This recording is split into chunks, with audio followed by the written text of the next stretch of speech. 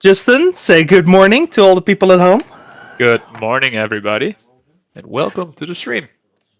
Welcome to the Bazaar of Boxes Series 9, which is going to be the first qualifier for the 2024 season of the European Legacy Masters. So exciting stuff there. We have how many people today? We have I think it's around 70. 74 players here in Nice. Tilburg, the Netherlands. Starting off with some really spicy decks here. On the left here we have Marat playing the Gyruda version of Bomberman. We'll get to that deck in a moment. On the right side, we have Alexander playing Temur Rhinos. Now, Justen, Temur Rhinos, what does the deck do? Oh, right, yeah. Okay, I can do this. Don't ask me about Bomberman, though. I will give that one to you. Bomberman, no so, worries.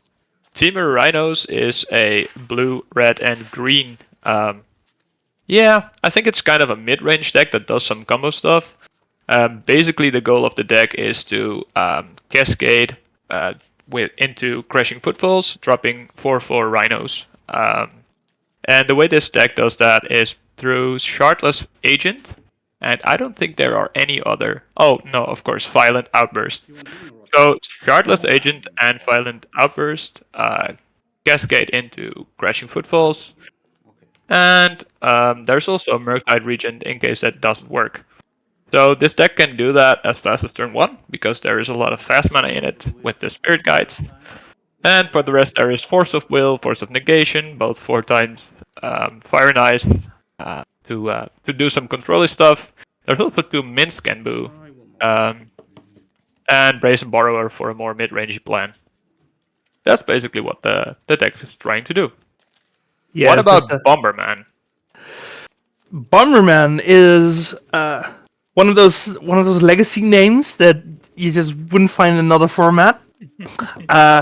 The titular Bomberman in this case is the card Oriok Salvagers, a 4-mana 2/4 that for 1 and a white can return an artifact card from your graveyard with converted mana cost 1 or less back to your hand. So the combo here is you use the Salvagers to get back Lionside Diamond, which then pays for itself, netting you essentially infinite mana.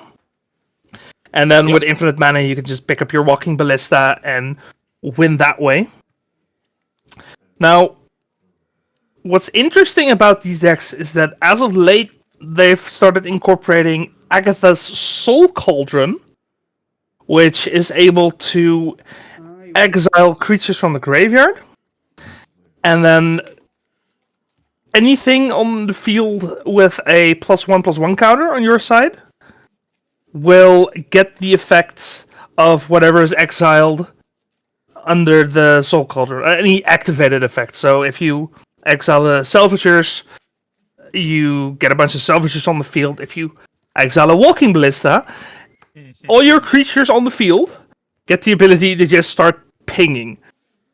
So I've got the feeling that Walking Ballista does not enable a fair plan for this deck. Is that correct?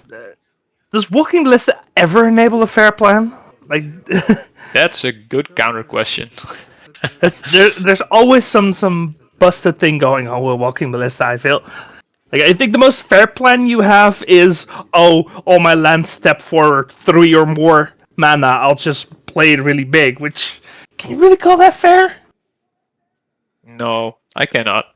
You just told me that you used to play Bomberman, but a really old school version. Could you tell me what has changed since you last played Bomberman? Well, I alluded to the Soul Cauldron, which is a card from Wilds of Eldraine. Yep. The Ingenious Smith is something that wasn't in the deck back then, which is a really cool way of finding the combo pieces you need. Smith, yeah.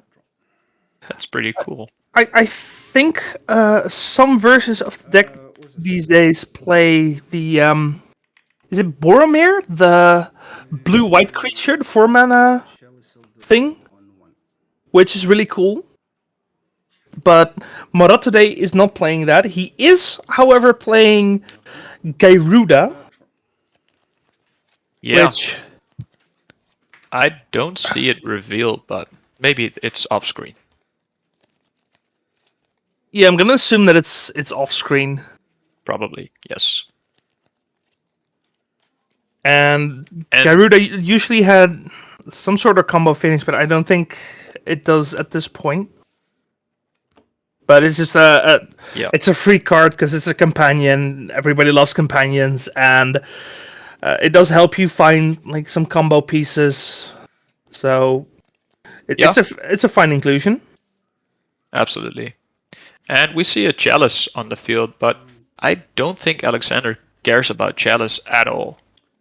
No, he cares about Chalice. He just doesn't care about Chalice on one Fair specifically. point, fair point. Yeah, yep, absolutely right. But I think in the blind, you see your opponent go island pass. I think it's fair to put the Chalice on Oh one. yeah, you slammed that Chalice. Yeah, like you've never slammed it, of course. Because you don't know what your opponent's playing. It's blue, and he's about to find out that that's probably better on zero. But Yeah, like it's not the worst. It's something that can be corrected. I'd like to take a moment to appreciate the tropical island on Alexander's side of the field. That's I see a bird wow. on that. Yeah, I think it's signed by both Jesper Murfors as well as Mark Poole. And there was something with the artists. Like in that day, cards weren't always credited the right way, like art. Um, so yeah, Ah. I'm not sure what's going on with this one specifically. Maybe someone in chat does. But yeah, there was something with the art of many cards in that time. Yeah. So we're likely seeing a violent outburst in the end step here. Yeah, the jig is Yeah. up at this point. I mean, the jig was kind of up the moment the Force pitched a Fire and Ice. Let's be honest. That's true. Yeah. Like that's shenanigans already, but the violent outburst pretty much settles it. Yeah. Looks like Alexander is going to slam for 8 damage the next turn. Yeah, just start clocking Marat here, Yeah. who unfortunately did not get a Goblin Engineer. Now, I don't know what he's missing at this point, whether or not he has any path towards a victory, but there is definitely a clock on the field now. Yeah. I think Alexander is pretty low on resources. I mean, he's got a clock, but if he's suspending a crashing footfalls. I don't think that will matter a lot. I think Marat is either dead in 3 turns or he wins in 2 turns. He doesn't really have an answer against Rhinos, I think. Maybe if he wishes for it with Karn. Looking at his sideboard. And I could wish for an Ensnaring Bridge. That might buy him a few turns. That's true, but isn't there also a world in which Marat just ignores the pressure completely and just combos through this? He could. Yeah, I think so. So the Ursa Saga. What's that land, by the way, on Marat's side of the field? That is a Rustvale Bridge. It's a red-white indestructible artifact land. Right. I didn't see it in the decklist, but that's because Melee puts them under artifacts instead of under lands. Yeah. That makes sense. Also, Melee doesn't have an image, which doesn't help. No, that's true. But that's not a problem for the people at home, I guess. That is a Salvagers. Yep. We have a Lion's Eye Diamond. Now the question is, does Marat have walking? And he does not have the Walking Ballista. He does have a Walking Ballista in the side, and he does have Karn in hand. So if that Karn resolves next turn, I think that's all she wrote for game 1. Yeah. I agree. Depending on what Alexander drew, of course. I mean, if he's got Force blue card, then there's probably some way to interact with what's happening here. Yeah, I don't think Marat's able to play around it anyway, so... No. Might as well jam, see what happens. He's got a jam. Yeah. Oh! You know what I just remembered? Marat can't play the Chalice on 0 because that stops his own combo. Yes, you are right. You don't want to do that. No. It stops the infinite mana line. Yeah, It, yeah. It doesn't stop the Agatha Soul Cauldron line. No, which that's is interesting, true. actually. Yeah.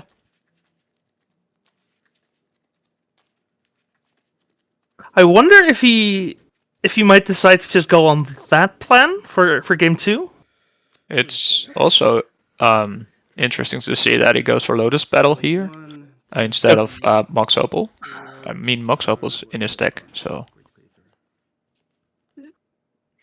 Fair enough. Oh, yeah, here we go. I would like to activate Oriok Salvagers targeting 140. So do we... I mean, if Alexander had Force of Will or Force of Negation, He would have used it on he Karn. would have... Yeah, exactly. Yeah. So, I guess he's dead. Yeah, Marat now's infinite mana activates Karn, gets the Walking Ballista. Yeah. And that's going to be game 1. Yes.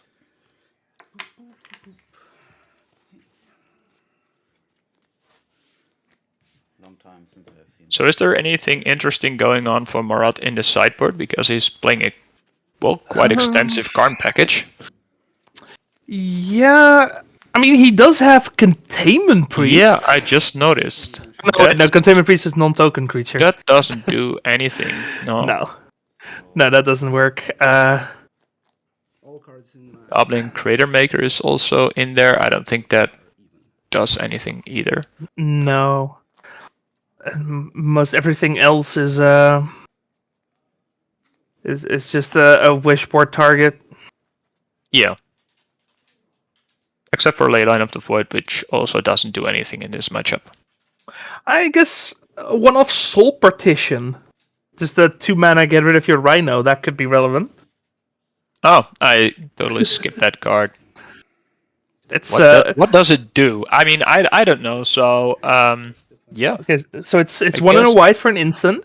It exiles target non-land permanent, and then for as long as that card remains exiled, you may play it for 2 more, which is completely irrelevant if the token just disappears. Yeah, right. Okay, that's cool. Someone from the crew is just pointing out that Marat explicitly didn't reveal Gyruda on the first game, and that's probably got something to do with not giving away your deck choice. I guess. Yeah, I mean, if you reveal I don't know, Gyruda, Marat, so I couldn't tell if this is intentional or they just forgot because it's the first round of the tournament. You know Marat a bit. Like, yeah. I could see it go either way, to be honest. But yeah, I don't know. I wonder if he's gonna reveal it for game 2. I mean, you're a companion player, right? I am a companion player for sure. Yeah, I'm not, because I know for a fact that I would forget it. So, yeah, is it a viable choice to just not reveal it to hide your deck choice? Well, the thing is, I play Yorion, which that doesn't give away much. No, there's still a couple options with that. If you reveal Gyruda, that pretty much screams you're playing Bomberman, right? Yeah, it narrows it down to about 1 deck and maybe some solid tier 7 decks or something. But yeah, basically Bomberman. Well, at the very least, you're showing your combo player, right? Yeah, absolutely. Yeah, and in this matchup, I mean, I don't know if Marat knew what Alexander was on, but not signaling him that he should mulligan to the 8 forces that are in his main deck. That sounds pretty good.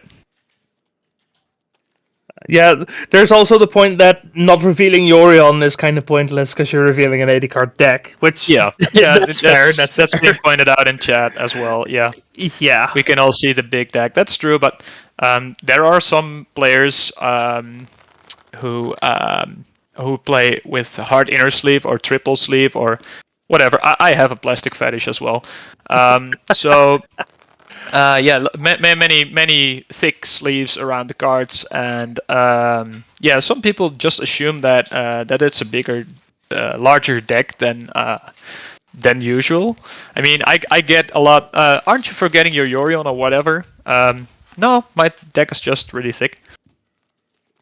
Fair enough. Fair enough. Okay, so there's not a lot of sideboard cards for Marot here. What about Alexander? I see a lot. I see Blood Moons. Yeah. I see Force of Vigor. It's worth pointing out that Marot is not playing any basic lands.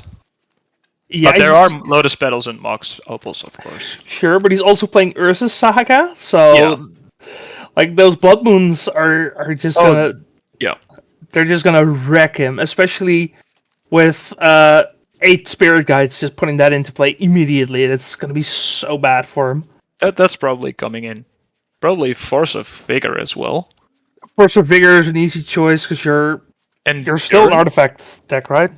I don't exactly know how the Bomberman... I feel like a noob, but I'm not familiar with the combo that much, but does Endurance do anything? I think so, right? Yeah, because you activate the Salvager, and then in response you can just Endurance their graveyard. Right, if you don't have the mana for the Salvagers...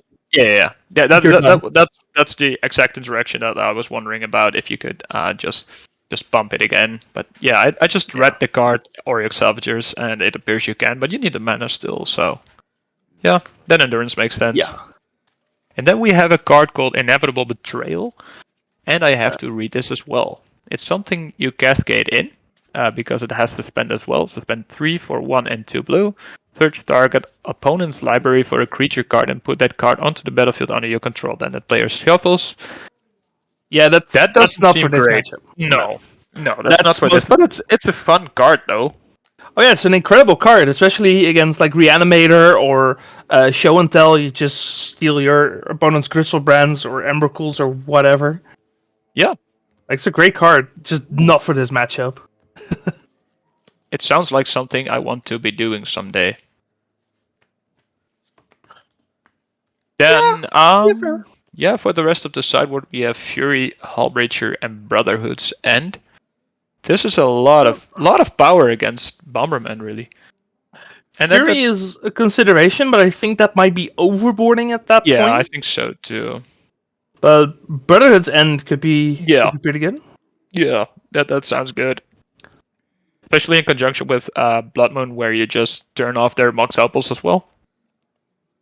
Yeah. Or just, destroy them. Yeah. So we'll have to see what ends up happening. I think mostly the Blood Moons are going to be so scary. Yeah. I think everybody in chat can also relate to Blood Moon being scary. I mean, who hasn't been there? Most people. Yeah. Right? There's always those Moon Stompy players. The fanatic mono red players. Mm-hmm. Yeah. I will crack it for white and cast Ingenious Smith. Have one floating. Let's see. Oh, what is that? Is that the... That looks like Ingenious Smith. That is Ingenious Smith, yes. Yeah. That's a pretty cool card. So if that thing resolves, Marab looks at the top 4 cards of his library, and he may reveal an artifact and put it into his hand. Yeah. And then also, when he plays an artifact, he gets a +1/+1 counter. So it grows. Chalice. Oh, this is very interesting. Could Marat be accepting a mid-range game plan here and just slamming Chalice on 0? After playing Lion's Eye Diamond and such, of course. I think that might be a good plan, actually. I would like to cast... I think it's something that Alexander isn't prepared for. He's actually doing it. And it's going to get forced. And it's good enough to get forced. Yeah. Yeah. Yeah, also worth mentioning, the Ingenious Smith only gets 1+1/+1 Yeah. counter every turn. And there's the beautiful drop again. Someone in chat is curious about Murat's deck list. They will be. I think everything will be published after the tournament. So Yeah. just the only thing you need to do for that is have a wee bit of patience. Yep. So 2 floating. City of Traders. Sure. We have another City of Traders. Or, I would like to cast Karn the Great Creator.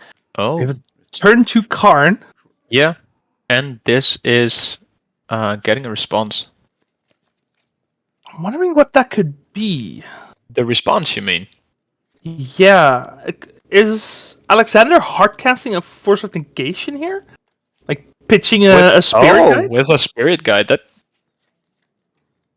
depending on how many cards Murat is in hand, I might do that actually. I think you're right. Yeah. Yeah. Yeah. Wow, okay. Alexander with 1 card in hand, but that's a pretty big counter there. Ooh, that may have been the correct call, because I think Marat was setting up for a Mycosynth Lattice here. I would love Yikes. to try and cast Chalice. Yeah, scary stuff. There's another Chalice on 0. Yes. Triggering the Ingenious Smith once again. That's gonna it resolved, and it's gonna start hitting. City of Traders. And there's another City of Traders. Multiple. Karn the Great Creator. Yeah, another card. And there's another Karn as well. Oh yeah. Well, if there's another Mana Source in hand, there might be a Mycosynth Lattice coming as soon as the next turn. Yeah, I mean, you could also still draw it, I guess. Yeah. But This might could be a very, very fast 2-0. Yeah, this could be a pretty fast game, for sure. 3 cards. Yes. Of course, Alexander does still have 3 cards, so if Marat plays a land here, he loses the City of Traders.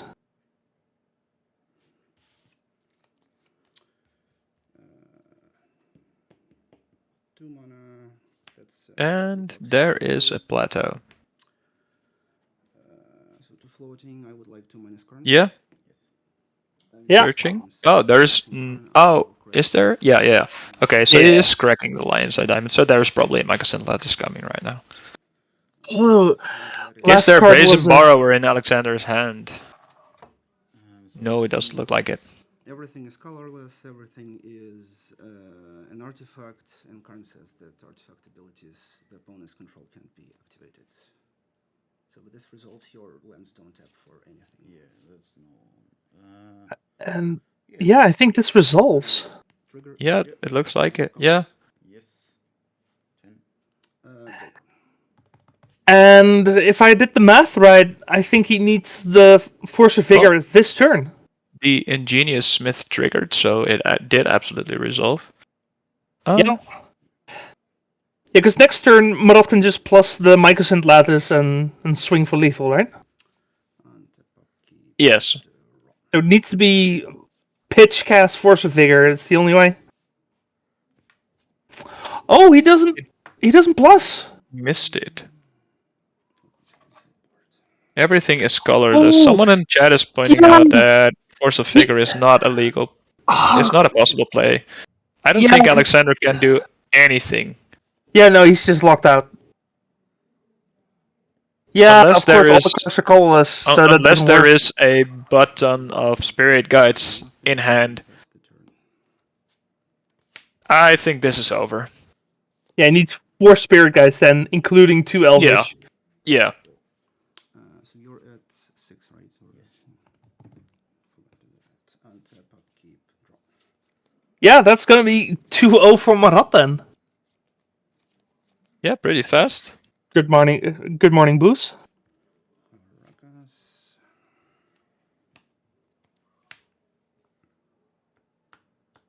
Combat. Yeah, it doesn't even matter. You don't even have to attack with the lattice, I guess. No. I totally There is would an have. Engineer.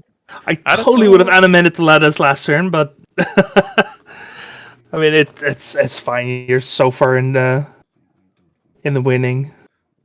Yeah. Yeah, I don't think there's a specific reason not to do that. I mean, technically, is it safe? No, it might not even be safer to do it this way. I don't know. No, I mean, the only thing I could possibly imagine is something like Odawara or something, but I don't think that's in Alexander's list. Yeah, no. Alexander throws in the towel, and that's going to be 2-0 for Marat. Impressive showing for Bomberman. Yes, absolutely.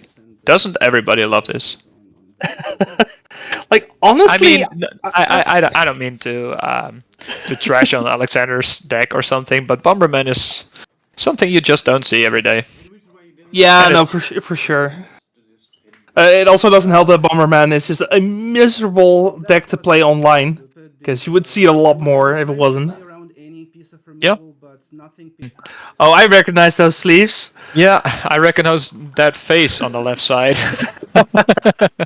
All right, so our backup match here. Yeah. On the left side is going to be Jordi. Our, I think he's the signature Lance player for the country. Yeah, and the guy from the calendar, you know. This handsome face is all over the Wizards calendar. He does have a very nice, like, chiseled face. He's a good looking dude for sure. For Wait sure. till he hears this. And for those who know Jordi, you know that this backup match is gonna be value. So Yeah, absolutely. And it's always a blast to watch him play lands. yeah, for sure. I don't think he ever even touches any other deck. I've seen him play Painter once. Really? It did not go well, but he tried.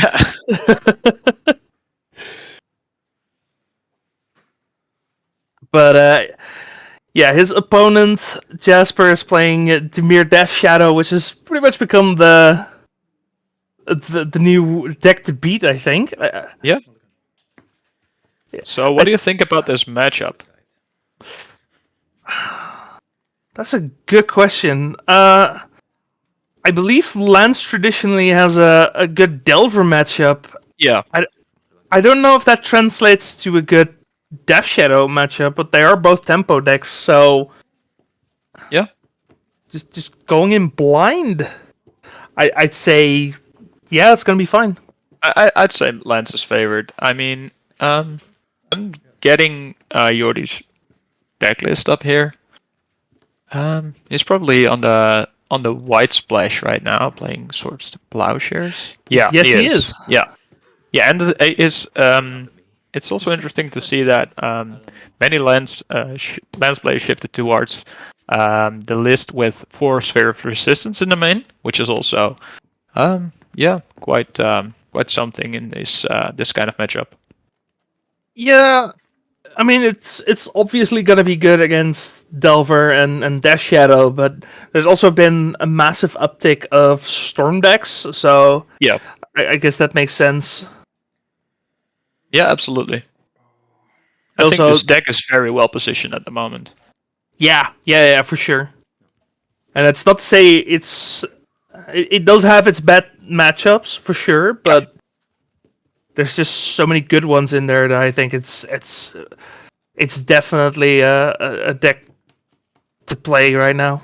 Yeah, I heard from Yannick, who's also playing today. He has also played lands in the past, and I'm not sure what he's on today, but I heard from him that that he's also that the lands matchup and the sphere deck specifically is pretty unfavored against initiative. I don't know if we have any initiative in here today. Probably. I think I saw 1 or 2, yeah. Yeah, but this seems to be a nightmare matchup.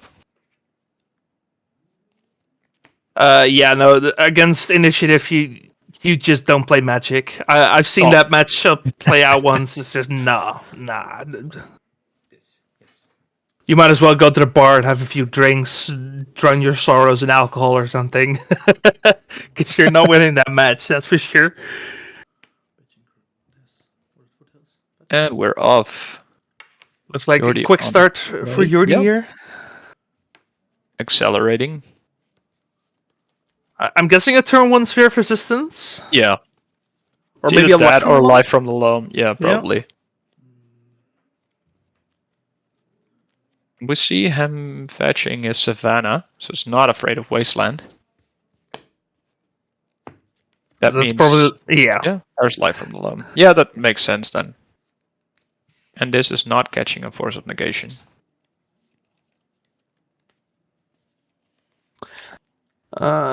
Jasper is playing First Negation, right? I would assume so. I haven't checked. Oh. Let me check out his deck he, list. he has 1 in the side. 1. But he is also playing 2 Surgical Extraction, which I assume is coming in. Yeah. Exploration for Jordi. Choke. And a choke. Yikes. This, yeah, I think that's a justified yikes. Wow, it's resolved.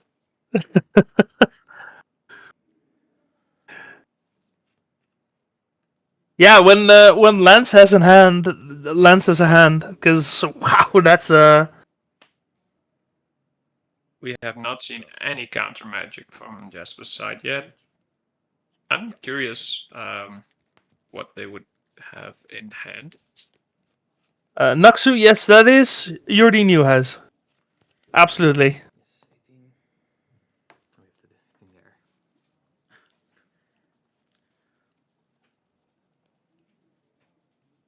That is former ELM competitor Jordi New has. And I think I would be safe to assume that he's trying to be another ELM competitor this year, next season, I mean. He's certainly trying. Yep. And he has a lot more shots this year. For the last season, we had 4 slots, and this year it looks like we have 6 slots. Might be a few more at the Dutch Open Series, but we don't know that for sure yet. Yeah. Yeah, the Netherlands is humble brag well represented in the ELM tournament structure. I was shocked to see just how well represented we are at the ELM. Yeah, It's we're such crazy. a tiny country.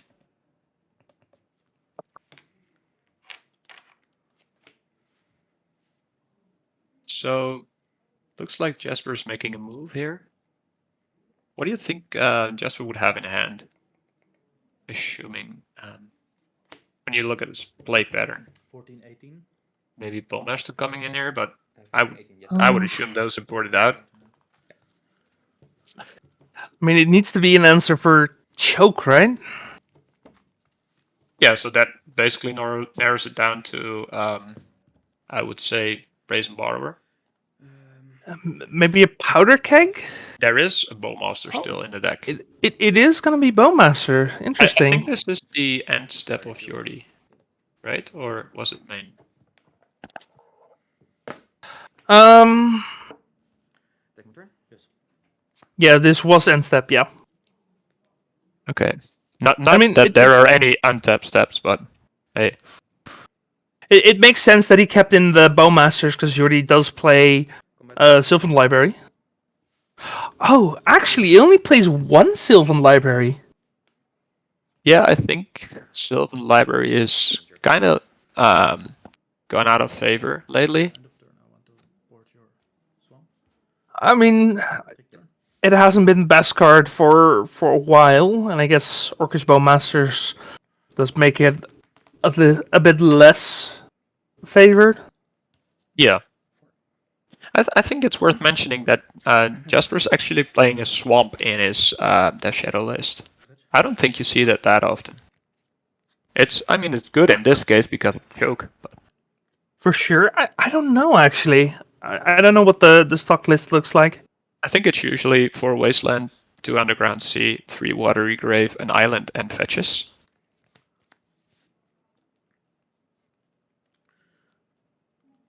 I feel like he's also playing less dual lands than you would normally say. Only 3 Watery Grave, 2 Underground Sea. I think that's for Death Shadow. It's pretty stock. I mean, for Scam usually plays 4 on the Grand Oh, Sea, yeah. I think. But Death Shadow, this is.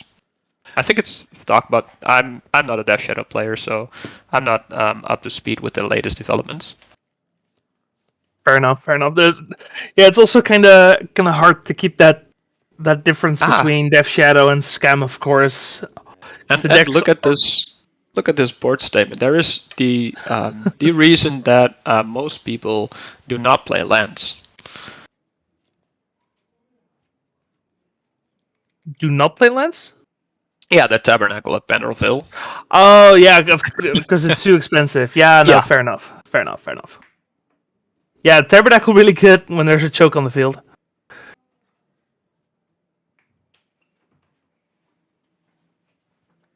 And honestly, I'm not sure what Jasper is supposed to do against this, because 14.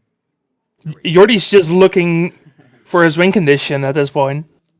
He is, as they say, firing at all cylinders. Yeah. And I just got a message from a friend who's saying that the forest on Yori's side of the battlefield is signed by them. Really? Yeah. Is this some kind of trophy in which Yori lets everybody who he beats sign it or something? I have no idea, actually. It's a nice looking forest, though. Yeah, it's pretty cool. It's 3 cards in hand. Yes. which one is that again? I'm not sure. There are so many full art forests these days. Yeah, true. Then you can go. Also, Toby pointing out that Jordi already has a win condition. I mean, Fair enough. He has a. saga, so yeah, I think he's very far behind, very far ahead. Yeah. Yeah.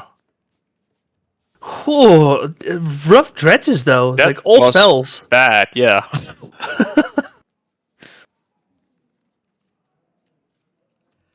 This is. Shadow Spear. Oh, and he milled the Shadow Spear. Wait, does he Really? have? I think he. Yeah, his Pithing Needle's in there as well. His Expedition map is in there. I don't think he has any targets left for Ursa Saga. He might be playing endurance. Could be. Maybe he brought in Gravedigger's Cage, I guess? Or no, he didn't bring in a Haywire Might. Maybe he brought in Gravedigger's Cage, because there are reanimation spells in Jasper's Yeah, deck. that's true.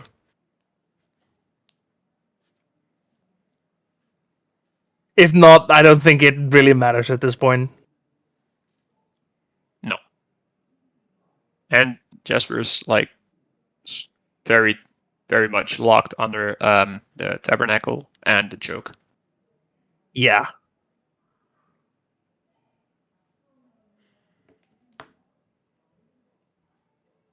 I don't want to be negative, but I think this is pretty much over. Also, might be Yeah, so sorry. might be an interesting decision to make here, but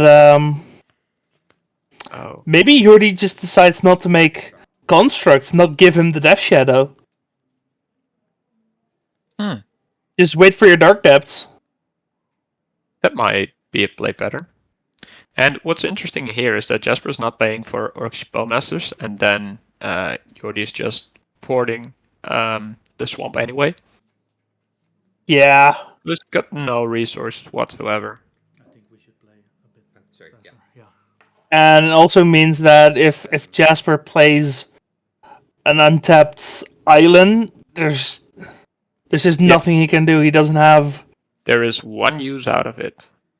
Or he keeps the Wasteland and then hopes to fire off a Brazen Borrower next turn, if he has it. I think he does, He's actually. using it. He's using it. Okay.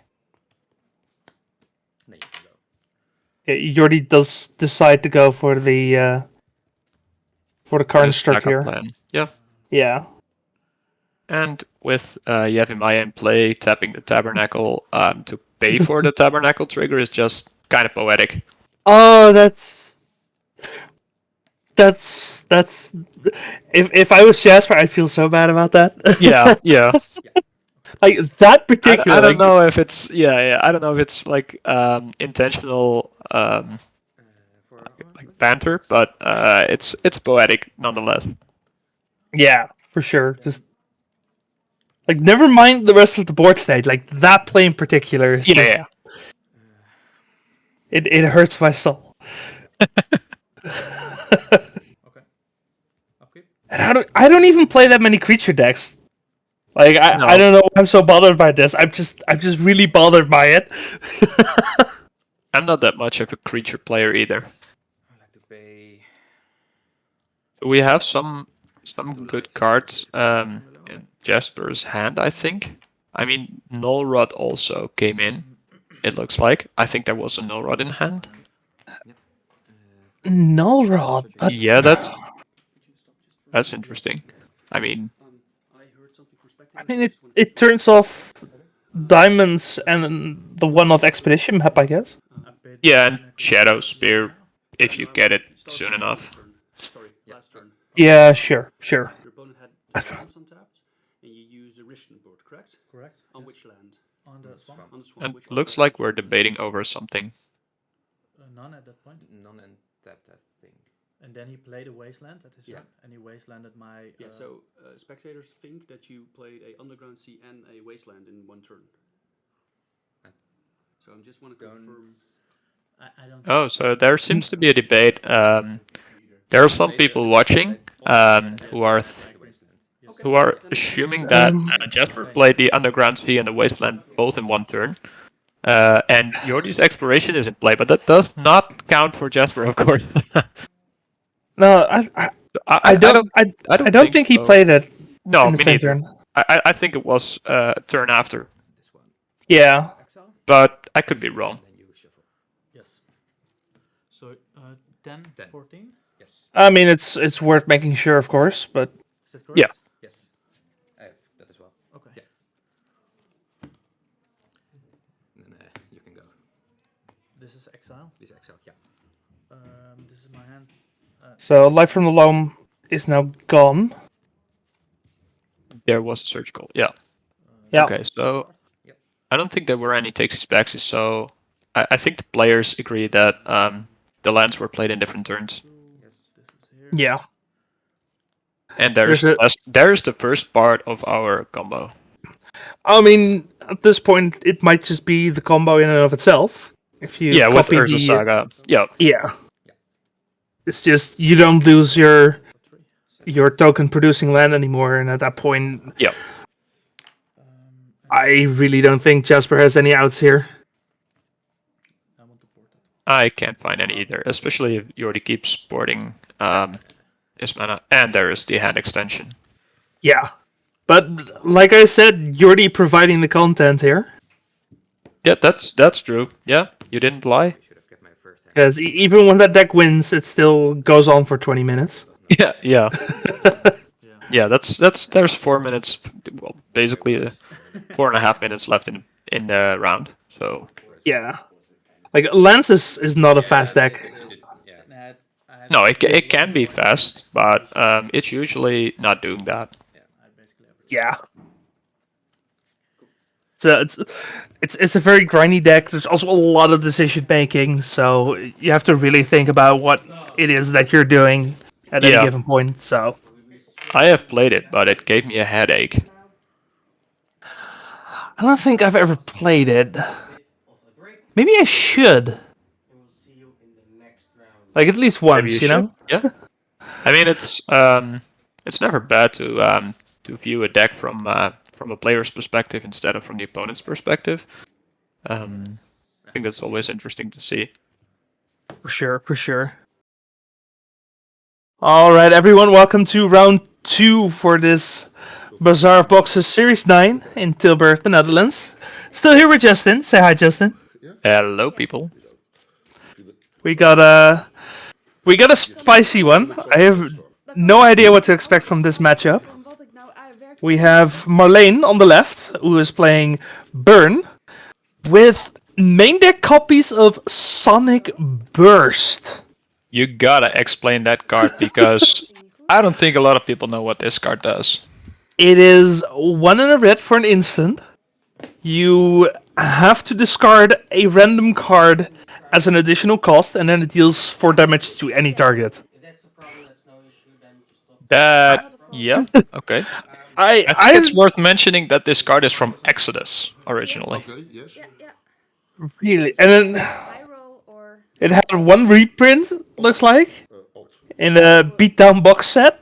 So this is an OG card. This Yeah. is I've never seen this in my life, No, me neither. yeah. I'm so sorry. but maybe we'll see it. Looks sweet. Yeah. Anyway, she is playing against Mark, Yep. and I'll leave this one to you because you've been talking to Mark about this deck. Yeah, actually, last week we played the tournament in Botrop. For the people who live in either the Netherlands or like Western Germany, and who are not familiar with this tournament, it's really great. So you should definitely come and come and see that. Go there. So anyway, last week Mark was playing as well, and my round was done very fast. So I watched Mark play. And this is just classic Colorless. Well, classic, no. Yeah. Maybe a little bit. Anyway, it's classic Colorless Cloud Post with the Cloud Post Glimmer Post Locust combo in there. Grim Monolith. Basically a butt ton of fast mana. The Grim Monolith and Basalt Monolith go together with the Geese. So you can untap them and make, well, a lot of mana. I'll keep it. And there is Candelabra of Thanos in there. Just a one-off, I think. Yeah, looks like Yeah. nothing in the side. Yeah.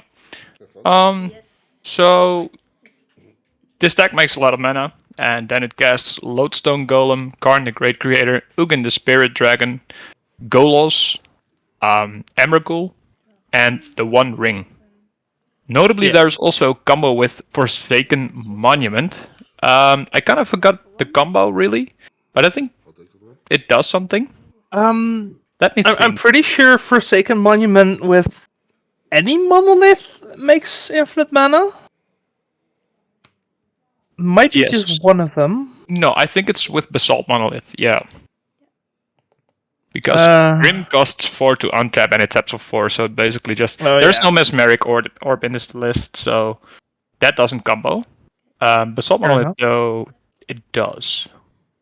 Um, And there is the Might Stone and the Weak Stone.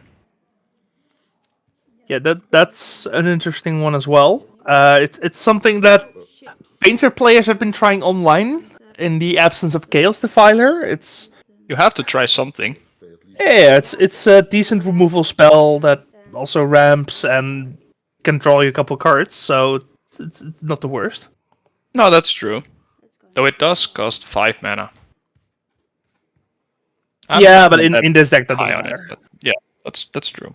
Okay, so in play we currently have a Trinisphere, I think. Yeah, I think a Mox Opal next to that, and then Ancient Tomb Glimmer Post for Mark here, Yeah, and Marlene on Monastery Swiss Spirit, just a classic burn opening. absolutely.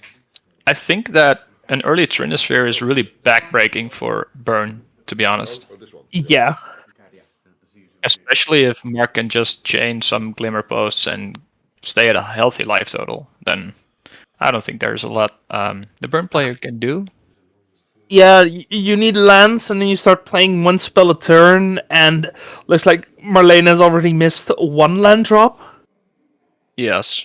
So, yeah, that's a rough start. Notably though, Cloudpost is not great against Price of Progress. It's a glimmer post. True.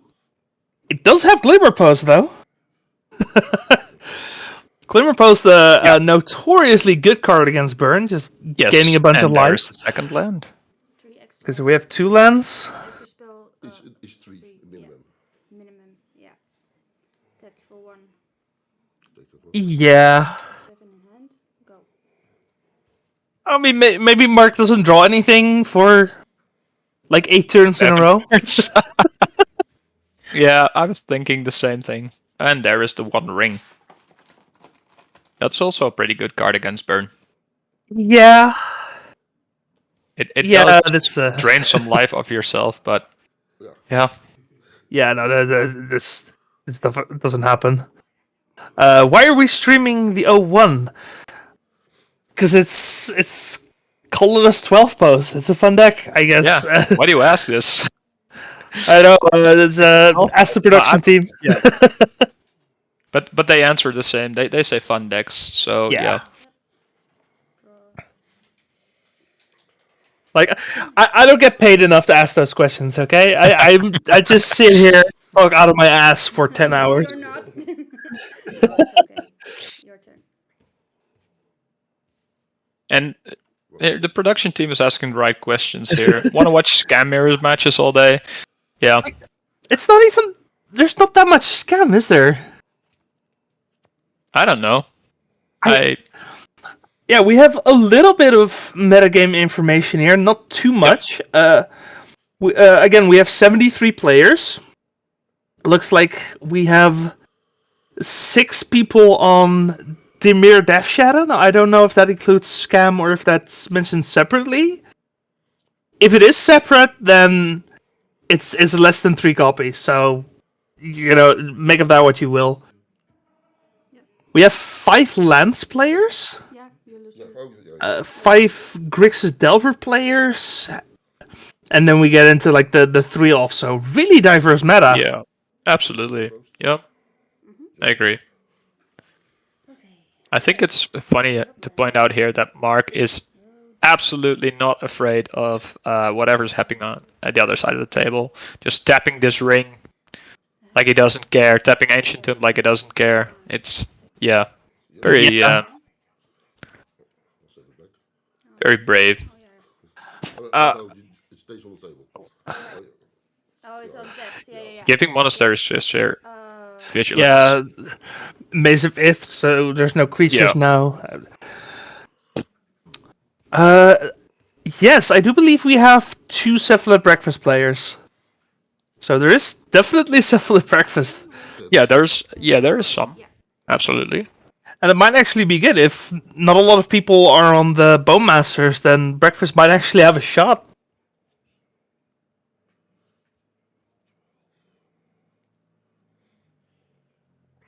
One of the Breakfast players actually won a smaller tournament last weekend, so cool. is definitely comfortable playing the deck.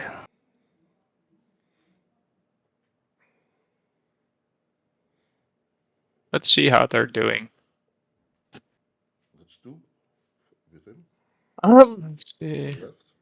Well, there's no. I haven't seen a Cauldron Engineer Emery deck. I have seen a Cauldron Engineer deck. In round 1, we had Marat playing Bomberman, and that plays both Soul Cauldron and the Goblin Engineer. We didn't see the Soul Cauldron, but he did win that game, that match 2-0. Yeah, very fast. I take the goal for 2 So because of the. I wouldn't be surprised if we saw him in any of the later rounds. Not a problem. We are in round 2 of 7, and we still have top 8, so there's still plenty of chances to maybe see him again. Yeah, for 1. And I think we're having a judge call. Oh, yeah, you're correct on that. So I have to pay 3. Oh, yeah. Paying 3 for Trinisphere the- is a symmetrical effect. Yes.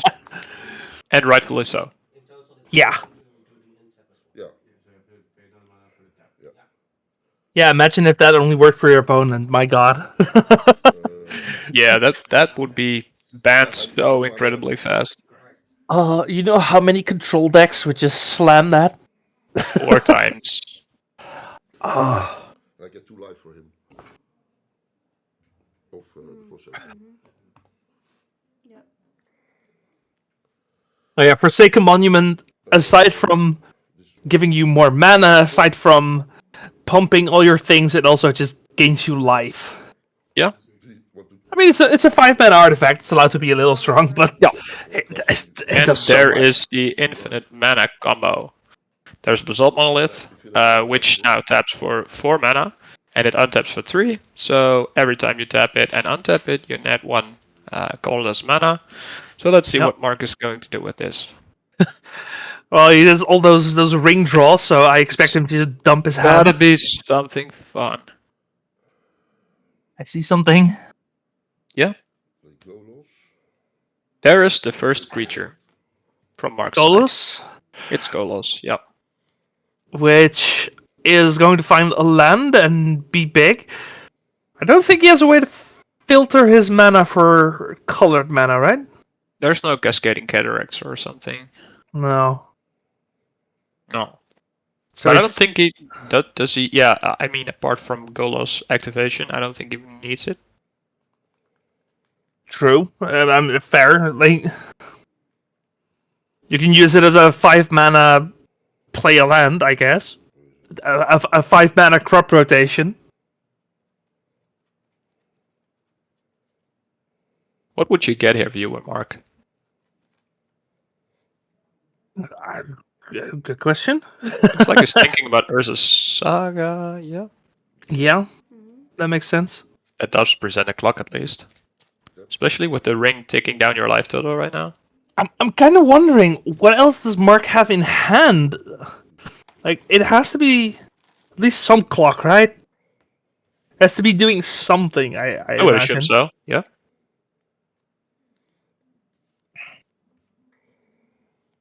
It's 2 life. Lodestone Golem. That's a good start. Yeah.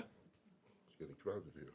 The static ability notably doesn't really do much at this point, It's No. rather empty Yeah, here. I'm So sorry. but it's a 5/3. And there's Grim Monolith. Might as well play it. Okay, what else we got? Think he has Can't another really ring in see. hand? Yeah, and there's at least one Cloud Post. you did wait, this one and this one.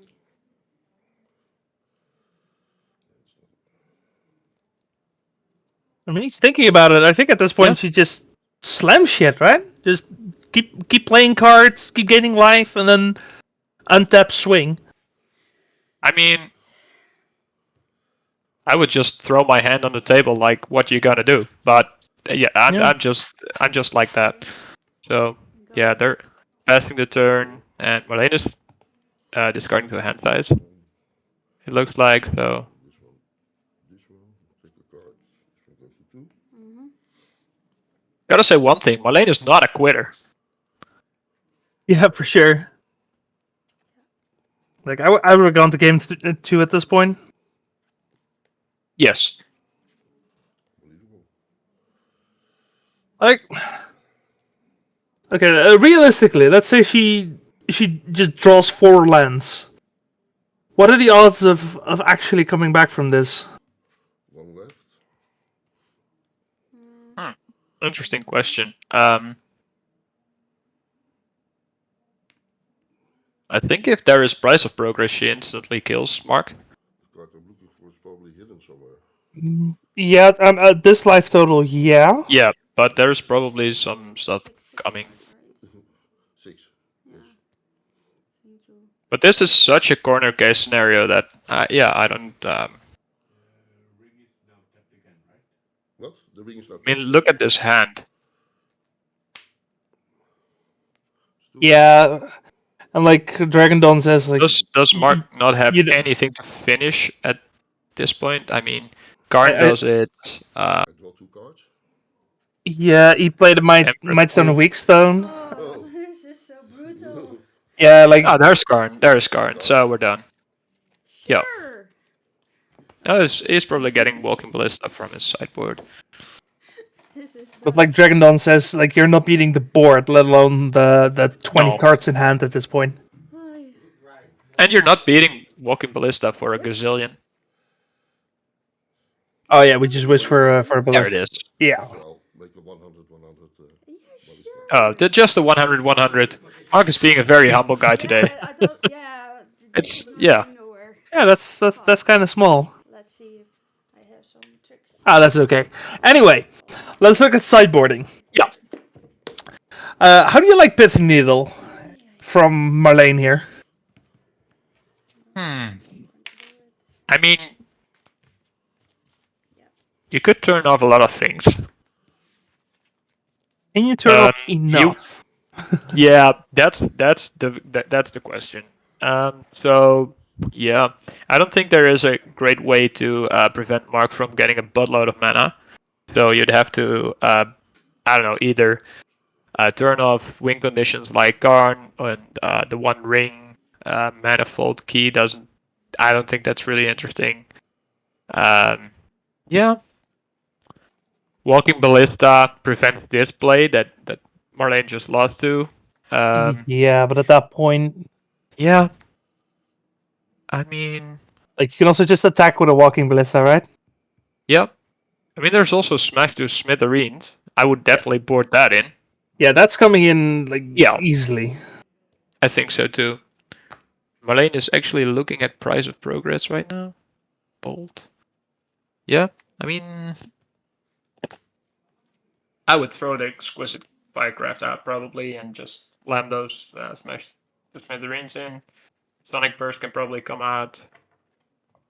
Yeah, Firecraft maybe not You ideal. just have to be really, really fast. And hope that Mark does not play a Trinisphere on turn 1 or 2. Yeah, or you have a Smash to Smithereens and 3 lands, but 3 lands in burn is just such a beating. Right. Is there anything for Mark that we like here? Let's see. There's I- there's Karn again. That was. So there's Chalice of the Void. There's 2 of those in his sideboard. That's very interesting against Burn, of course. I definitely bring in one. Yeah, and keep 1 for the Karn. That makes sense. And the It's rest all- of his sideboard is just only one-offs. All artifacts. This is a very extensive wish board. Yeah, it's pretty much all Wishboard and then 2 Chalices. Yeah, because he couldn't decide on the 15th wishboard card, probably. Yeah. I mean, it's not like Mark really needs the side here. He's already so favored. Myself about it. A deck like this is just Yep. really great to play in a 7-round tournament because you don't have to think about sideboarding once. I would like to begin. You just ship it back every time. Oh, that's okay. Yeah. That's nice. Also, just the playing for Trinisphere main just hoses so many decks. Yeah. I'm keeping this. Looks like Marlene is keeping her hand. Looks like she's keeping a 1-lander. Probably. So, fingers crossed. Yep. Does have Price of Oh. Progress. I was taking a mulligan.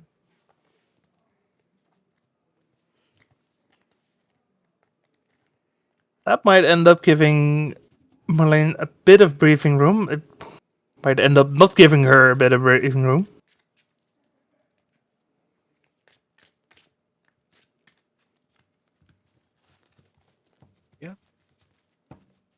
I'm very curious to see how this plays out. Yep.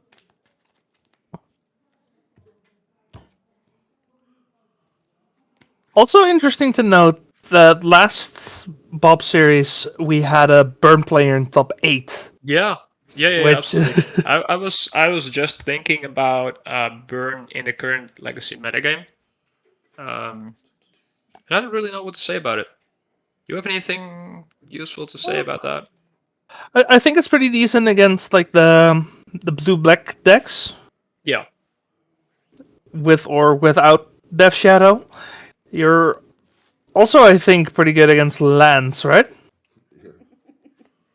I think Playing so. playing Price of Progress. Sphere of Resistance main deck is almost a commodity these days. Sure. I think lands is one of those decks with the right hands you can easily beat burn. With the wrong hands you can easily lose to it. So Yeah, fair Yeah. enough. If you know what you're up against, then that's probably fine.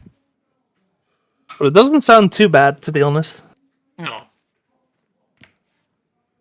5 left. And then, of course, it's always nice to have a proactive deck against just Yes. a metagame you have no idea of what to expect in. Attack for 1. Yep. And Marlene is already smashing. Looks like I saw a Lodestone Golem in Mark's hand. And a Lotus Petal, which is coming down now. You So have do we have a Tomb, Lotus Trinisphere Petal. again? Let's see if he did, in fact, mulligan for the Trinisphere. Yes, he like did. Yep. Oh, And he's actually apologizing for that play. No, I get the apology, because yeah. Marlene is just such a sweetie. Like, it's hard to be the bad guy against Marlene. Yeah, Mark is not a bad guy. I mean, No. Yeah. Let us look like this. okay. So it looks like we're Mark figuring rearranging out how the our- coverage yeah. works. Yeah. Probably for you better. Oh, no, do it on the left side anyway. still attack you for 1. 1. Yep. So let's see if Mark can follow this up with the same nonsense as we saw last game. Yeah, because transfer is nice and all, but Looks like there is another Ancient Tomb, Lodestone Golem, and Grim Monolith at least. Mark is looking for a way to gain some life, and if all he has is a bunch of ancient tombs, then that could be a bit dangerous. Yeah. And well, there's a pretty good blocker. Your turn. Yeah, for sure. And again, Mark not afraid to drop a little in his life total. When the burn player does not attack on the second and third turn, it's just Yeah, but I think the bigger problem is that Marlene is just not drawing lands. no. Can I see it? No, this Trinisphere is a hell of a card. Which normally you don't want to draw lands as burn, but you want to draw at least the second one, right? Yeah.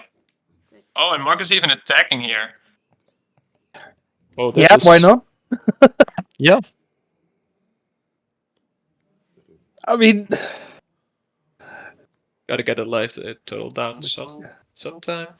and Marlene is not attacking. Interesting, yeah. I was noticing the same. But there's a second land though.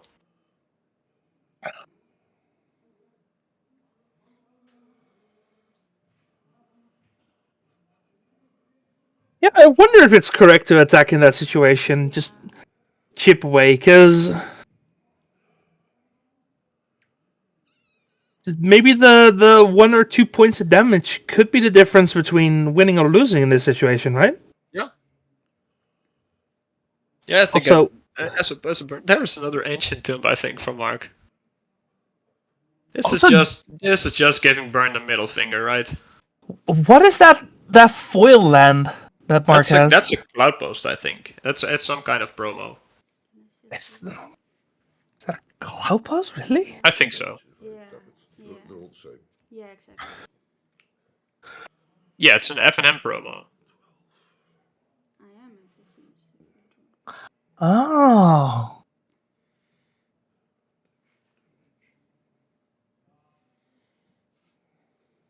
Wow, that thing.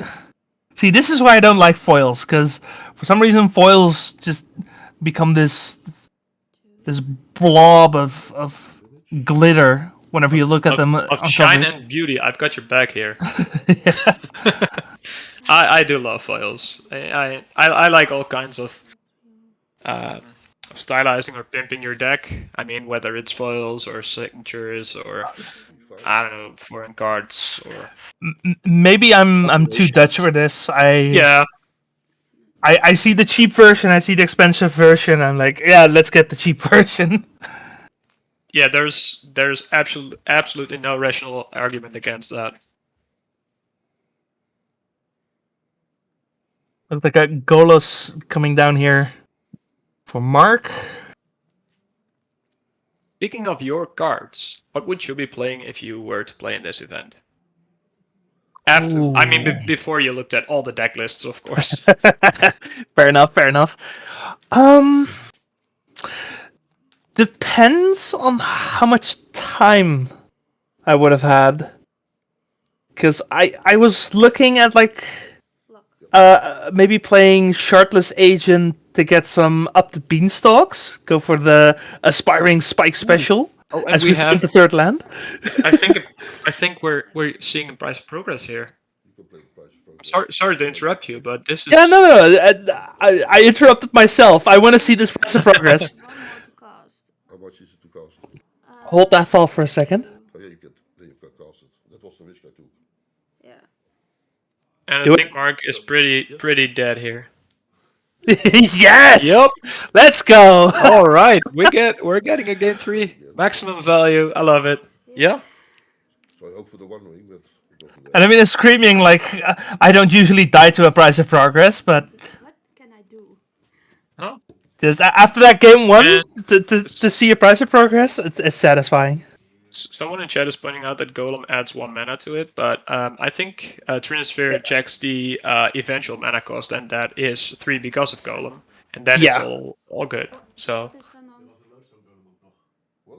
Ja, maar hij is maar 2. Yeah. So and the players are debating this as well.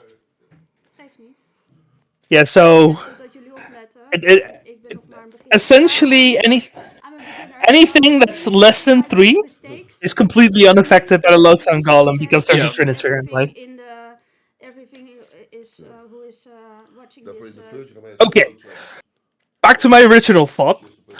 I was thinking of playing some Shardless Agents cascading into Up the Beanstalk, but I didn't have a list hammered out, so I don't know if that would actually be a thing. But I make a lot. Sounds cool though. Yeah, like Would you play like a Rhinos list or something then? no, just Do you want to just cycle? I mean, just cascade into Beanstalk? just cascade into Beanstalk. This one. Just get them as fast as possible. Essentially, just have your Shardless Agents be the additional 4 copies of your Beanstalk, and then go from there. So you were thinking about those beans? I was thinking about those beans. Which it's a deck that has recently popped up in Modern. I think it has potential in Legacy as well, but I would have to hammer out a list because there's nothing yet, as far as I know.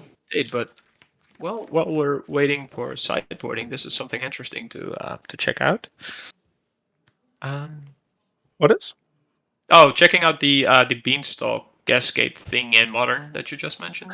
Oh yeah. Well, the biggest thing is that that deck leans very heavily on both Solitude and Fury, and if you're playing just 8 copies of that, I don't know if that is really legacy viable, because that's a lot of creature hate. But you do get Force of Will. Right. Yeah. Leyline Binding is a really good card. Okay. I can see this. So So basically, you're playing the 4-color or 5-color control deck. It's you because you're playing Yorion.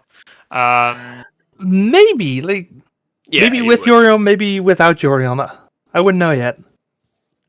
Oh, we're back in the game, and we're getting punished by the team for talking about Modern. No, I'm talking about playing the deck in Legacy. Like Yeah, I was The- thinking the same, but the Beanstalk is definitely a Legacy card as well, even though not many players are actually playing it today, which surprises me. Oh no! Oh shit! oh, we're hearing Elaine complaining about what I think is naming something with Pithing Needle. So I'm just gonna ask what she named. I don't think she named anything yet. Did she? I don't think so. I don't know. I mean, she was what it looks like frustrated or something about. Oh,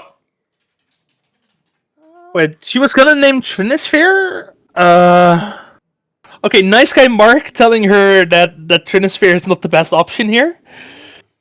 Yeah. Yeah, she was gonna name Trinisphere. Looks like. Yeah, Yeah. exactly. But Mark, being a nice guy that he is, just lets her take it I'm not back. sure what the names That's very decent.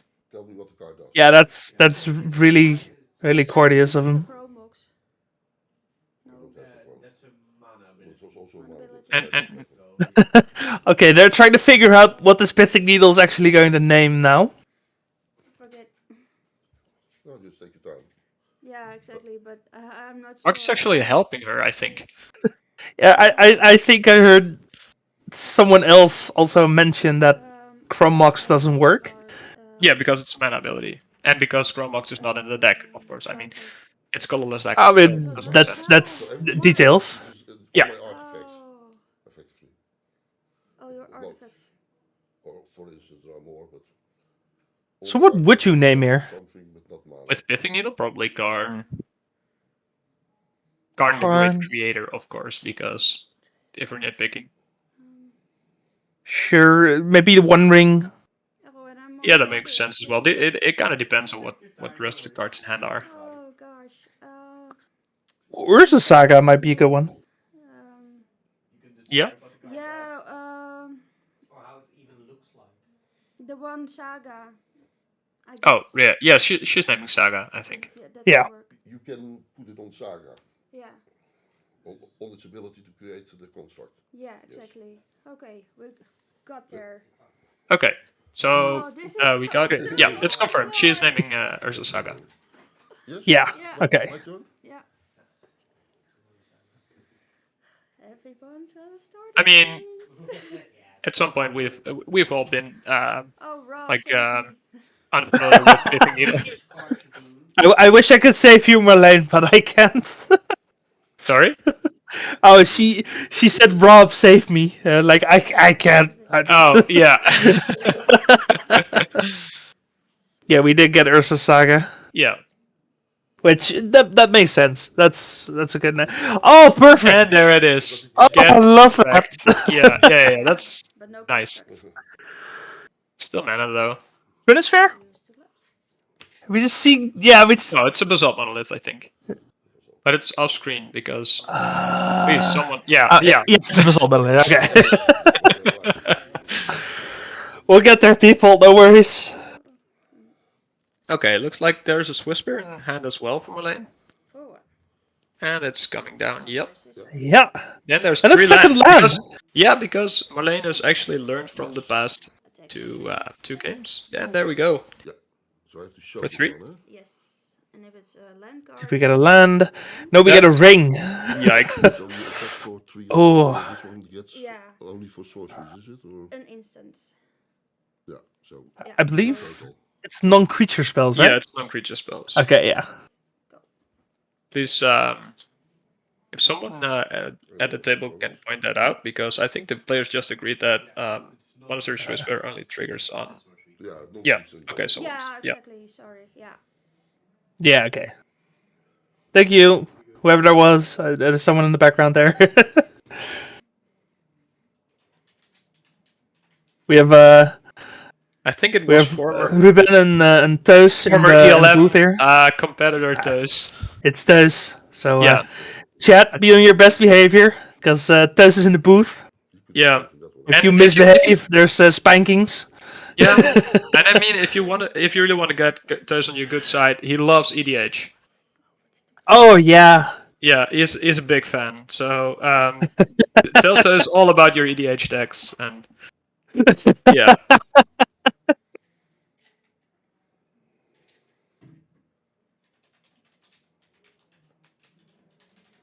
I think we're getting kicked off the stream. Toes is, as I like to say, a ED hater. Yeah, he's pointing out that he can mute us. So yeah, let's stop bashing Toes for a second. I mean, you wanted me to be here. I'm just saying. Yeah. Go to Eidolon. And there's an Eidolon. Idle, that's Well, this not necessarily the best card against this deck, but it's not completely dead. I think there are still a lot of CR3 less than that cards. Yeah, there's plenty. Yeah. We have There's monoliths, we have the Cannon, there's- keys, we yeah. have Well, Mox Opal. And like Mark needs his life total a lot more than Marlene does, so one mana floating. Assuming he boarded in Chalice of the Void, the one-off, there's actually 20 spells that get hit by Eidolon in Mark's deck. wow, that's a lot, actually. Right? Yeah. That's surprising. It's 3 or less, right? Eidolon? Yeah. Yeah.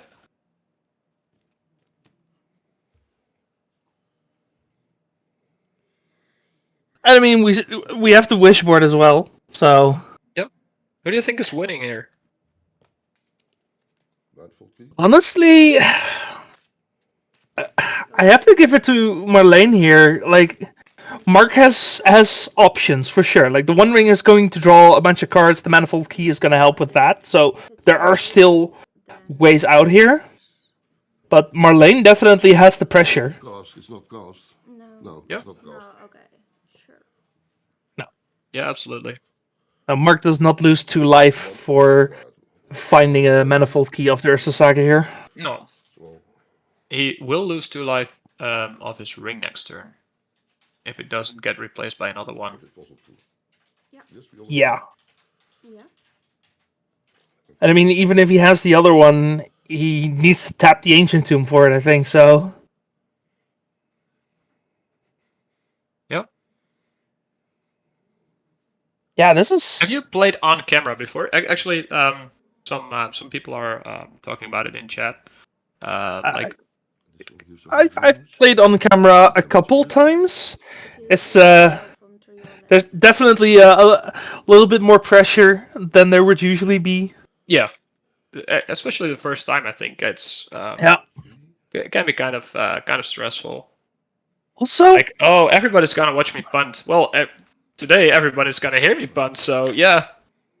also I think this might be Marlene's first competitive Legacy event. Oh really? that's- No, actually, no. It's her second. She played one of my tournaments. Okay. But she played my tournament last week. Yeah, that's tricky. Yeah, can we? But, like- I don't know if this is allowed, but well, I'm doing it, not you. So everybody who's in the Haarlem area, Rob organizes great legacy tournaments. So yeah, take a look at that. Yeah. Yeah. He did. I wasn't gonna say it, but like it's a small tournament. This like it was 14 people. This is 73 people. Like this is an actual tournament. Yeah, You know but what I mean? your tournament's in the pub, right? No, actually, it's a board game store. Did you move it? Yeah, there were some issues with the pub that I'm not gonna get into right now. But we're not using that location anymore. Let's just keep it at that. Yeah, you're Right, but you guys have a board game store that's basically a pub, right? Yeah. Yep. And Chat is lending a helping hand here by pointing out that the ring is on 3 instead of on 2. And I gotta agree with you. I think It's 2 I think damage. this looks. Oh yeah, Mox Lotus Petal. I think this looks pretty good for Marlene. The Lotus Petal was cast, right?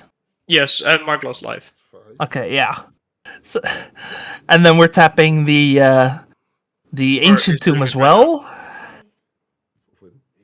right. Yeah, Mark is not in a good spot right now. Like, he's drawing cards, but he needs something. There's Golos. Okay, that's something that can get Yep. Glimmer Post. That can I think gain Marlene is some life. looking for a price of progress here again. Just get in price of progress and let Mark die to his ring. I think is there one on hand? Or is it smash to smithereens? Can't really see. No mana left. Nope. Oh, he went for Cloud Post. You're already playing land. Wow, Mark is living dangerously. Yeah. Like, there's also still a ring. It's all in for Mark. For 2 mana. Wait, is he just dead on board? I smashed to smithereens. Oh, smash the smithereens on the Golos. Wow, that Oh, yikes. which deals 3 Just damage. find out that Marlene is damaged by Eidolon now as well. Yep. Yeah, I don't think it's gonna matter at this point. I don't think so either. I think Mark is dead. He's at 7. 2, 4. Attack for 6 and lose 3 by the ring. Yeah. Yeah. Wait, Wow. does he still have protection? No, right? No. Wow. Oh yeah, just Marlene is- smash the indestructible ring. Yeah. Love it. was not a big game. Marlene is very relieved. And it was so Yeah. Yeah.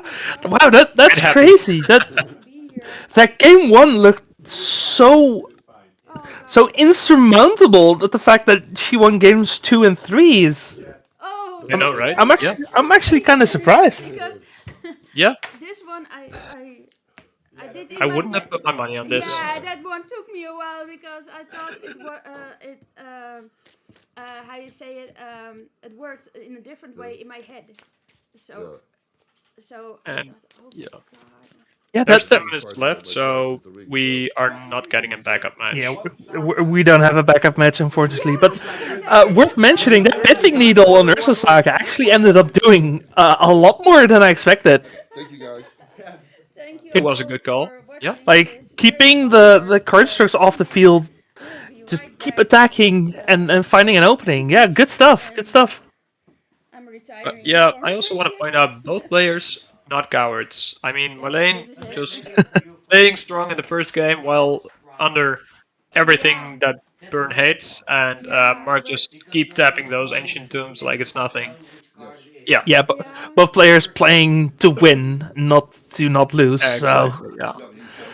that makes for some exciting magic. So good stuff. Good stuff. All right, we're back for round 3. We hebben hier de live totals die je gewoon met kunt doen. Round 307 of the Bazaar of Boxes Series 9 here in Tilburg, the Netherlands. We got a couple spicy decks. I'm gonna let you start with Dario's deck, actually. You are going to let me start. Oh, okay. This is not the steel topic. Great. Yeah. So Dario's deck, Jeskai Stoneblade, is basically a red, white, and blue mid-range control deck with Stoneforge Mystic, equipped with artifacts like Battle Skull, Caldra, and Jite. And there is also the combo of Narset and Hullbreacher, respectively a 2 and 1 off, in conjunction with Days Undoing, which basically allows you to draw 7 cards while your opponent draws none, or in the case of Narset 1. And there is 4th Eorlingas, and to slow things down a bit, there is Back to Basics. Yeah, So, back to yeah. basics in the main. That's amazing. I got fucked by it last week. I'm not gonna lie. Yeah, that's a great card. Quite in here. Yeah, so basically a control shell with some planeswalkers and then pressure by the equipments, the living weapons, the planeswalkers, the fairy Narset, and one of Comet Stellar Pop. Yeah, the I pop. really hope to see that one. Yeah. And there's also 2 true name nemesis. Hello 2018 calling. Did you show the hands on camera? Yeah, I don't think people really missed that card when it went away for a bit, but I know I don't. Oh, actually, it looks like players are showing their hands. huh. Good luck and fun. Same. Well, Um, with that, let's get into Raul's deck here, which the title says Steel Stompy. This is, for those of you who have played Modern, this is Hardened Scales. This is named after the 1 mana enchantment Hardened Scales. If 1 or more +1/+1 counters would be put on a creature you control, you put an extra 1 on it. yeah. Which, Hang it back, Walker, access one. like, the fact that we're playing Hardened Scales against With 2 counters. Stoneblade kind of makes this look like Modern. I assure you, this is Legacy. Because Yeah. Raul is playing 3 Mox Opal. He's playing 4 Tree of Tales, I know it's good. both of which And are banned in Modern. Ancient So. Tomb, Would which like is to not see in Modern. Oh yeah, Ancient Tomb, for sure, Yep. for sure. Completely forgot about that. Go to And the rest of the deck looks like, yeah, Yeah, I think you're right. you're trying to abuse the fact that all +1/+1 counters get up to 1. So you play some Walking Ballistas, you play Hangerback Walkers, you play Arcbound Ravager, which, aside from sacrificing artifacts to pump itself, also then transfers those counters to something else through the modular effect. Yep. And here is a secret lair Stoneforge Mystic coming from the other side of the board. That's I a was Stoneforge Mystic? Yeah. I was wondering what that card was, so I had to look it up. But I assumed it was Stoneforge because it was 2 mana and Dario searched the deck. So yeah. I would like to Sure. play, Yeah. couple of things. I'm not gonna question it. 2 mana, and I'll No. attempt to cast a ballistic It's quite. I would like to counter that. I don't want to say it, but I kind of like it. Give it. I gotta look at that art. Yeah. Yeah, he.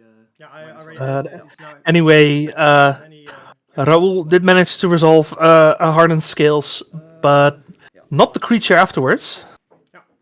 No, I think one of the creatures. I don't really remember what it was. It got sourced, and now something got forced. Would like to go to attacks. Yeah, The Hangerback Walker, of course, on the first turn. Yeah. the Hangerback Walker got sourced, and then the Walking Ballista got Oh, it was a Walking Ballista. Right. Walking Ballista got Yep. forced then.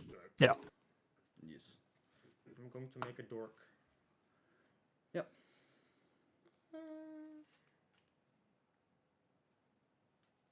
And Dario's really signaling who is the beatdown with that Caldra Yeah, immediately coming in. and that makes sense, because with the Hardened Scales in play, there are a lot of ways for Raoul to just eke out a win out of nowhere. We see the Inkmoth Nexus on the field. It's very easy to just get a bunch of +1/+1 counters on top of an Inkmoth Nexus and just win with Infect. Yeah, this deck gets me so afraid all the time. Like, It's like in the format that we are not allowed to talk about. I mean, but yeah, basically this should be the same. This is against Hardened Scales and a deck that can move around counters. I'd like to. It's butt clenching. Right. yeah. There's also the fact that there is a lot of math involved with this deck, which, Floating. if you're sitting opposite from this deck, Yeah. it can be really tricky to know when you're dead and when you're not. Yeah, you. I love how Raoul is playing his cards upside down, so his opponent can read everything. I did not. No, I don't have the mana. You're right. You need a really a jacked brain to play this deck properly. Yeah. I have one floating. As we see Raoul using Ursa Saka to find an Ozolith, making Yeah. the math even harder. And there's Arcbound Ravager. Is that correct? That is an Arcbound Ravager, yeah. I think it's a No. Judge promo. Yeah, I think so too. And it gets forced. Forced pitch True Name Nemesis. I mean, Yeah. that pretty much sends the message you need to know. Like, True Name Nemesis is not important enough. No. Might as well animate. And looks like Raoul is Simple one. animating and attacking with the Infect artifact, creature, Ink Moth or Blink Moth or something. Yeah, just for the 1 poison counter, it makes Yes. math a little bit easier going forward. Control white. I would like to prismatic ending the Hardened Scales. Prismatic ending on the Hardened Scales. That's gonna help a lot. Yes. Go to combat. Mhm. 6. 1, 1, 2, 3, 4, 5. Dario is really taking the beatdown role. Yeah. Go ahead. Untap. Upkeep. Draw. Yeah. Like to animate. Looks like Roll is drawing a lot of lands. Like to swing for 1 poison. Infect. Yep, take 1 infect. All right. Play. Yeah, that's 3 of tails. maybe a bit too much lands. Yeah. I don't think that's what Roll wants to be drawing at all right now. Even still, I think if Raul finds an Arcbound Ravager here, there might be some math here that he could win. Yeah, I think with the Ozolith, an Arcbound Ravager here is just lethal. Which is Yeah, a this weird is all thing you, to say. man. I'm too dumb for this. That's I don't know. Maybe. Probably. Possibility. Voor de Erlinges. And there is 4th Earlingus. Is there a token? Death. Just take whichever. I think we can show the. Is that... It's the 1 token. I think the cardboard thing is no. if we can, Or we is can get it Ozolith on the exclamation screen for a second. Card also live like that. Yeah. Oh yeah, we Oh. can get it in chat. That works too. Yeah. Next time you cast it, you're So Ozolith in combination with the Arcbound Ravager, I think still doubles everything. And then you sack the 3 of Tails to the Arcbound Ravager. I think that's enough. So I'll go to combat. Yeah, Can I- there's 2 Three of Tails, right? 2, 5. There's In total. 2, yeah. Yeah, so then it's probably lethal. But it has to happen right now. And it Looks has like- to resolve. Looks like Dario is holding a Comet. So even if Oh, really? So I'm Even- combat now. if Dario draws a Force of Will, there's no blue card. Upkeep. Draw. So just Arcbound Ravager does it there. I I'm at. think Yep. that was a think walking there's- ballista. Yeah, you're right. Yeah. Yeah, that won't do it. Next game. Yeah. We didn't get to see the insane Arcbound Ravager lines because of Dario's very extensive suite of removal and counter magic, but yeah, I'm Yeah, excited. I'm excited for a second game.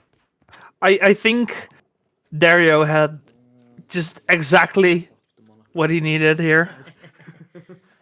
I just noticed in Raul's sideboard there seems to be an Emrakul the Aeon's Thorn. That's probably for Painter, Really? right? What is wisdom in this one?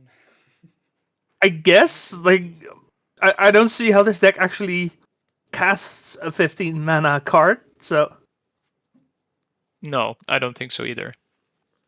The fun So- thing that you get with a sideboard card like that is that your sneak and show matchup gets really funny. fair enough. That's a consideration as well. I mean, I don't wouldn't think put it it's- in the sideboard for that reason. No, no. I mean, there has to be a reason why it's there, right? That maybe it's Painter. I think for it's sure. Painter. Yeah, but I think Gaia's Blessing is an alternative to that.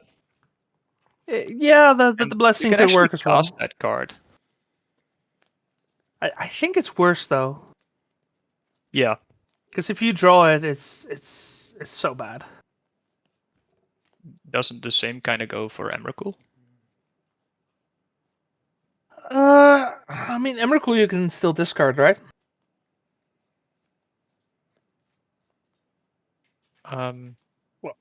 Anyway, I don't think it's for this matchup in particular. That's right. That's for sure.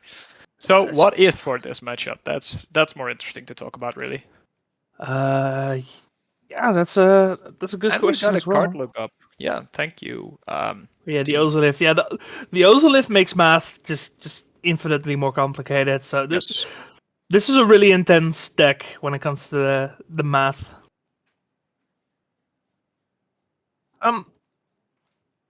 Could we see Thorn of Amethyst? Like, this is a more creature heavy deck, right? Not yeah. that creature heavy, I guess. No, well, there is 7 creatures in the main deck, and Doesn't really do anything against like just a Better Skull or a Kaldra. So true. Yeah. Okay, Maybe. so from the Steel, Stumpy, Hardened Scales, Affinity, whatever you want to call it deck, what's interesting? Haywire to, might, I guess. here. Haywire might. Yeah, that makes a lot of sense. Like you are Stoneblade, just get Yeah. rid of your Cultra. Yeah, absolutely. Yeah, I think that is about it. And Thorn of Amethyst is a consideration. Yeah. I don't think I would do it. Double checking. No, but I could see it being brought in if you really wanted it. What's also interesting is there is an evolutionary leap in the sideboard. Okay. But still 15 minutes. Yeah. Should be good. Why would you play Evolutionary Leap? I'm kind of stumped as well. I mean, against removal, I could 7 cards. see I'll go. a case for that card, but And that I only took out could we get Evolutionary Leap on the Scream Can do that. team? Could do I that. don't think it's a Um, legal play. Yeah, usually Evolutionary Leap is as A cute card. Perhaps a there is someone in anti-removal chat with card, so. much bigger brains.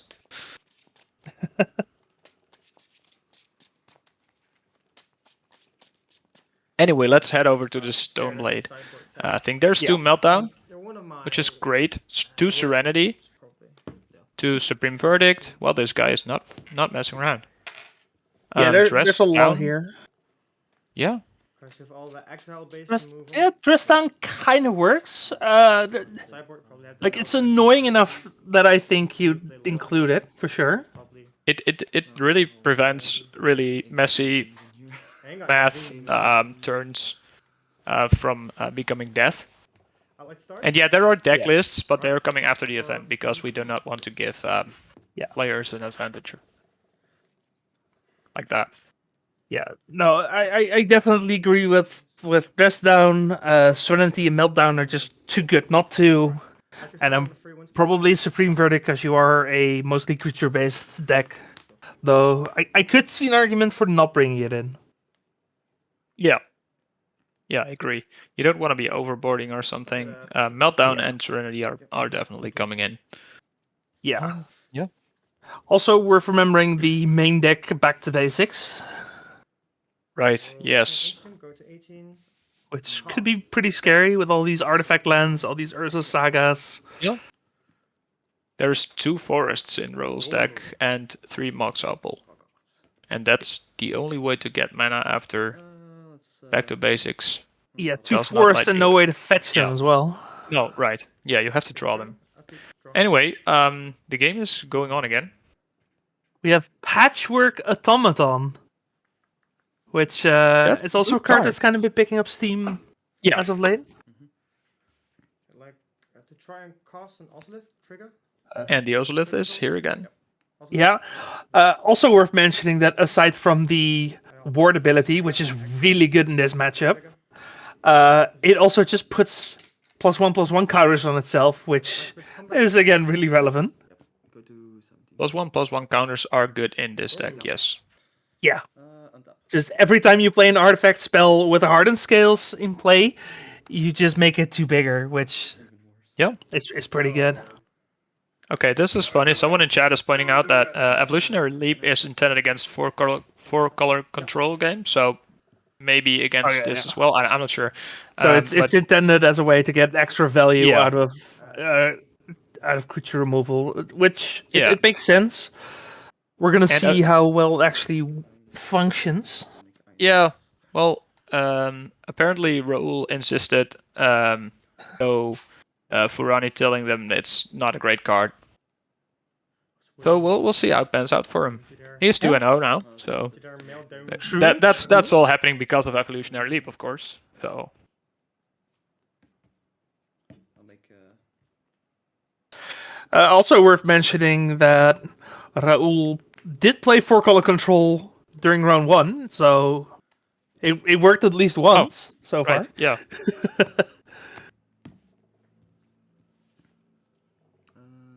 yeah, you already made me lose the life. Yeah, I'd be interested to hear from Raoul how well the card actually works. Yeah. And I think I read in the Legacy WhatsApp group last night that Raoul is also the one who got our head judge in at the tournament today. So yeah, Ah. stand-up person definitely. 1, 2, 3, 4, 5, 6, 7. Including the color. Okay. I'll take Oh, the that's boxes tomorrow before. apparently. Well, Oh, yeah, nonetheless, I did hear Doing about it. that. I thought it was today, but apparently that's tomorrow. Was turnout, right? Run solitaire Yeah. at least. Yeah. Maybe. Yeah, no, we're good on judges today at least. Yeah. By the way, Churchills? mad respect for those people because I don't personally I don't understand why you would want to do that instead of playing, but yeah, it's great that we have them. Time to cast Ravager. Ooh, and there's I mean- Ravager. Yeah, this deserves a force Yeah. of will definitely. Yeah, if this doesn't get forced, I think Then you're it's, dead. Yeah. Yeah. Like again, I haven't done the math, but it looks like you die on the spot here. Was No, but I've played enough against Not a trigger. hardened scales in It says modern include a cast trigger. against very So, good players, I guess the and trigger will come I'm with always the dead damage on whenever itself. stuff like that So you happens. cast So Force of Will. yeah. So before Ravager, yeah, the trigger's still on the. Do we know if Raoul Raoul- is- so it's Oh, He's right. sorry, he's not playing Ancient Stirrings, which Instead, he is playing Once Upon a Time. yeah, he is playing Once Upon a Time, which is also banned in modern, by the way. Like to go to combat. You're right. Yeah, yeah. I forgot about that. Yeah. I always forget that card exists. Western Tree. Yeah, I have that too. play basic. Yeah, there's so many sweet cards that you get once you play this deck in Legacy that I think there's just not enough room to play everything. Okay. In response, I'd like. Oh, that's a meltdown. That's And it will be on Ouchie. 2 cards with hard skills. that's 2 Thopters for Results. No, it's three Thopters or Thopters. servos. Is it Thopters or servos? This.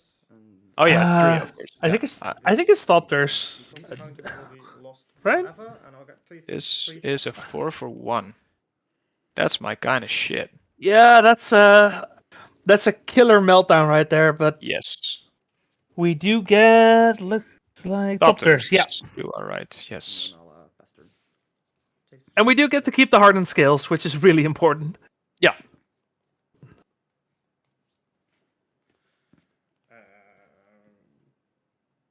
Also- What would Chet play if they were in our tournament today?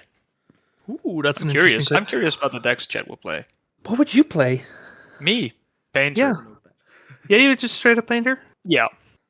I don't know if it's I think that Painter is currently in a kind of a weird position because there are so many new decks and I'm not really sure how to maneuver in this metagame. But yeah, it's the deck I have the most reps with. So yeah, Painter. Yeah, that makes sense. And then with I assume with a white splash or not. No, black. Oh, black splash. Okay. Yeah, for me, yeah. Would like to go to combat. I like hard casting Chaos Defiler. Yeah, I like hard casting Chaos Defiler as well, but I don't need black mana to do that. You do need black mana to reanimate it. Okay, if Yeah, you're playing reanimate, then I'm a yeah. wacky player like that. Fair enough. Fair enough. I've seen that. I've seen that more often, for sure. Let's see what chat's doing. Yeah. We have a Cradle Control. It's a fun deck. Kind of took over Elves after Bowmasters got printed. Yes. Green Post, always a good deck. I see Box. Someone's playing Box. Oh. Don't you Pox. love Box and hate playing against Box? Okay, that says it. Oh wow, there's another meltdown. Oh my god.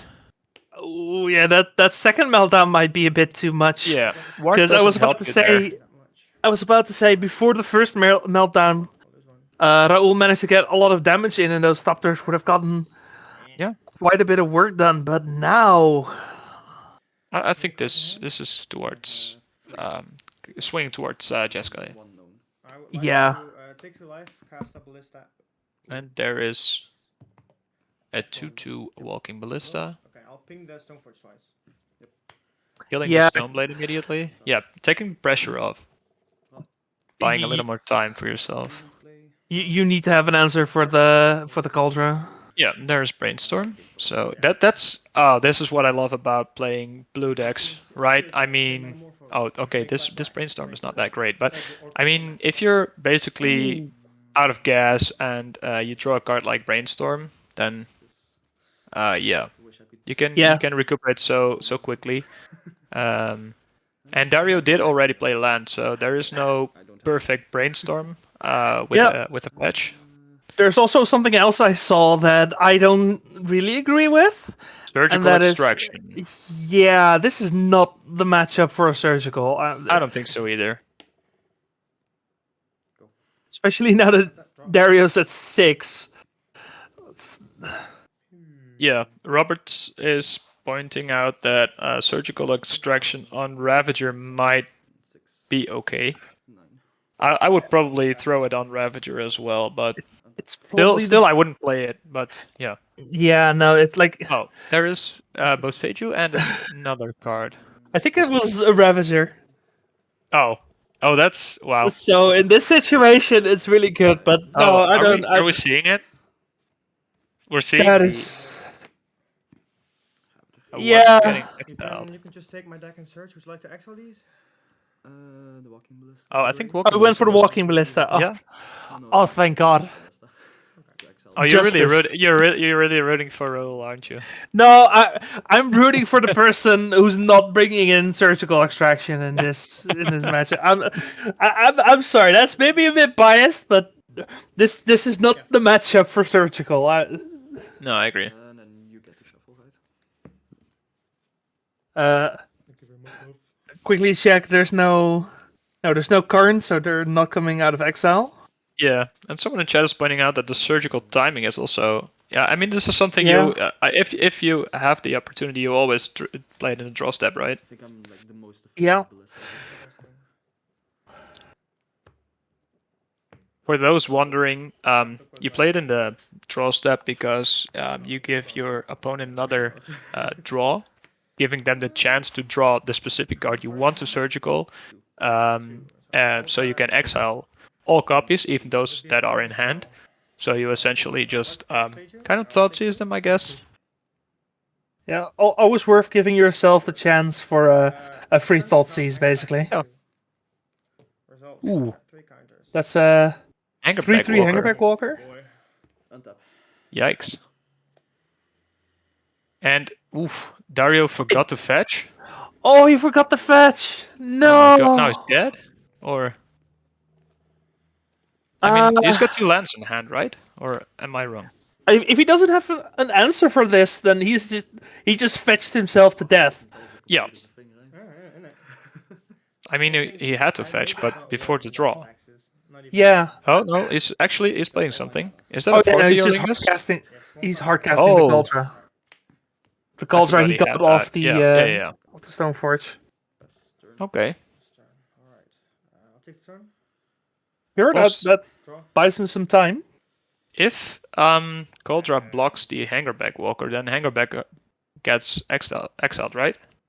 So does it still trigger the ability? I don't know how it's worded.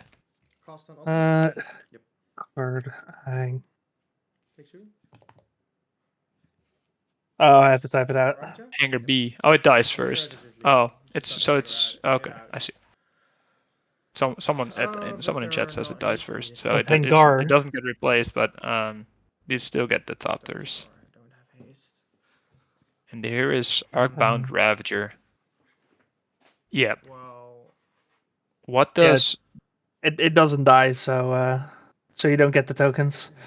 in that case, let me see. I can. Oh, and the Arcbound with an Ozolith is pretty good. 2 counters on the Ozolith, which makes 6 counters total on Hangerback Walker. Yes. But the thing is, Yeah, I was reading Hangerback Walker, but what do you think Dario needs to get out of this? Which probably means that you have A board wipe? Abzan in hand. A third Yeah, but board still, wipe? I mean, there's Supreme Verdict, but then Hangerback gets triggered anyway, and he gets 3 lethal attackers through the air. Should let it die to melt and Yeah. and then hope to get top tiers. Although don't know. his Coldra doesn't, his turn doesn't die, so he gets lethal first. Probably.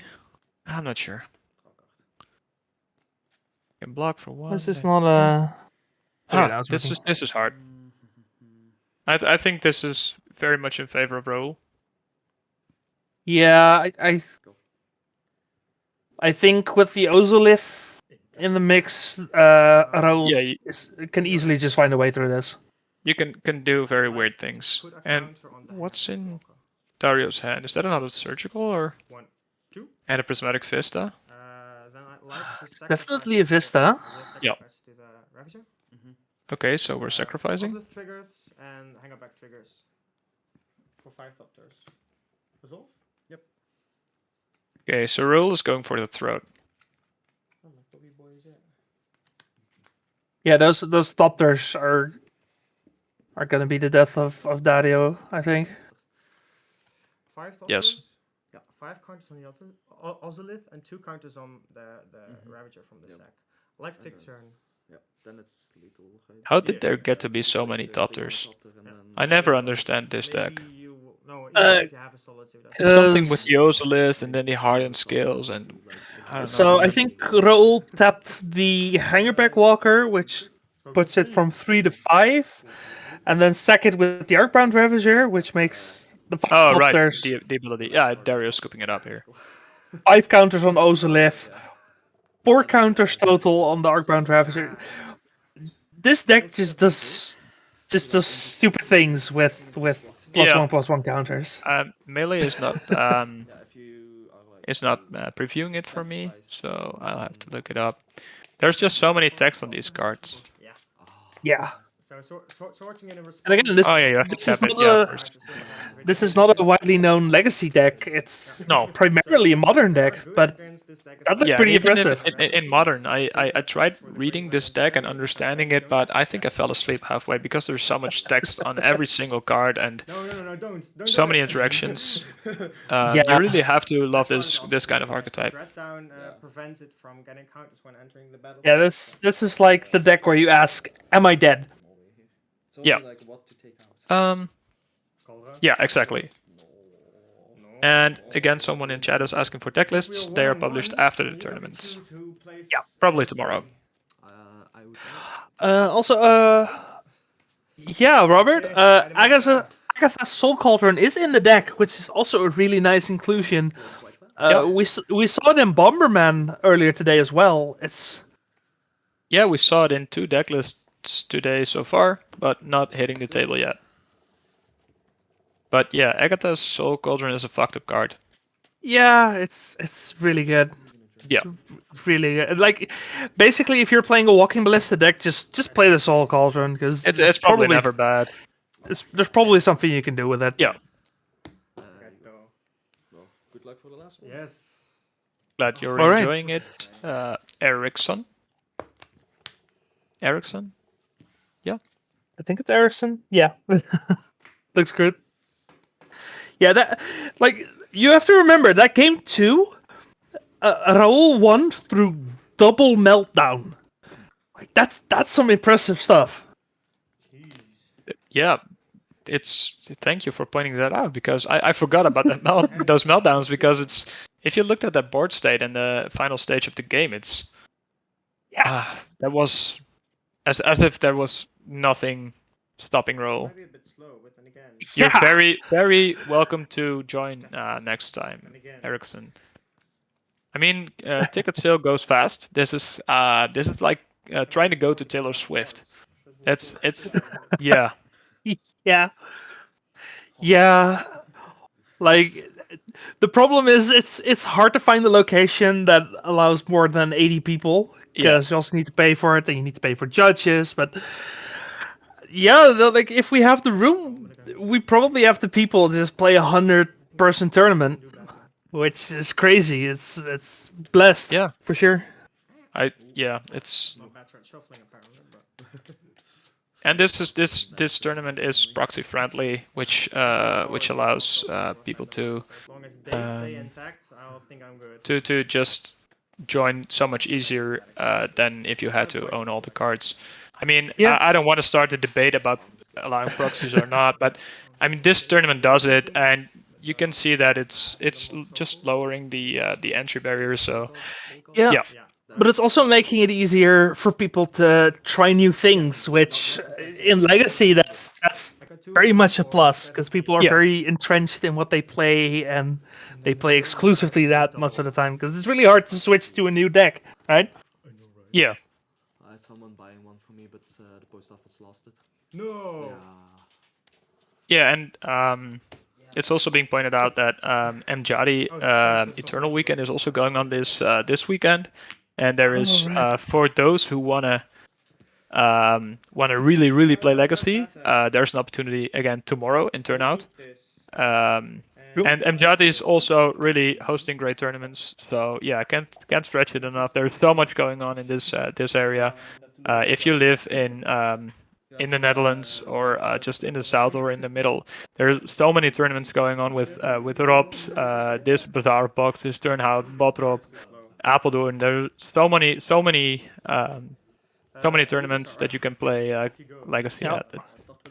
Yeah, it's very much alive. Alright, do you think?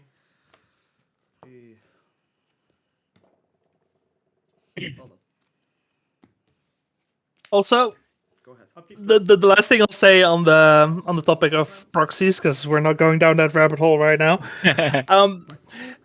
You'll be surprised at how often people just bring their duels and are like, "Oh yeah, this Coleman from a new set. I didn't get the card yet, so I'll just proxy this 2-cent card next to my $500 duel." Like, it happens. Yeah. Yeah, that's true. I do that too, basically. If you have like the core of one or two decks, and you want to test out a new card, but I mean, there are so many new cards coming out so fast. Yeah, just testing them out of the printer. That makes kind of makes sense to me. Like, Doctor Who is legal this weekend, right? Cost it. Go to 18.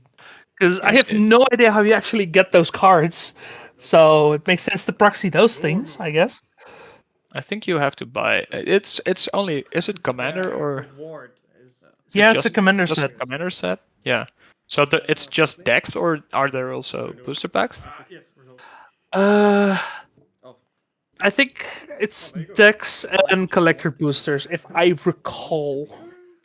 Collector boost. Oh yeah, of course. Yeah, like you can pre-order the decks, but if you want just one card, and I don't know if Rudy opened a bunch of packs, you might have been able to get it at the event. Oh yeah, 'Cause- of course Rudy's here. Yeah. Yeah, shout out to Rudy from Goat Enterprises, who always sponsors the event. He's always there. The actual Great goat. guy. Yeah, the actual goat. But yeah, I can see those cards being kind of hard to get, and there are a few interesting cards in there. That's the real question. Yeah. Yeah, and also some great reprints. Yeah, that too. There is Snuff Out and Carpet of Flowers, and well, that's actually the only two I can think of right now. Right, the Carpet of Flowers. I saw that one. Yeah. I think and it's the first there's cheaper modern cards border. like Thespian Stage and stuff like that. I mean, it didn't really price wise need a reprint or something. No, for sure, but having options is always good, right? Yeah. Oh, and Toby is pointing out that in 2 weeks the new Lord of the Rings cards will be legal too. Right. I don't know if it's in 2 weeks, but yeah, he's probably right. Yeah, which it has like the Legolas, the Legolas protection quick spell. reflexes. Yeah. Yeah, that's a card. Yeah. Wow. Yeah, I hear both Infect as well as Depths enthusiasts about it. Yeah, might be kind of cool for Maverick as well. Though I think Maverick already kind of has the untap effect covered, so you don't really want just the protection. Yeah, but it's just the card is just insane. Like absolutely. It didn't need split second. It really didn't. Yeah, and Toby's pointing something out that I didn't want to say, but I kind of agree on that. Maverick is not in the best position. I'll tap one for my swords. Yeah, true. You have to pay 2 mana for that swords. Yeah, that's fixed. Ooh, speaking of paying mana, you have to pay 1 green for the Haywire Might. Yes. Which means Raul loses his answer for the Cauldra. Yeah. Fetch. Yeah, that was maybe a bit overcommitted to the board. Let's see. I mean, there is a Thorn of Amethyst, so you were right about roll boarding that in. Yeah, it kind of makes sense. Yeah, this is one hell of a drop. But there is still a Cauldron there, so... Too good, man. Too good. Yeah. And it's a symmetrical effect, so it also hits your Ozolith, it hits your Hardened Scales, your... And there is probably another equipment coming in. Moxels. Would you go for Better Skull or Jitte here? I don't think Jitte does enough. I think you just go Batter Skull and try to force your way through. Yeah, I agree. Cheetah? And there is Jitte. Okay, Dario does not agree, apparently. 5. I like the blocker. And take I it. am by no means a Stoneblade player. I don't Alter. know. Yeah, me neither. That goes to the graveyard. And then I'll pass turn. I'll take the turn. I'm not a Stoneforge player in general, but No, like me I neither. can see the value of the card for sure. I generally Yeah, don't if you really haven't like seen white ducking, cards, to be honest. that you just started ducking. No, there's some sweet white cards for sure. There's Swords to Plowshares, and that's about it.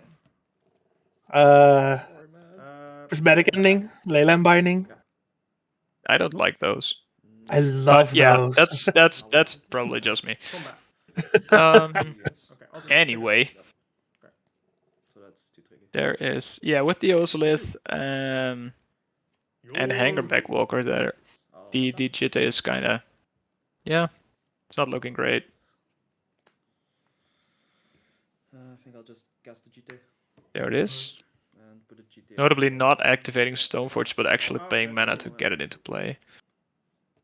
If you go to attack, Yeah, no, take back these. No, that's on the stack. he's going all out, it seems. Oh, yeah, that was a mistake because there's That's in play. a thorn on the field, so it's 3 mana. Yes. Block. Yes. Okay, 1, 2, 3. Okay, so that's an oopsie. Okay, Yeah. two top this. Yes. No, you don't get 2 Topters because it's exiled. Alright, take Yeah. draw. Can either Toes or Ruben fix that? Yeah, if somebody can catch that, then we can fix it. But Does the what? Yeah. Yeah, it does because it still dies, and only Oh, if it would not die, then Wait, the exiled doesn't trigger get goes exiled on if it the dies side. in combat. Trigger. okay. It just dies. Let's see how Cauldron is worded. Well, technically speaking, the trigger still goes on the. Looks like we're wrong here, Bob. Rob. yeah, I read Bob and I saw that. Well, What argue that? let's see. Cauldron complete. I don't think it dies, right? Whenever this creature deals combat damage to a creature, exile that creature. Oh, because the trigger goes on the stack. Yes. Ik kan trouw met toen. Yeah, okay, no, you do get the guess. Thopters for sure. Yeah. I forgot the one. Wow, that's a weird interaction. Oh, I was searching for whatever happened there, but I suppose Dario won. So the turn 1. Like Raoul was at 2. He didn't have an right, answer yeah. for the Cauldron. It was just over. Gotten in with damage. Yeah, and got an on you. Also, you went really hard when you went with Hero Might and the. Yeah, that makes sense. Like the wording is a bit weird, but yeah, no, it makes sense. He didn't have any gain anymore. Well, he could have just tapped for. Oh, To wait, Deze wait, two wait. men and used his No, but- Baseo to. If you didn't cast the thing, Oh, it exiles. Fuck, it's Yeah. fucking destroyed. Jesus. the Haywire Might is. This is the reason why the thing is in the freaking sideboard, Yeah. okay? It's one of the cleanest answers to the Caldra. All right, round 4 out of 7 for the Bazaar of Boxes Series 9 here in Tilburg, the Netherlands. Yep. We got some interesting decks here, some interesting players. Let's start with the easy one on the right. It is Thomas. If you watch his channel, you probably know Thomas. You know his deck, 5-color Zenith. Nothing too out of the ordinary here, except for if I'm reading this correctly, Thomas is playing 2 copies of Megas Lucia Kane, which is a Warhammer card, and I'm gonna ask. What? Yeah, I'm gonna ask the production crew to put that one up on screen because I have never heard of this card in my life. This is exactly up your alley, isn't it? This is like I hate this for Yorion Street number 80 in Value Town. Yeah, but it's a 2-off. Like you're a Zenith deck and you play a green card as a 2-off, so it must be good, right? I don't know this card either. Oh, okay. So Please do it's explain. it's a 4-mana 1/1. At the beginning of combat on your turn, you put a +1/+1 counter on target creature, and it taps for 2 colorless. Which, if you use it for an X spell, you copy the X spell. Right. So what are the X spells that are in Thomas' list? For those who are not familiar with the list. So we have 4 Crimson Zenith. We have 2 4th Yorlingas, which could be very relevant. And we have 4 Prismatic Ending. There we have it on the screen. It's one of the Warhammer cards. I have never seen this card in my life, but No, me neither. I am very interested in seeing what this thing does. Wits End deck lists are not open; they will be posted after the tournament. Yep. So yeah. Other than that, it's a pretty stock 5-color Zenith list. Just an 80-card deck with all the toolbox things going on. Just a lot of things going on. Cool. Then, Justen, can you tell Yeah. me what Michael's doing here? Yeah, I've been looking forward to this. So I think the name is Michael. He's from Germany, and he is playing Hive Mind, Jeskai combo, sudden substitution, as you might call it. Basically, what this deck is trying to do is let the opponent cast Pact that they cannot pay for. So there is Hive Mind, the card currently on screen. If you play for example, Pact of the Titan, if we could get that on screen as well, then your opponent plays one as well. And your opponent usually can't pay the upkeep cost of the Pact. So that's the idea of this deck. And to get my Hive Mind in play, it's a 6-mana enchantment. There's Show and Tell. But there is also the alternative of Sudden Substitution. And Sudden Substitution exchanges one of the creatures your opponent control with a spell that you're playing. So basically, you cast a spell, for example, Pact of the Titan, and you target your opponent's creature with Sudden Substitution, which has split second, so no response to that. And then your opponent gets the Pact of the Titan and you get the creature. So in your opponent's upkeep, as they cast it, they have to pay the upkeep costs of Pact of the Titan, which they usually can't. And they lose. Yeah. Either Pact of the Titan or Pact of Negation. Yes. Either will work. If you do it fast enough, because, I mean, Thomas is playing a 5-color deck, so That's true. He might be able to pay for it, but the moment he's unable to pay for one of the pacts, then he's in trouble. Yes. So Yeah. we'll have to see. Interesting to see is that Michael's list is also playing Forbidden Orchard to give the opponent a creature to target with Sudden Substitution, because not all decks are playing creatures, of course. Yeah, it's just it makes sense as an inclusion. Just it's a good card for mana fixing, and it makes sure that your deck can actually do the thing that it's supposed to be doing. Yeah. So also high entity caps. We have 72 players. Looks like one player has already dropped. We are in round 4 of 7, and hopefully a top 8 afterwards. Yeah. So we'll have to see. I'll be here for at least the rest of the day. Justen, you'll be here for at least this round and the next one, I believe. Yes. That's the idea. So we'll be good for a while. Everyone, thanks for joining. Lexi's great. Absolutely. At this point, that's kind of an evergreen statement. I just say it to say it. Yeah, well, you're right every time, so why not? Well, I will say, like, since the banning of White Plume Adventure and Expressive iteration, the format has just been consistently interesting and fun to play. I hopefully agree. 4. And Michael is getting a lot of mana under him. Looks like Are we going to cast a Hive Mind from hand? That would be. Could be. I'm here for it. Of course, Thomas could have a force of will. It's not unthinkable. Okay, there's Back to the Titan. Oh, it looks like we're doing the sudden substitution thing. Okay, so Exchanging control of the Pact of the Titan and the Lighted Halfling. Pact of Titan. Yeah, probably the halfling here, right? Because you want to deny the mana. I'm going to look up the Oracle text. Yeah. Of the Chinese card. And the other card is a Collector Oath, I think.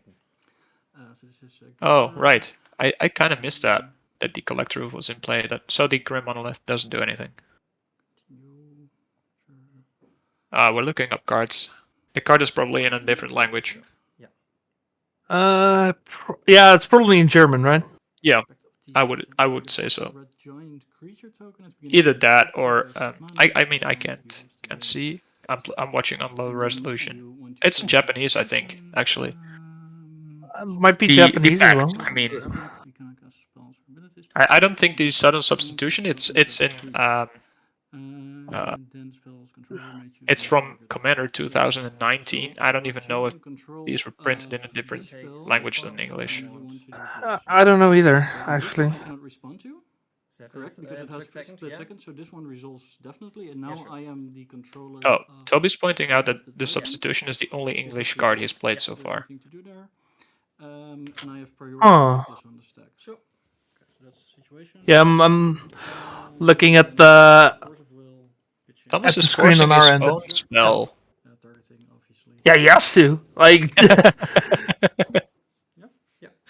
and he can't force the substitution because it has split second. So Exactly, yeah. no giving the Pact of the Titan straight back. It's like, nope, this is your pact. You deal with it. Yep. Okay, Savannah. A red, a green, a blue, a colorless. Okay, is that an Omnath? Oh, is that the card that you were referring to? Yeah, that's the Lady of the Hour, the Magus Lucia Kane. Yeah, we've got a reader, and I don't blame. I don't blame No, Michael. Yeah. I've I don't never heard either. of this card before today. I might have seen it somewhere at some point, but no, it didn't stick. I did not think this was going to be a card. I did not think it was going to be a card that was going to be relevant in Legacy, to be honest, but it does look pretty sweet in this deck. Sure. There it is. HG, buddy. Like it's a bit expensive as far as mana dorks go, but at least there's no restriction in how you use the colorless mana, so that helps. Almost really wants to live the dream of copying like 4th Earlingus or Green Sun Zenith or whatever. And also, like, Thomas is 3-0. I'm just saying. I mean, either that card is serving him well, or he has not seen it yet because he's playing Yorion. Yeah. I mean, he must have seen it at some point, right? Because you're a Green Sun Zenith deck. Like, it's so easy to get it. Yeah, true, but would you if you could also grab Omnath or something? I don't really see this card, but yeah, I don't play this deck, so I don't know. I think it kind of depends on the rest of my hand and whether or not I think Yep. this card is actually going to survive. Because it is a 4-mana 1/1. That's not ideal.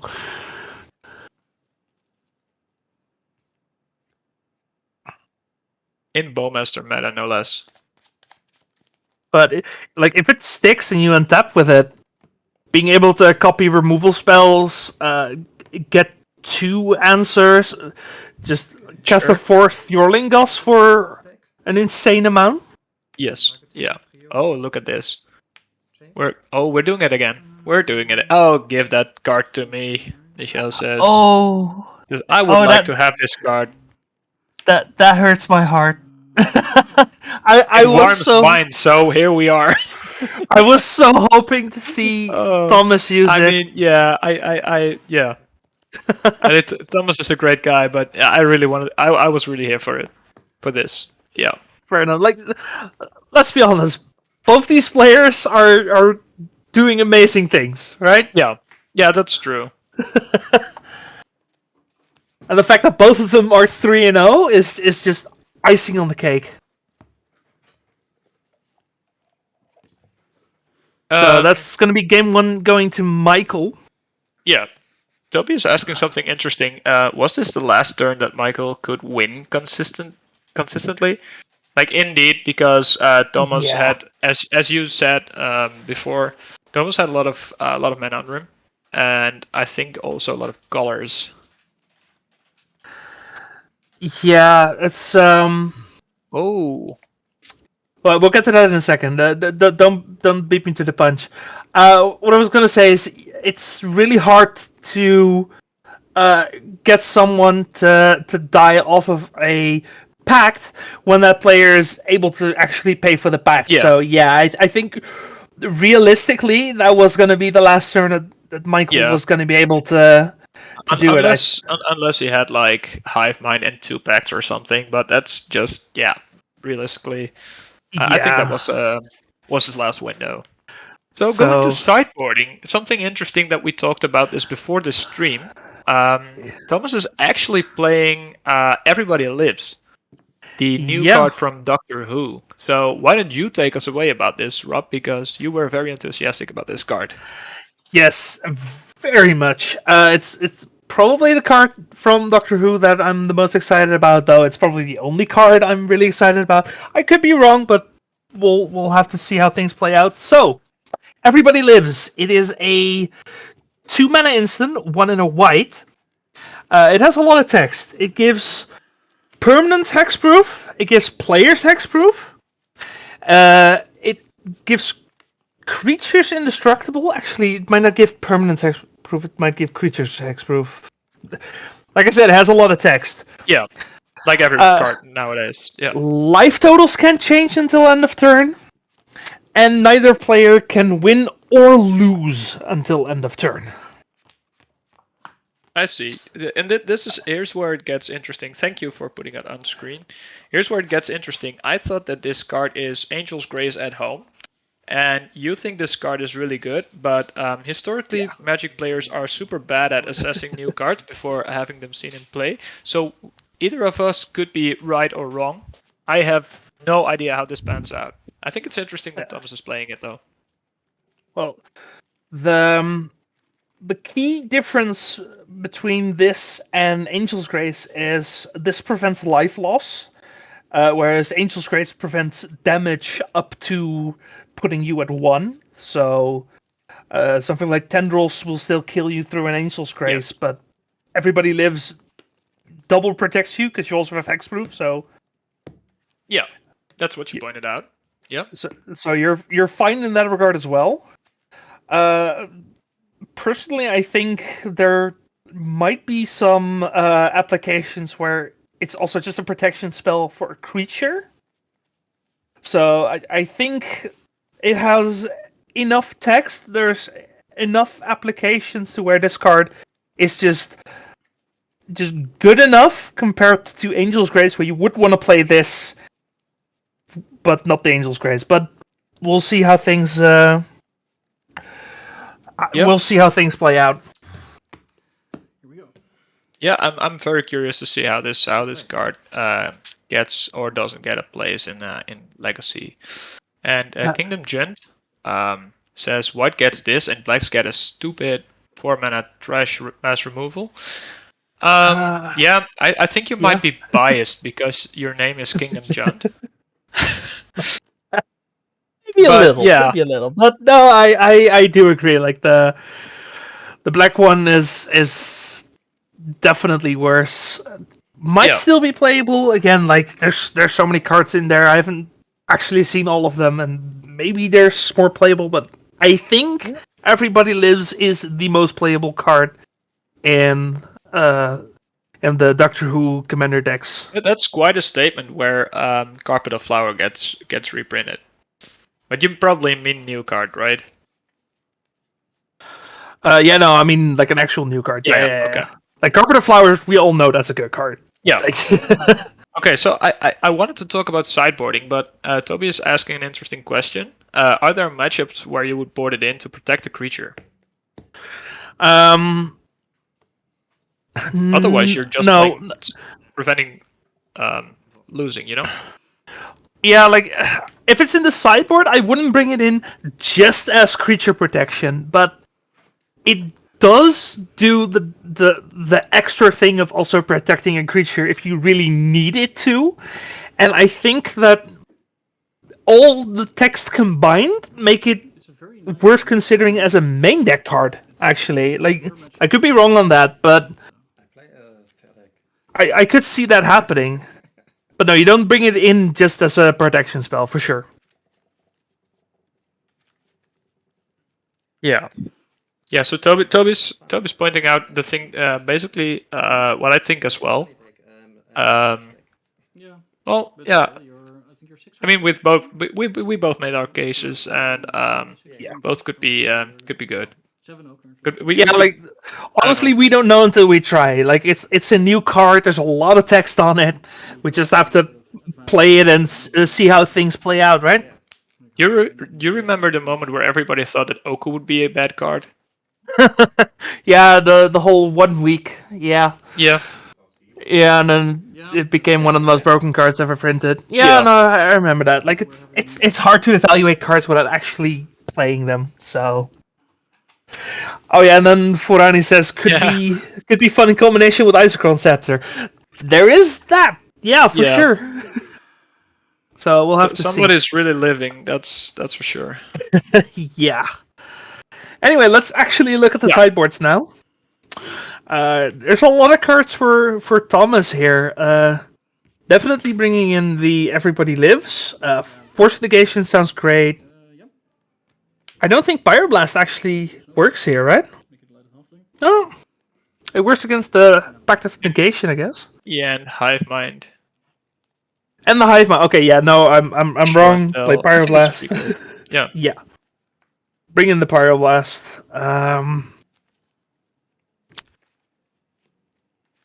Maybe a Force of Vigor, but yeah, no, I could see Force of Vigor being probably just the one-off. Yeah, I could see Force of Negation or Yeah, I think there's plenty of options here for Thomas. Sure. And then what do you think for Michael here? For Michael, let's see. Michael's also got an Emrakul in the sideboard, which is interesting because you can use it to show and tell Emrakul in, but it's also tech against decks like Painter. Yeah. I think there is Leyline of Sanctity, Null Rod, Echoing Truth, Orim's Chant. Orim's Chant could be interesting to prevent counter magic from happening. Surgical, Dress Down, Emrakul, and Hercule's Recall.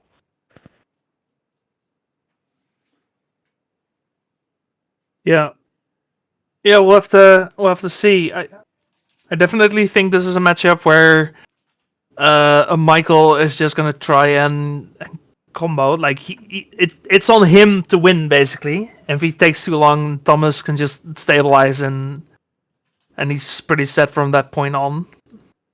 Yeah. But we'll have to see how this plays out. Yeah. I see someone in chat pointing out something that's I don't know what to think about it, but it's not an open decklist tournament, and we are providing information about the deck and sideboard.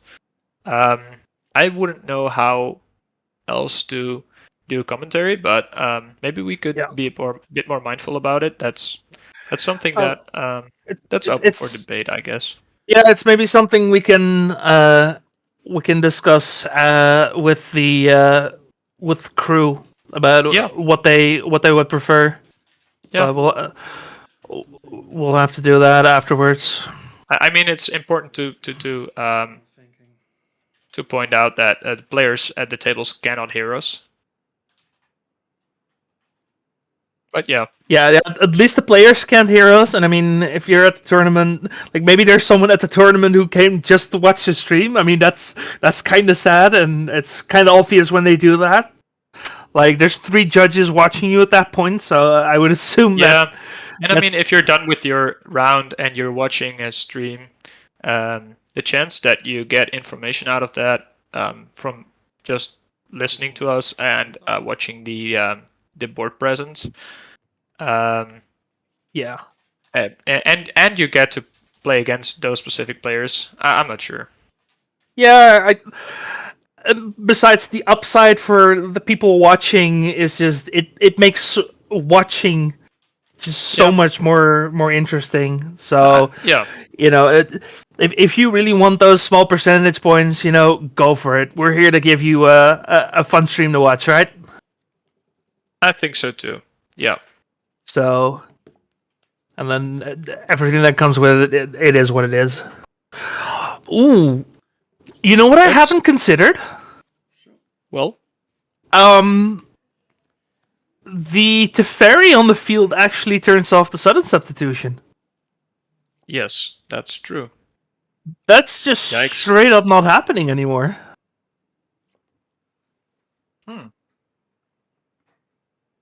Yeah, that's interesting. Anyway, here's show and tell. Or, I don't know, I think so. I assume it's show and tell. Yeah, it is show and tell. Which gets forced, makes sense. 18. I fetched Yeah. But yeah, I think it has to be Hive Mind then, right? Do we actually have a way? Do we have a way of getting rid of the Teferi? I don't think we do. Let's see. Let's look at the deck list. There is Echoing Truth in the sideboard, I guess.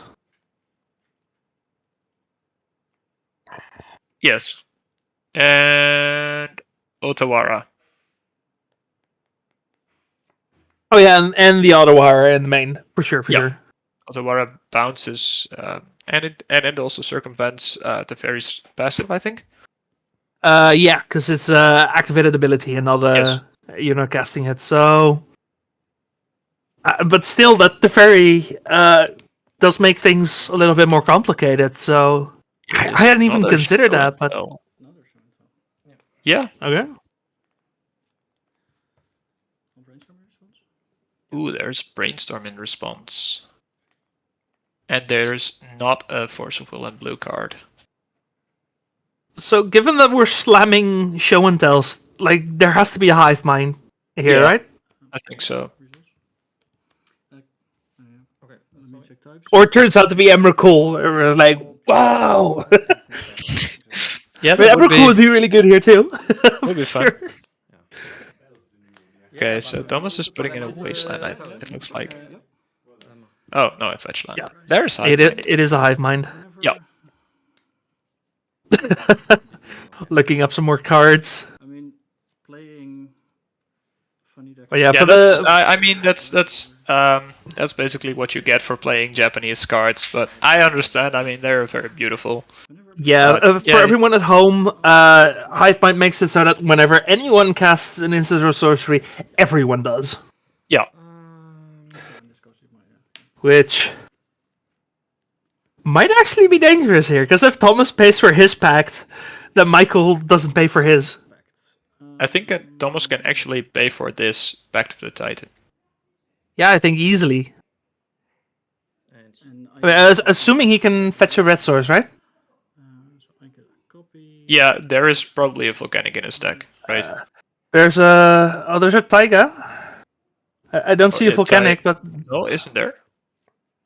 Oh no, there isn't. There's a Taiga in there. Yeah, so there's a red source though. And he can also end step get Zeator's Proving Ground, the Jund Trio. I think that's fine. Okay.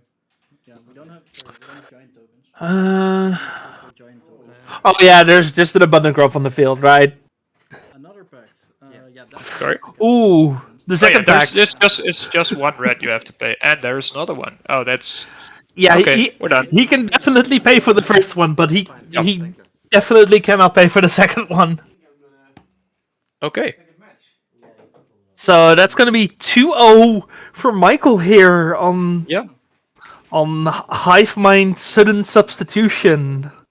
If he keeps up playing like this, we're gonna see some more of this deck. Yeah, Hopefully. we might up seeing him again for sure. Like, if you're 4-0, that's one more win. You're locked in, right? Yeah. I think that's how that works. So I guess. we'll have to see. In the meantime, we probably have time for another backup match. So we'll sort that out. Let's ask the team. I think 25 minutes is enough. Yeah, while we sort that out, we can quickly look at the 3-0 lists. Yeah. Now we just saw Michael and Thomas. Yes.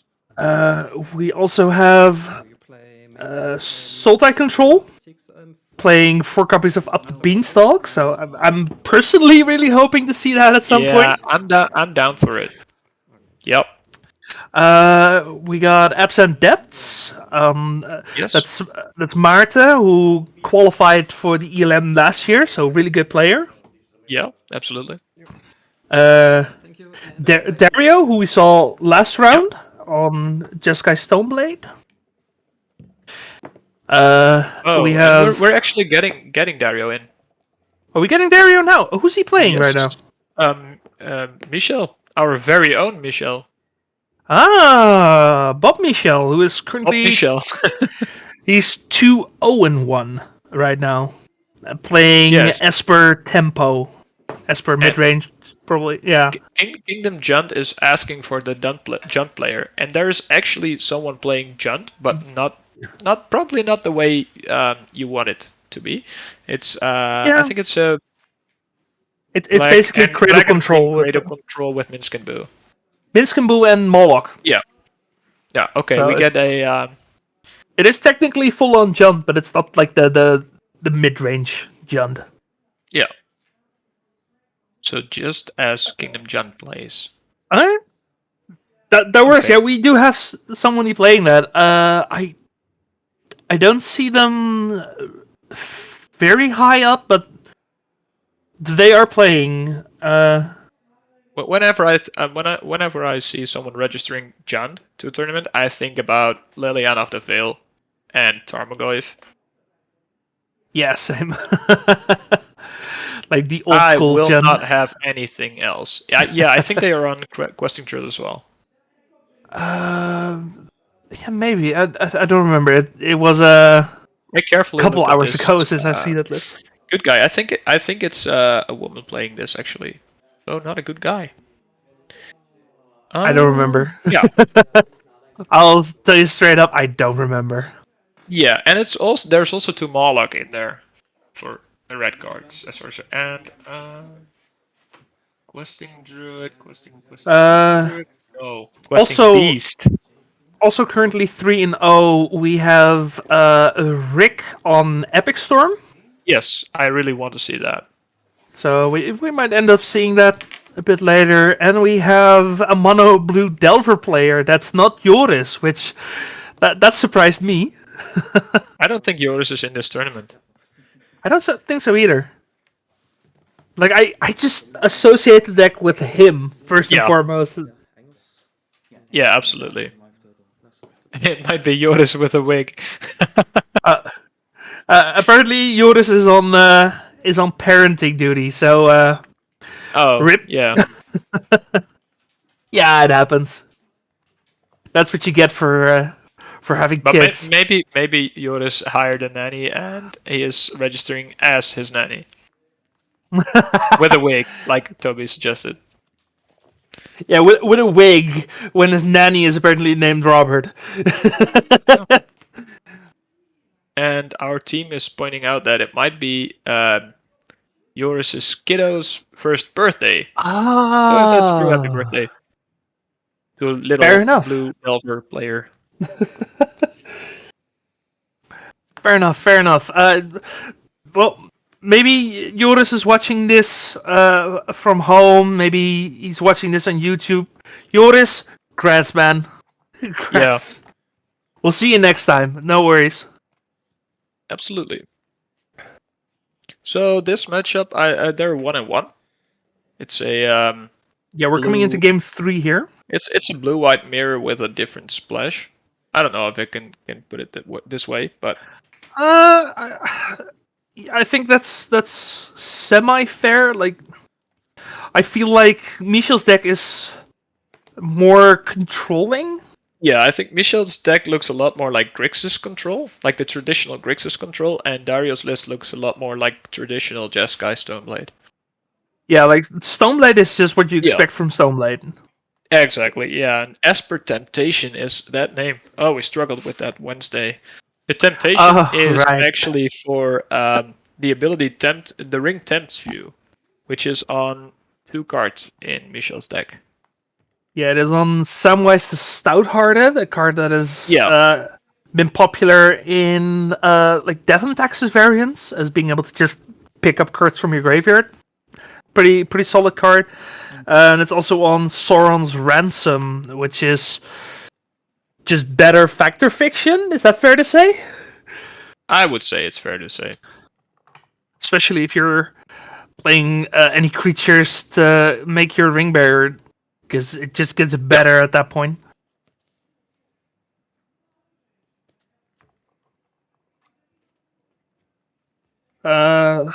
We can quickly look at some sideboard cards. Yes. I don't think there's many relevant ones though from Michel. Let's see. Maybe Thoughtseizes? Could be. Maybe Dress Down? Yeah, I don't hate Dress Down. Get the indestructibility off of the Cauldron maybe, or the True Nemesis. Yeah, I could see that. And from Dario's side, I can definitely see Pyroblast. Sure. I think that's kind of a no-brainer. Yeah. Yeah, sure.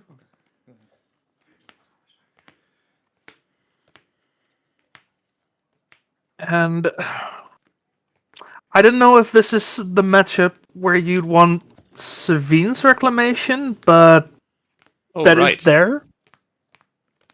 I don't know what matchup is a Savine's Reclamation matchup for this deck. That's a good question. I'm not used to seeing that card in the sideboard. Me neither. So we'll have to see. So who do we think is favored here? That is a good question. Let's see. I think it depends on how well Michel is able to answer the threats that Dario deploys early. There is also the threat from Dario's side of the Days Undoing in conjunction with either Hull Breacher or Narset Potter of Veils.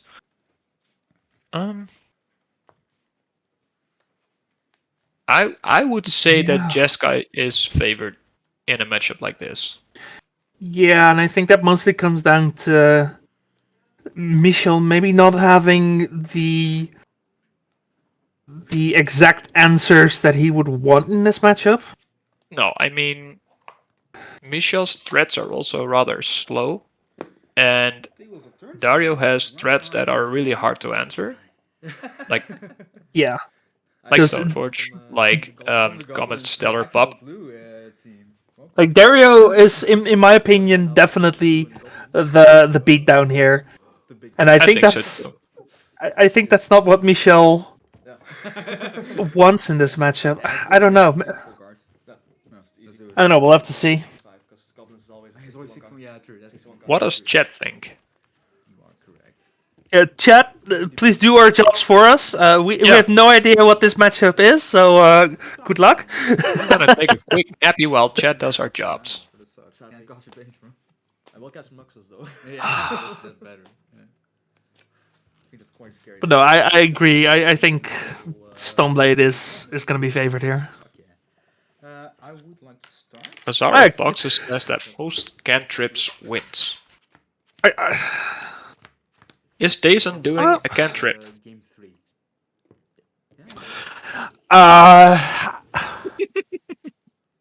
I mean, in this situation, you might be able to use it as one.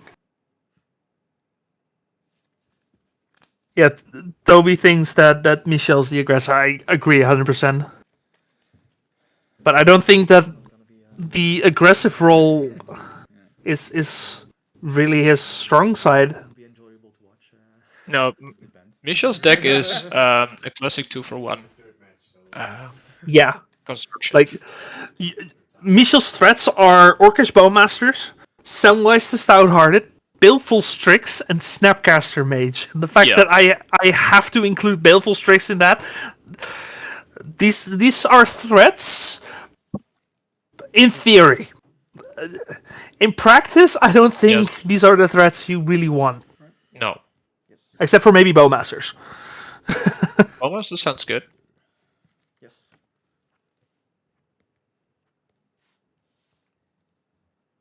Yeah, if Dario can keep up, and I think he can keep up between the Stoneforge package, True Nemesis, just all the Planeswalkers.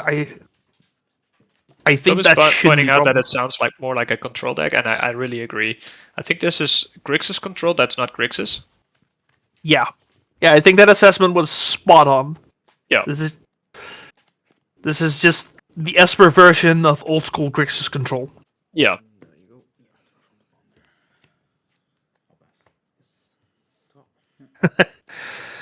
Yeah, apparently because Michel played a Ponder, he's winning. That's what I'm reading in chat. This is such a blue mage remark.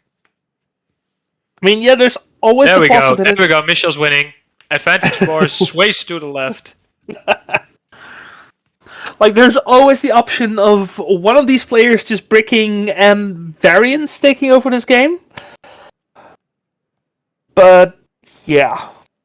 Oh, that's a good question. What answers do we have against the Cauldra? Let's see. Prismatic Ending? Towards the Plowshares. Is there a source to Plowshares? Or Oh, there is source to Plowshares. Yeah, fair enough. Okay, so we're not just stone cold dead to a Cauldra. Yeah. Okay, so yeah. Third.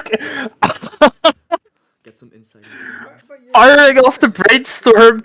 And it seems like, I don't know if Ruben or Teus is typing, but it seems that they are right, that Dario recognizes that whoever casts the most cantrips wins, and therefore is surgicaling one of the cantrips. It's kind of interesting, because you're giving me a free shuffle that I actually needed.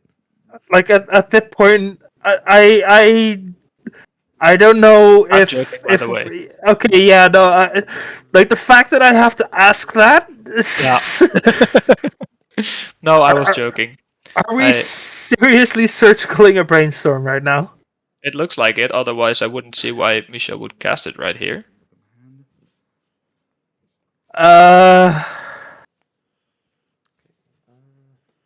It's like, I was gonna say, I saw a surgical extraction earlier today that I didn't agree with. I just remembered who that was. That was is one of those people who probably thinks who thinks that surgical is a free card, and it is a free card, but it's a card. I mean, I don't think we should let Dario around any surgicals like ever. This is not responsible use of surgical extraction. People, this is avert your eyes. Yeah, definitely rebranding surgical. Yeah. I mean, there's the cantrips. And then it's you that shuffles. Yeah. There you go. Also, free brainstorm shuffle. Wow, yeah. You're right about that. As far as I'm concerned, you can take it. That was probably the best case scenario for a brainstorm for Michel. It's like, oh, I'm gonna lose this card. Might as well play it and get a free shuffle. Yeah. Also, Yeah, his hand that makes is. sense. That's a good play. Yeah. What are we looking at? His hand. 2 removal spells, a Hydroblast. I think 2 Underground lands. Sea Caracas. Yeah.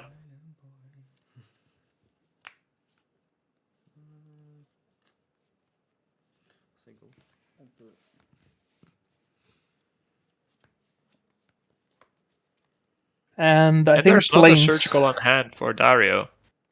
So Oh, thank God. if we're counting the cantrips, might as well surgical the ponder as well. Go after the ponder. If we're surgically a ponder, I'm done for the day. Yeah. So please don't. I don't want to do this alone. Yeah, you can take over for the entire freaking day.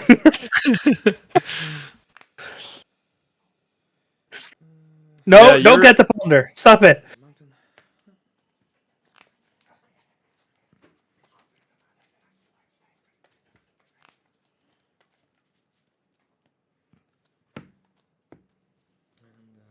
Okay, yeah, it's a preemptive counterspell, sure.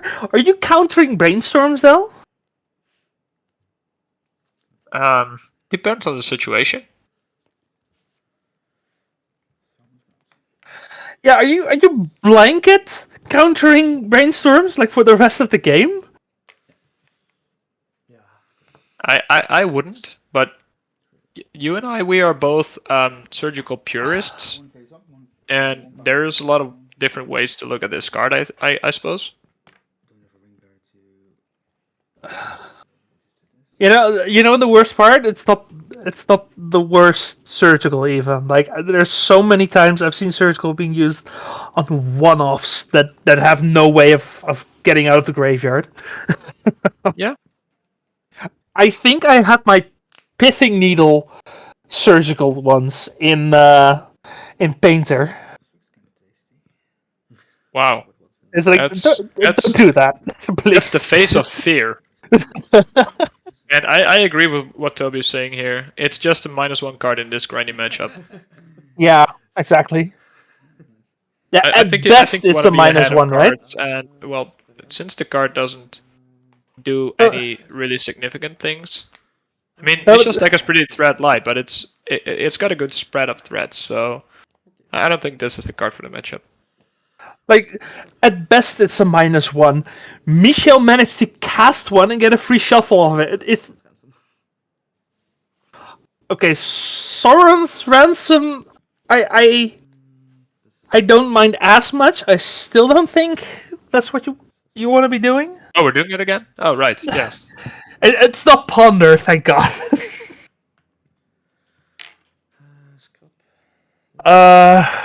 But yeah, like that first surgical, Michel got so much value out of that. Yes. Yeah, that was basically helping him. Wait, you got Legos? Well, yeah, someone's got a good life.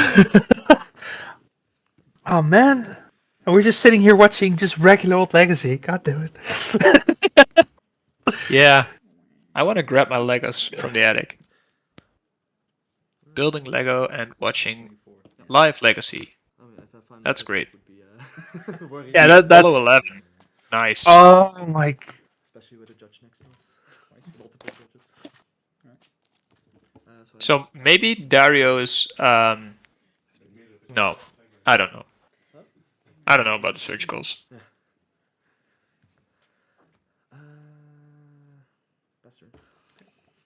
Yeah, this... It's gonna be interesting to see how this game plays out. Who started this game? Do we remember that?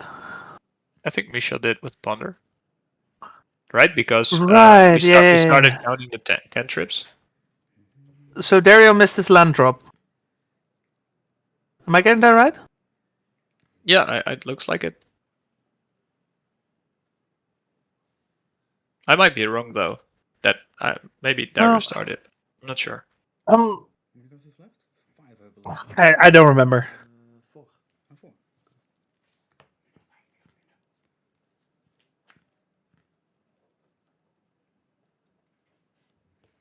Yeah, every surgical we just deduct an extra life point.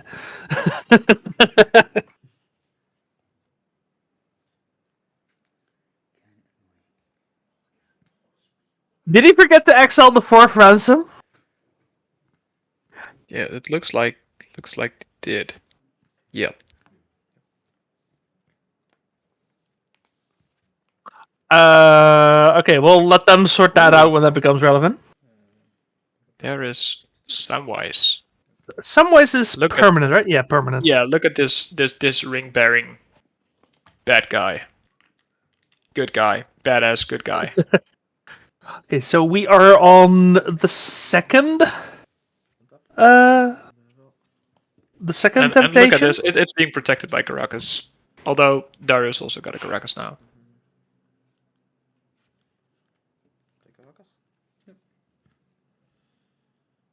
So Oh, this. there's Comet in hand for Dario. Yeah, but he can only now play it, so we'll have. He has to play it, right? Yeah. Comment. Then go holding some dice. So, just as a quick reminder, we are currently at the second temptation. So that Samwise has Skulk, and if it attacks, you can draw then discard 1 card. Loyalty, so the 6. So it's at 6 now. I know the card. Okay, so we got 2 more rolls. Oh really? Did we roll 6? Yeah. So that's 2. And if I'm not wrong, then you get squirrels. I think so too. Yeah. There's a lot of text on this card. And then you can roll again. And it's 2 again, so 2 more hasty squirrels.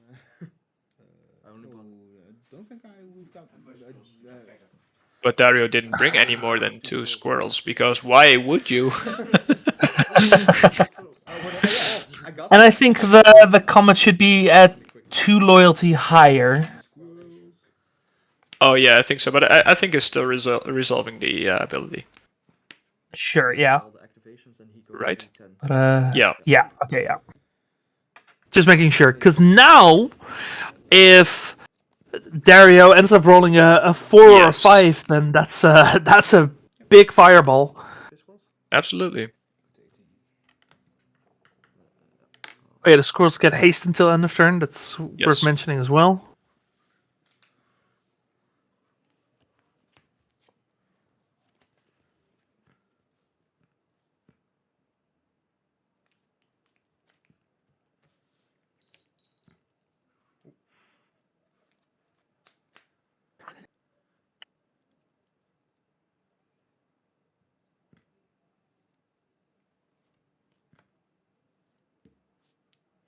That's a Hydro Blast on Comet.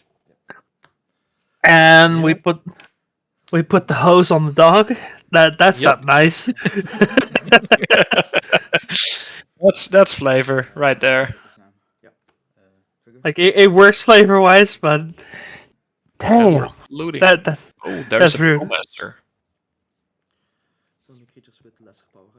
It's also the Samwise just gets blocked here, right? Yeah, but Michel's got Caracas. He's basically probably attacking for the looting ability. Oh yeah, and if there's also Bowmasters, so if Dario only Fairy. blocks with 1, no, then never mind. He can Bowmasters in combat. well, because it's the fairy, yeah, for sure. You can correct us. Yeah.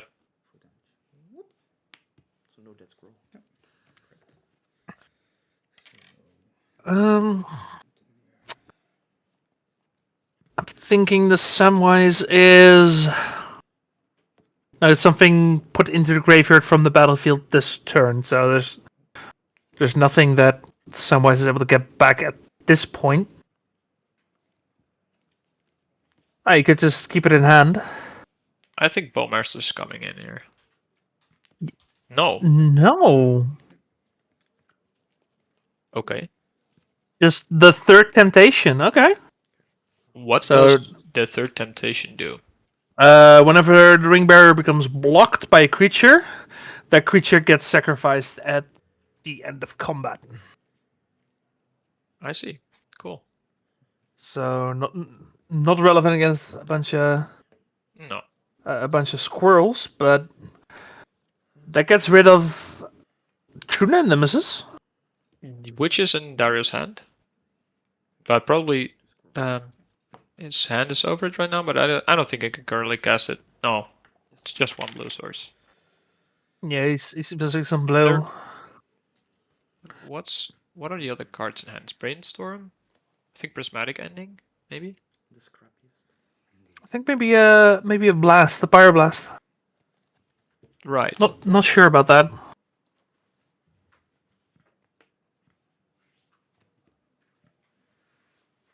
Yes. There is Ponder. That was a very quick shuffle. Oh, that's a good one, Toby.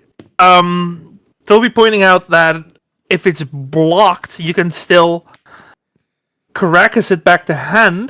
Do you have to sacrifice if it blocks or if it gets damaged? Anything that blocks it. Oh. So that absolutely works. Wow, yeah, okay. That's a cool little interaction. Want to go to combat? One attack. Trigger. The trigger of the drawing. Combo. It's not the greatest combo, but it's definitely a combo that could end up being very relevant. Yikes, there's Hull Breacher. Oh, Draw nothing, you get a touch token, I just go. we're not doing something stupid, are we? No. Oh, it's the yeah. response to the looting. Oh, Michel has to loot if he attacks. Yikes. Now there's a combo for you. I'm asking, do you want to assign? Oh, that Hope Breacher could actually end up being an issue. Yeah. Okay, so Squirrel dies. The squirrel should die if Michel End of turn or knows end of combat? I don't remember. at I end of already combat, forgot. Yeah. But it is end of combat, so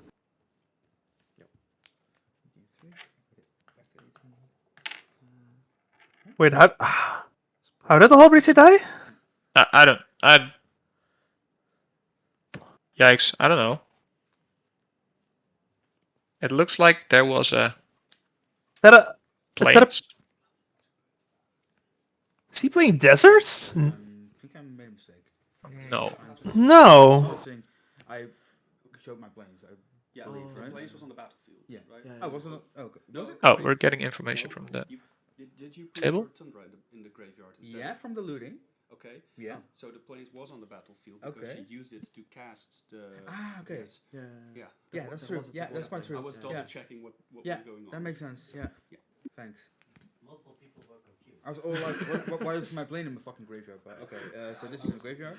Sorry. Sadly, I don't. He just put the planes in the graveyard instead of the source supply shard. I think Yeah. that's what Yeah. happened. That's That's it happens. He was wondering where his planes went, so Yeah.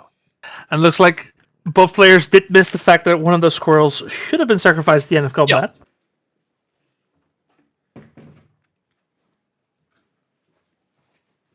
Right? But like assuming that's how it works, I think that's how it works. I have yet to read the ring is tempting you or whatever it's called card. The trigger should be Michel's, so like if he forgets that, then it's just tough luck, right?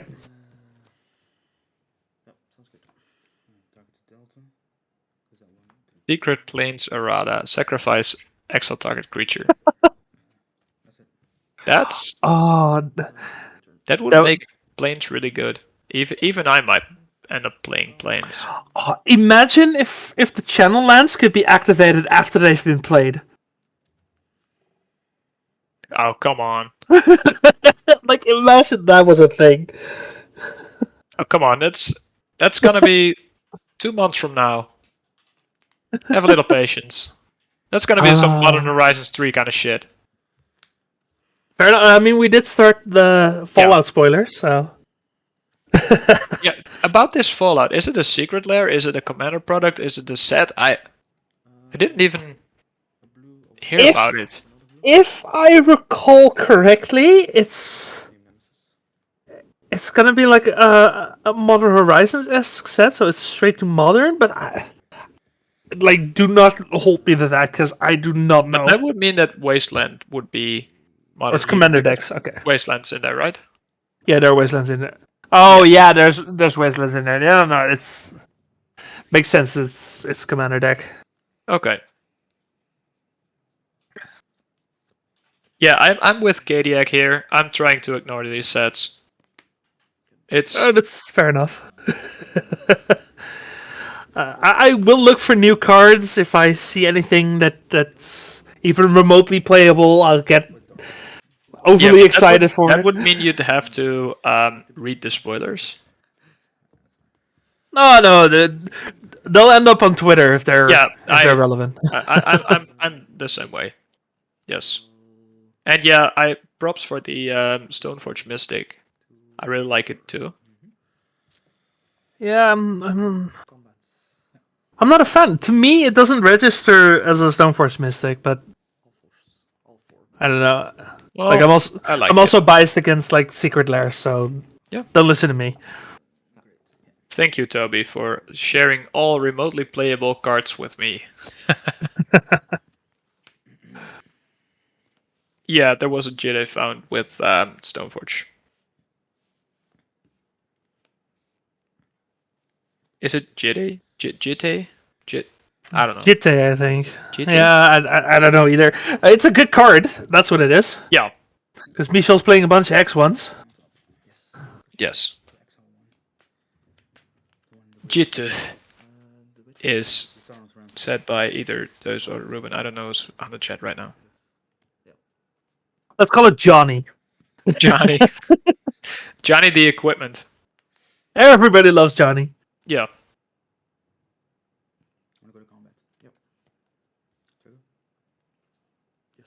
First click. Yeah, we're still in. Looting is going on again. Who is he attacking? Yes, and here's where indeed someone's pointing out that the Sauron's ransom that was in the graveyard was not surgical, so now they get punished for it because it was returned with Mystic Sanctuary. We are just waiting for that Snapcaster mage to come in and do something. Yeah, I mean it's already Mystic Sanctuary, and then it can still be Snapcastered. So, yeah. But also, at this point, Dario's doing so many things. It's kind of hard to lose at this point, right? I think so. Yeah, there we go. Also, is that a... No, this is True Nemesis, of course. Yeah, on top, yeah. And there's also still a Teferi, which is slowly sliding off the screen.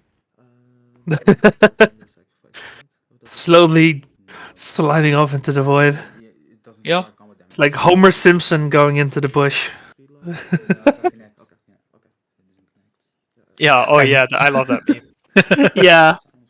And I'm just sitting here and nothing of value was lost. Yeah. Okay, looks like we're getting ransom right now. What's happening? 3 mana. Yeah, so this is where the not exiling the Sauron's ransom with surgical gets punished. Wait, for the first time. Help me out. How did it come back? Because this is Mystic Sanctuary. I completely missed the fact that he's playing Mystic Sanctuary. Actually, I still don't see it on the field. It's on the bottom 3 cards with on the bottom actually. Yep. Below Caracas. I'll take your word for it. Yep. Okay, so we get Samwise and Belfast Strix or 2 unknown. Michel likes it. Yeah. What do we get rid of? Spellpiercer Bowmasters. Oh, and Bowmasters. Yeah, maybe. That's interesting We're not going squirrel hunting today, it seems. No, wait, they were put in the grave. Hang on, they were put in the graveyard this turn, right? From the battlefield. Never mind. What was? I was thinking Samwise, but Samwise only works if they were put there from the battlefield. Oh, right, yeah. Yeah, that's a pretty nice split, I agree. Yeah. Yeah, no, the split was fine. Becomes a ring bearer. Yep, I'll pass. I'll untap. Draw a card. Imagine Lord of the Rings with an artifact bird carrying the ring to Mordor.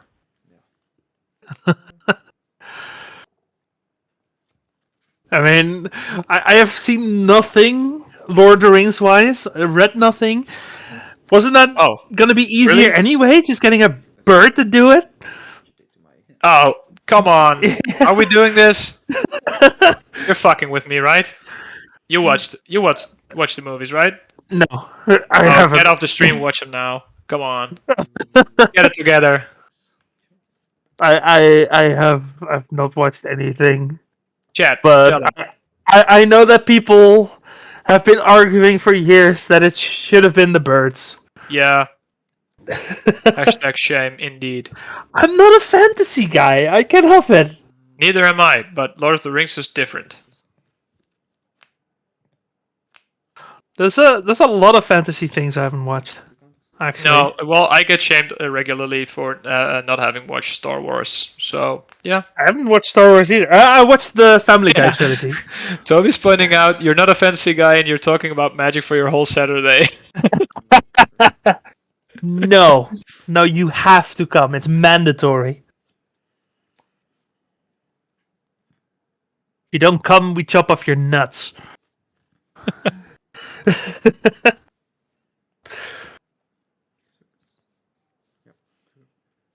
I've watched every Star Trek movie, though. I'm just saying. Okay, so you are a sci-fi guy. Yeah, but not Star Wars, because Star Wars is fantasy. There, I said it. I'm just gonna shut up.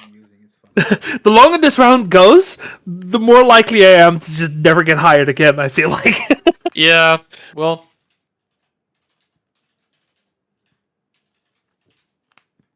Let's just keep talking about Magic. Okay, Magic is like one of two exceptions when it comes to fantasy. Like I'm not really into the story, but I keep up to date every once in a while, I guess. Yeah, well, I'm basically not really intrigued by the fantasy aspect of Magic. I don't know anything about the story, and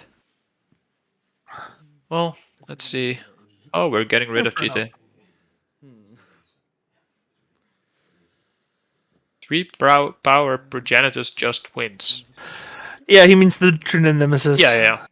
And yeah, probably.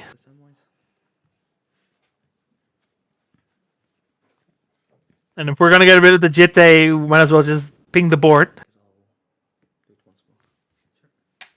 Yeah. Okay, so Michel is not scooping it up yet, so there's probably still an answer. I think Michel got a second Samwise from the Soren's Ransom. Yeah. That still doesn't block True Name Nemesis, does it? No, it doesn't block the True Name Nemesis. And there is no sweeper in his list. Maybe if the fairy wasn't there, but Always leveling the fun. Oh, is playing Dress Down still? Oh yeah, we could have Dressed Down. Yeah. the dress down for the true name. Oh, and Michel just mentioned Dress Down. That way with the fairy, you can kind of stack it all the way around. Just Dress Down into Orcish Bowmasters. Yeah, that and would be good. And then still die, I guess. And then another Bowmasters or something. Okay, so looks like we're done here. Yeah, I think that's a concession from Michel. Yeah. So yeah, I don't know if you read it, Rob, but actually, I thought I was gonna be here for another round, but I think I have to go now. Yeah, no worries. Thanks for being here. It was fun casting with you. Absolutely, I had a blast, and thanks to chat for listening to me ramble. You were on Yeah. Stoneblade. Chat, everyone, say bye to Justen. Ciao, badass, and enjoy the rest of the day. And thanks, Rob, for sticking with me. And yeah, have fun for the rest of the day. I'm looking forward to watching everything tomorrow. Whenever I have the time. Yeah. Yeah, for sure. Thanks for being here, man. Okay. Well, have a good one. Alright, see ya. Ciao. Alright, ladies and gentlemen, welcome back for round 5 of 7 of this Bazaar of Boxes Series 9. And we're live, so Switching to Start. That's fine. Looks like we have two Okay, go to 6 for you. fairly well-known players, I think, at this point. At least in the Netherlands. I think Patrick is getting some notoriety elsewhere in Europe. I think Patrick is also a very good vintage player. Yeah, you too. Fetch. But Locked In is definitely known for Bant Infect, so this is going to be an interesting match. Now, worth noting, this is without the Lord of the Rings commander cards, so we don't have the Can you also adjust the Legolas's Swift Reflexes, which is a really exciting card. I've heard a lot of Legacy players really excited about that card. But that's not for today. We do have a couple of other spicy things. Looks like Locked In is playing 2 main deck Royal Treatment. For 1 green, gives a creature hexproof until end of turn, and then gives it a roll token that gives it +1/+1 and ward 1. So really good protection spell that just kind of lingers. Really interesting in seeing where that ends up. Then on Patrick's side, we have actual full-on Rakdos Painter. He is playing Bowmasters, he's playing Opposition Agent. Looks like no reanimation spells, which you see sometimes. Shuldred's Edict. Edict in the main, which is a interesting choice.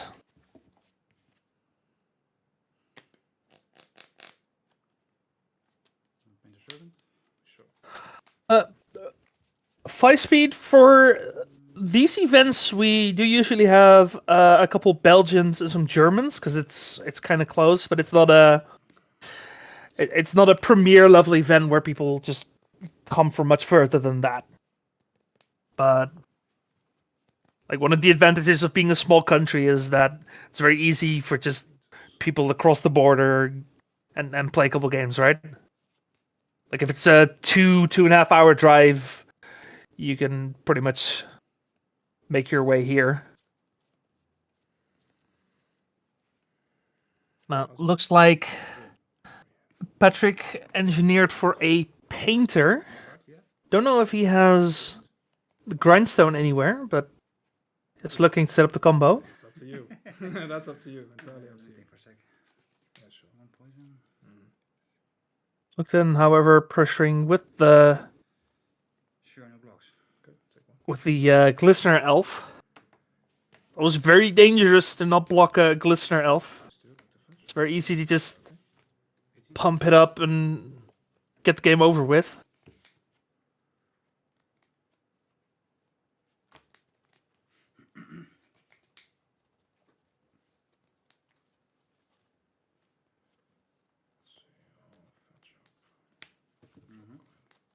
I think this is post-combat. 18 for me, 19 for you. Yes. 2 Infect. Yes.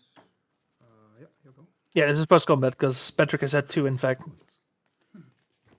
And if I was Patrick, I would assume that next turn I'm very likely to die.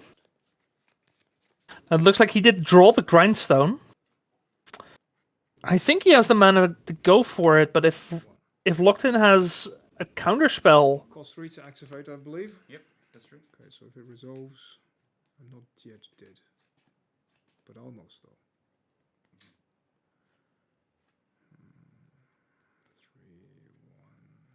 Yeah, 5 speed. The best comparison is traveling to another state to play, right? Because there's no like border checks or anything for most of the European countries, so it's very easy to just go to the next country over. 17. Yes, that is correct. Force was 1. Yep, thank you. Okay, so the Locked-in does have the force. It is going to get rid of the grindstone. And if Locked-in has the right pump spells here, because I don't think Patrick is able to. Sure. Yeah, he can't block with the engineer. He needs the engineer too much. In fact, I assume he's gonna activate the engineer here, try and get the grindstone in play in place of the Lotus Petal. At least that's what I would do.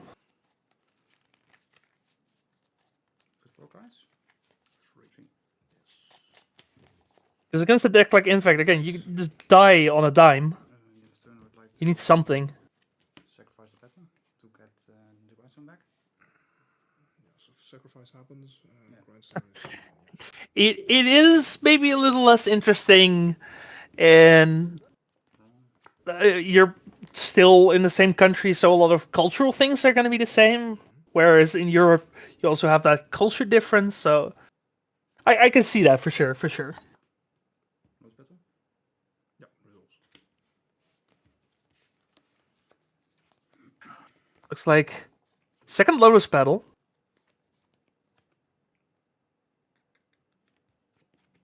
What did Locked-in have here that stops the combo? Does he have anything? Go. In your upkeep. I have to activate grindstone on a hold priority. Targeting you. Yep. I want to sack the He's gonna... to get painter back. Yep, resolves. On lane red. Yep. So you target He's gonna do it in the upkeep. Yes. Okay, game 2. Yep. No, that is gonna work. In fact, you never know if you're dead. Never know. Yeah, you never know. Yeah, it's an interesting matchup for sure, because both decks are very good at just winning out of nowhere. But when it comes to a grinding game, I think Patrick should be favored. Like, one of the strengths of the current Painter builds is that they are very good at doing a grindy game. Especially with Orcish Bowmasters taking care of some of the Infect creatures. Patrick does play Chaos Defiler. Absolutely. Chaos Defiler is just too good a card not to play. Even if you're mono red, play Chaos Defiler. Trust me on that. It is too good.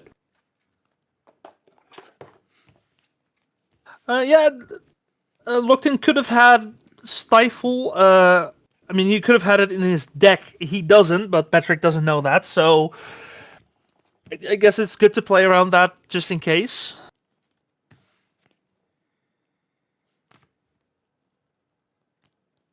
Well, he played sometimes, right? I do remember seeing Stifle in the past, so like I wouldn't be surprised to see it, but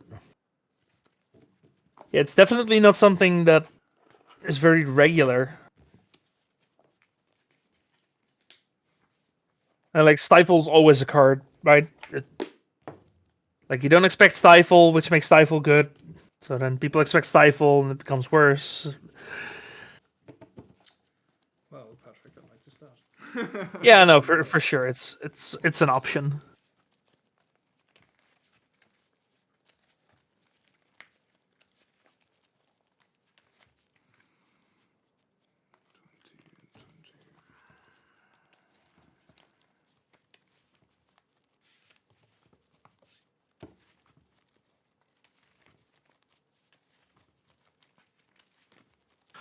Right, looking at sideboards. Interestingly enough, Locked In is playing Swords to Plowshares, which could help here to keep Patrick off of the combo. He's also playing Endurance. Endurance is good as a one-off wave. It's not a permanent answer. We have Force of Vigor, which is also a good card, but at that point, like, we're looking at 7 to 10 cards that you can bring in. I think that's maybe a bit much for this matchup, but there's definitely a combination of cards there that makes complete sense. And from Patrick here, I don't hate Blood Moon. Fury is probably a good card. And then maybe some Edicts. Because Edicts do work around all the protection spells. And I think it's a lot easier for Patrick to board in a lot of cards than it is for Locked In. Locked In just needs a critical mass of all his spells, and if you start boarding in 10, 15 cards, it's just you're diluting your deck too much.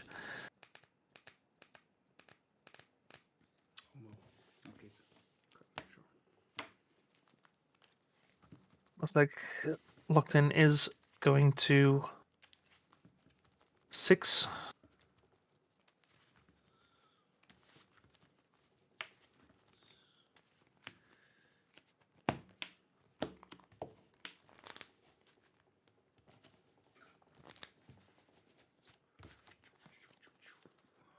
This is Patrick Powell's.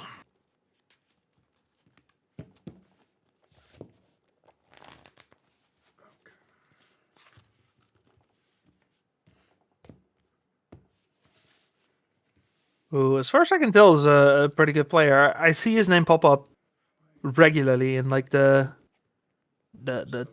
upper echelons of tournaments.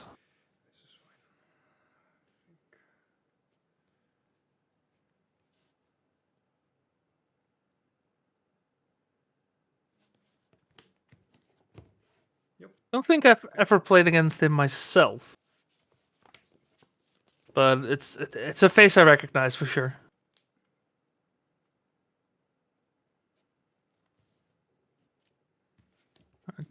Turn 1 Glistener Elf. Into turn 1 Ancient Tomb, Lotus Petal. Make it black.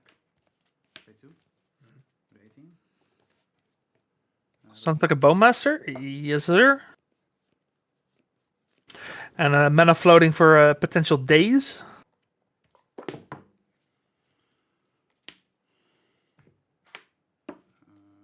floating, like the Castle Granta.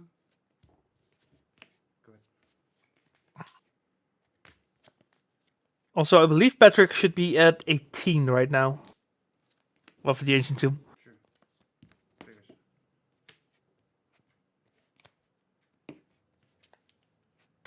Ooh. Brainstorm just fall into the Bowmasters. I mean, this might be. Locked In needs a threat, so he needed to brainstorm, which is already really dangerous. But maybe he's able to keep this one, and he might still be able to do something with it. Welder coming in for Patrick here. Not very relevant right now. Yeah, a lot of black sleeves. I swear we have more colors than that, but I think black is definitely the most popular. I have no idea why.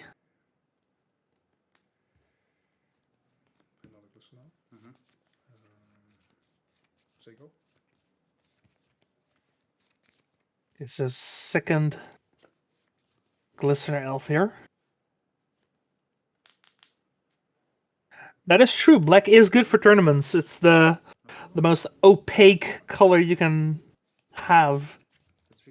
And you do not want to get a game lost because somebody could see your cards through your sleeves. That is probably one of the worst ways to lose. Short of just straight up cheating, of course.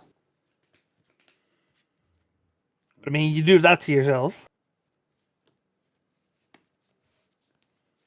And at that point, you deserve everything that's coming to you.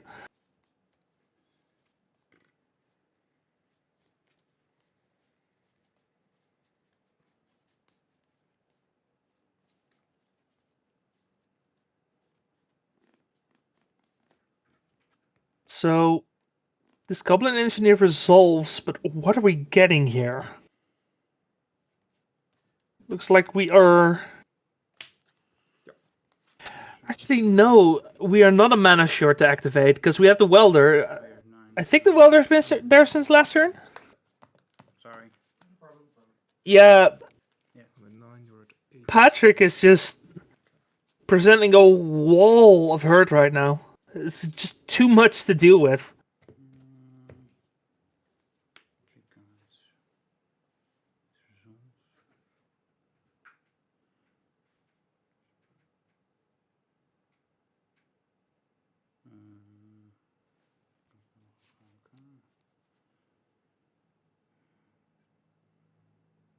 Go ahead.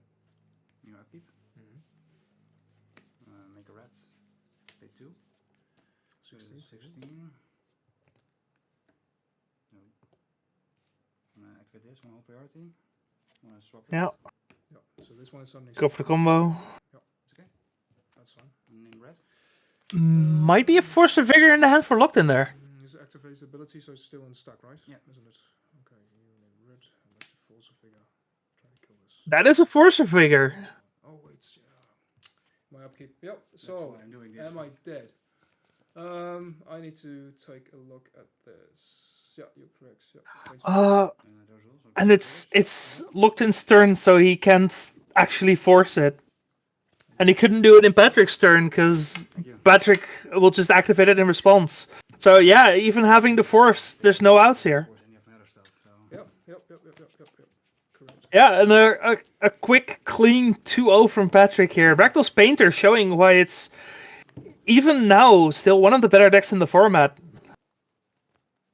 Which is a weird thing to say. Like, if you told me that, like, 2-3 years ago, I would have just laughed at you, but... Yeah, it's a real glow-up for the Painter, for sure. But you know, it's okay, because in 2 weeks, Infect will have its moment again. It's coming. The deck's about to dominate a format. Just having a protection spell with Split Second is so big for the deck. So we'll see. We'll see.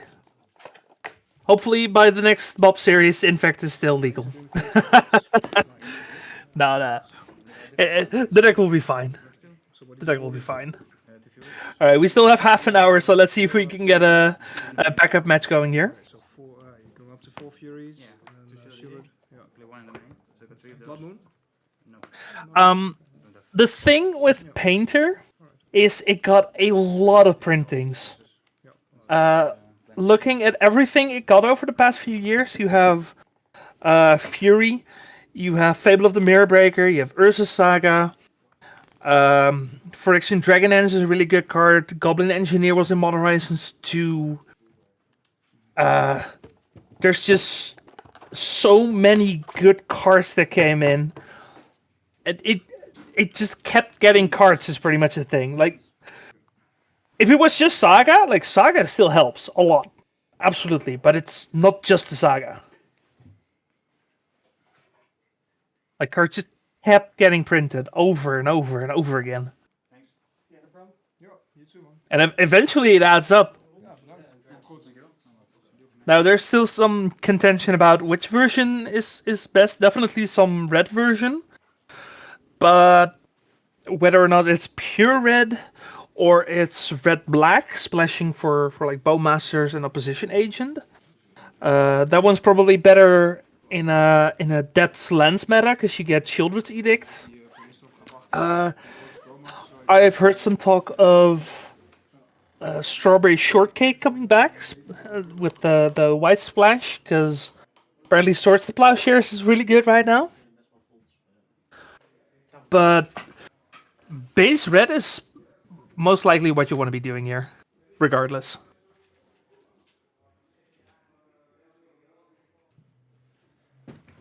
We have Finn on Naya Depths, speaking of. And we have Paulo on Dimir Death Shadow, which is only the second time we've seen Death Shadow today. Death Shadow is the most popular deck at the tournament right now. Let's see, if we combine the Dimir decks, there should be 9 of them. Then we have 5 people on Lance. We have 5 people on Grixis Delver. 3 on Depths. 3 on 8cast, and then everything else is 2 copies or less. So really diverse metagame for a 73-player tournament. A lot of sweet decks we've seen over the day. And Engels dan? Yeah, I'll keep this hand. Yeah. Okay. Do we need to shuffle the decks again to be sure? I don't know. Yeah, I guess, sure. Okay. Yeah, because is there any Doomsday? Let me check actually.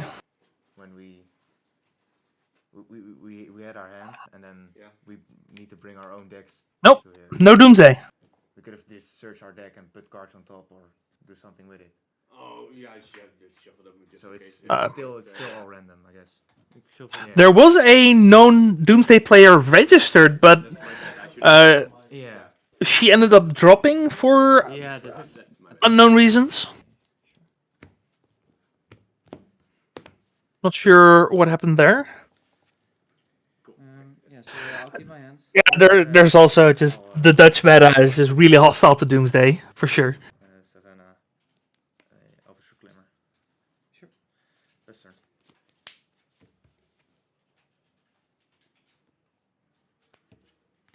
Let's see, we are dropping into game 2 here with Paulo winning game 1. I'll go to 18.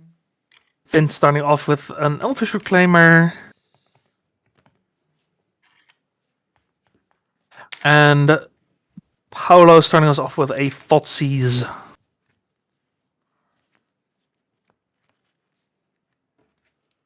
I can play Revealed if you want. Yeah, that would be great. Let's see, what do we have? We have Blackstones of Trocare, we have a Thespian Stage and a Wasteland. And then joined with Greensun Zenith and Swords to Plowshares.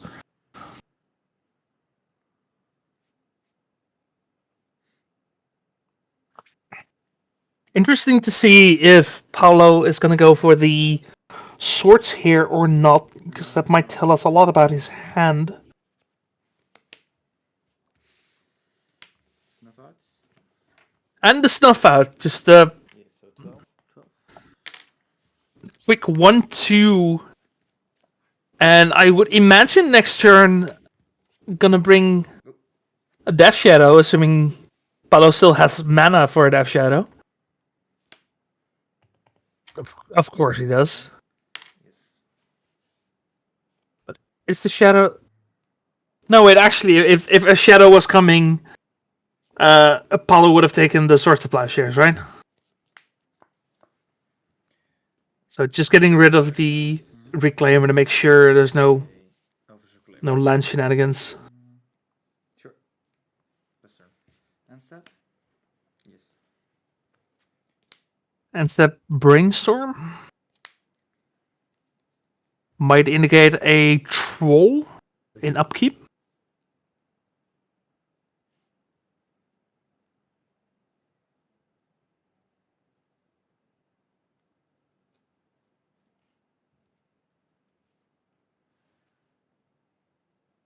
And then if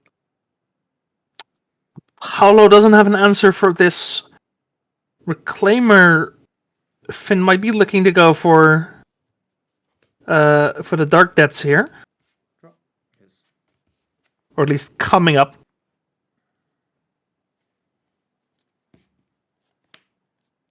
Yes. A Ponder. Okay, that Brainstorm into draw and then Ponder.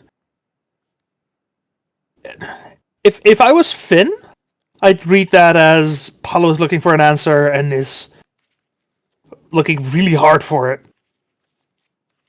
Shuffle off the ponder. Yeah, I would just hard go for that combo. I just play Thespian Stage. Get the Dark Depths off of the Witch Reclaimer. That's right.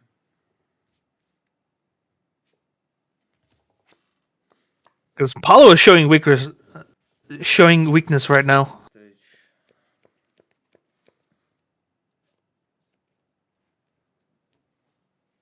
That is true. There are not many answers. I think it has to be like a bounce spell, like a Brazen Borrower. Looking at Paulo's sideboard, he is playing Shoulder's Edict, one off. If you could find the Pithing Needle, that'd be great, but I think that's a bit too late at this point.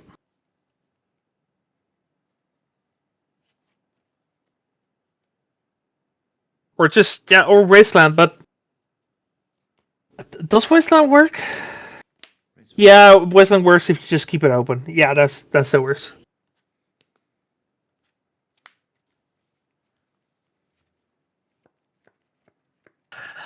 I mean, he's looking.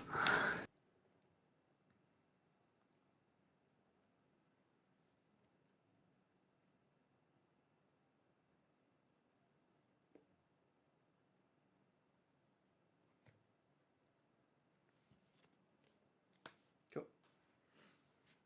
Except sacrifice the flagstones. Sure. Gonna sacrifice the Flagstones, which I'm going to assume is gonna get Dark Depths and some white land. Does it matter which white land? Goes for Taiga. And of course the Dark Depths. Let's see, are there any relevant red cards? Oh yeah, no. Finn is playing Minsc and Boov, he's playing Moloch. I don't think those are maybe the most relevant card in this situation. Oh, you could have brought in Pyroblast, that's fair.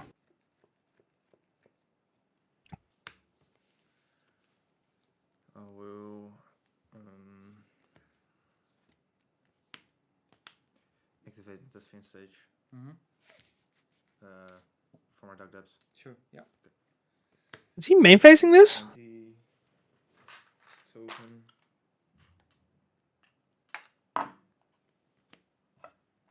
That smells like a main phase. And I want to move to combat. Attack for 3. I guess that pumps the Elvish Reclaimer as well, just in case there's an answer for the Dark Depths.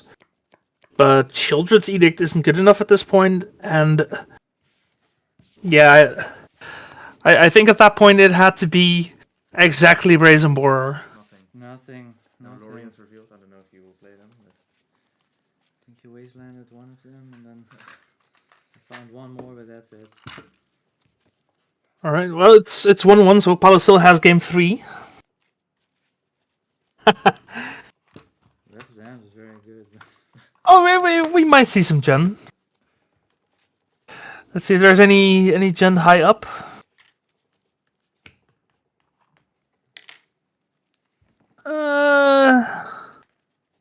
Not the top 25.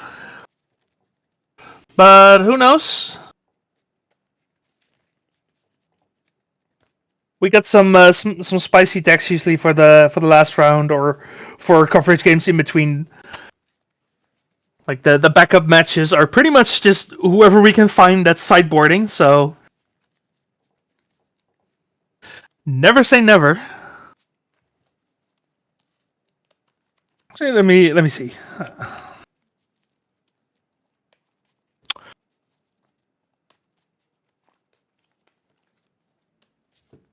There was a full-on Shunt mid-range. Oh, that was the Cradle Control player.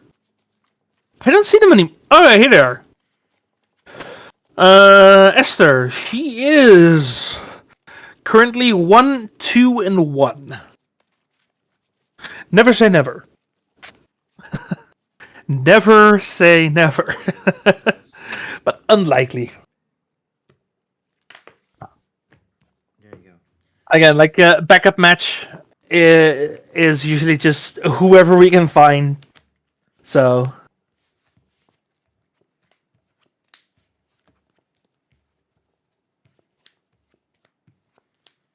Could be, for sure. I think she's still playing, so that helps as well.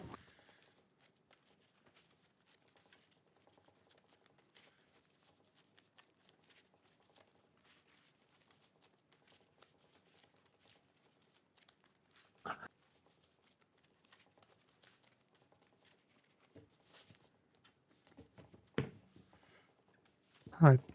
Paolo going to be on the play for game 3.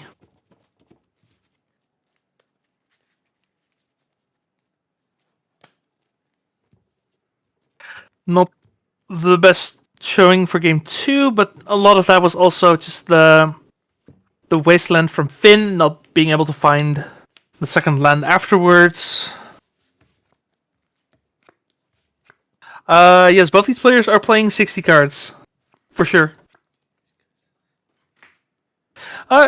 The size of the deck can also sometimes depend on what sleeves you're using, whether or not they're double or triple sleeved.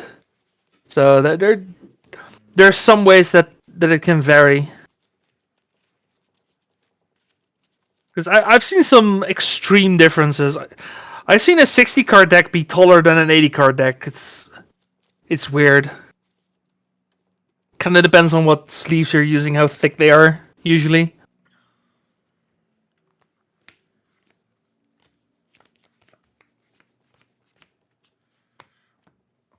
I think art sleeves might also be a little thicker on average, depending on the way they printed the art.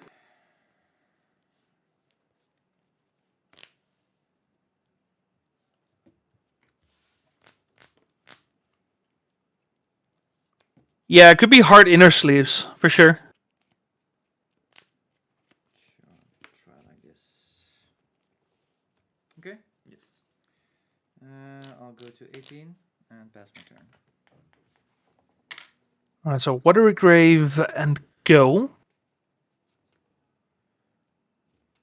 Not cantripping yet, but at least no discard spell.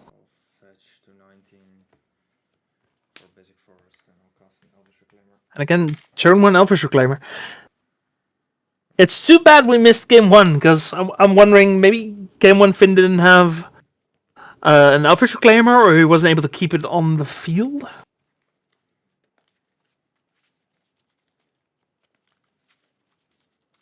Looks like end step, we are going to cycle a Troll. Troll of Khazad-dûm, one of the reasons why this deck has shot up in popularity in the past few months.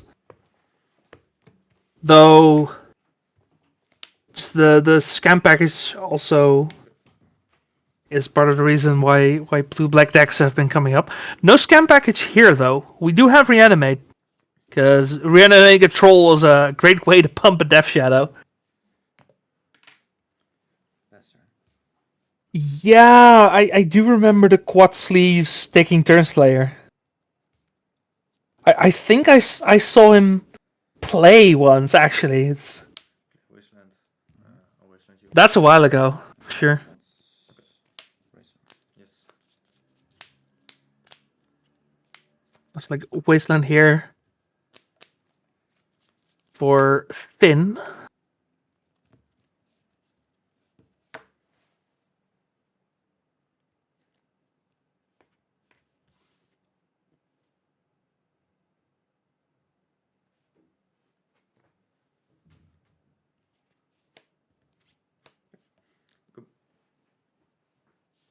But this time Paulo was at least able to cycle for one of his lands, and he also drew a Flutterstrand, so I think, at least mana-wise, he's fine this game. He's a little low, the days didn't help either. But there's no Elvish Reclaimer staring him down this time. So he does have a bit more time. All foil, all expedition.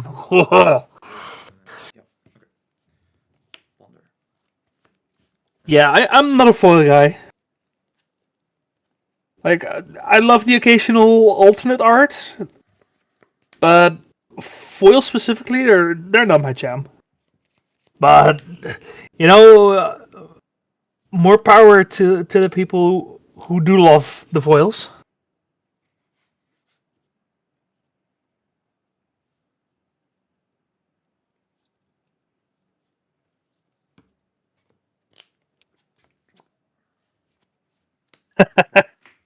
Yeah, I love Pringles too in my mouth. Just Play Flagstones, that's here. no, but even without that, I usually just go for the cheapest printing so that the money I save on decks I can just use to buy more decks. So I don't end up saving money at all. I just have more decks. So 9. I like swapping between decks a lot.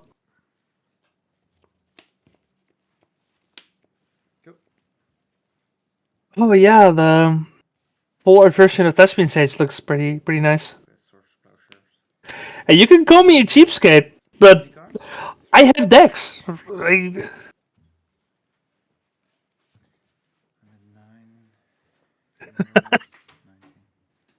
I play like 6 formats, so you know I need every card I can get. Yeah.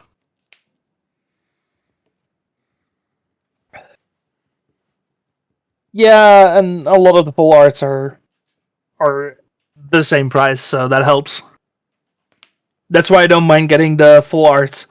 Like, even if it's just a couple cents more, you know, even if it's like $2 more, get the full art.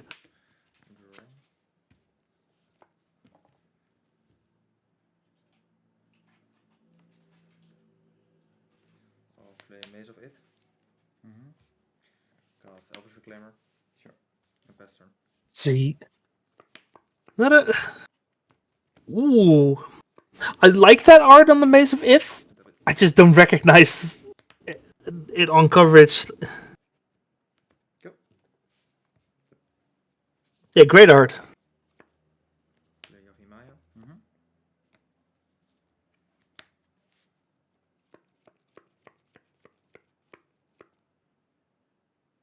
Oh, cast a choke. Ooh, that's a choke for Finn here. Response? Okay. Now, does Paolo have the one-off swamp? Yes, he does. Okay, so at least we have the swamp here. If Paolo really wants to. He does.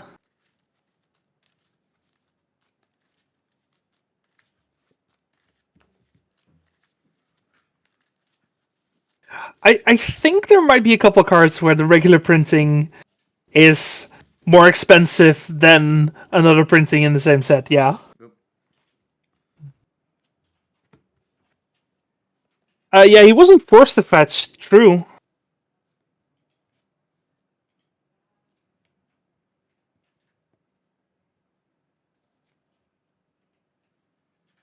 I think it might be a force of habit. Because usually you do that for a Blood Moon. Yes.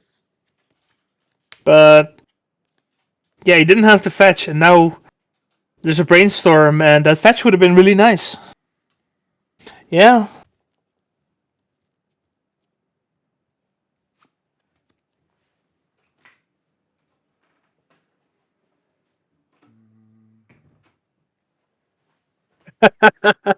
Yeah, there's always the possibility of just not having enough sleep. As someone who habitually is underslept, I get that.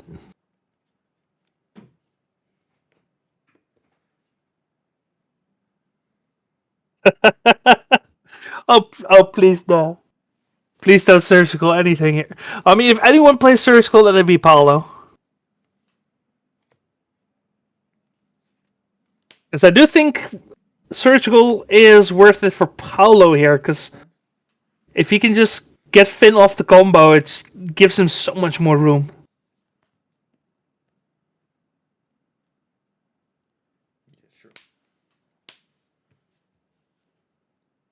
I'm at 7, right? Yes. Yeah, the troll's still in there, right? Reanimate. Yeah!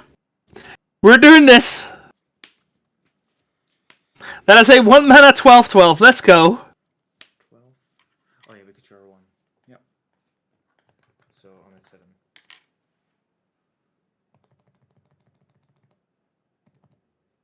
Best turn. No cards in hand, right? No. Okay, I heard him say he was at 7, but I think 6 and 7 is pretty much the same here. Nice.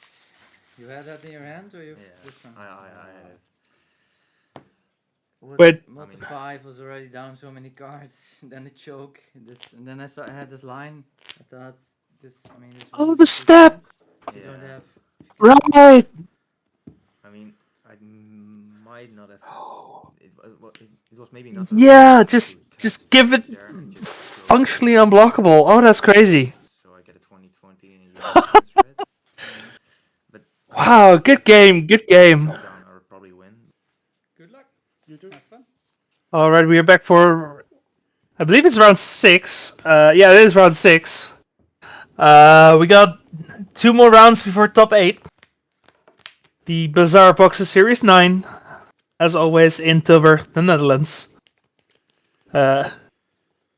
We got the Battle of the Bold Men. On the left, we have Tone playing Sneak and Show, a pretty stock list. I don't know if the first misdirection is stock, but it is there. Make of that what you will.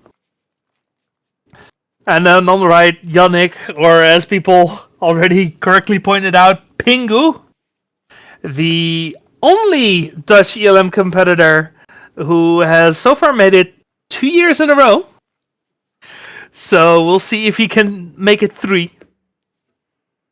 Should be a little bit easier this year. But, I mean, it's not like Pingu needs it. He had to work for it both times, and he certainly did. Now,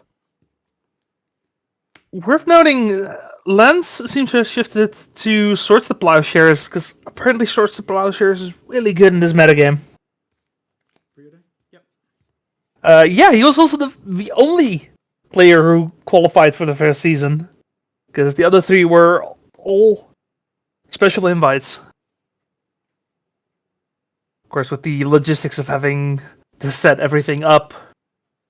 And then the second season was the first actual full season that we did from start to finish. And then apparently there's a lot of Dutch players, because we managed to get a couple more invites for the 2024 season.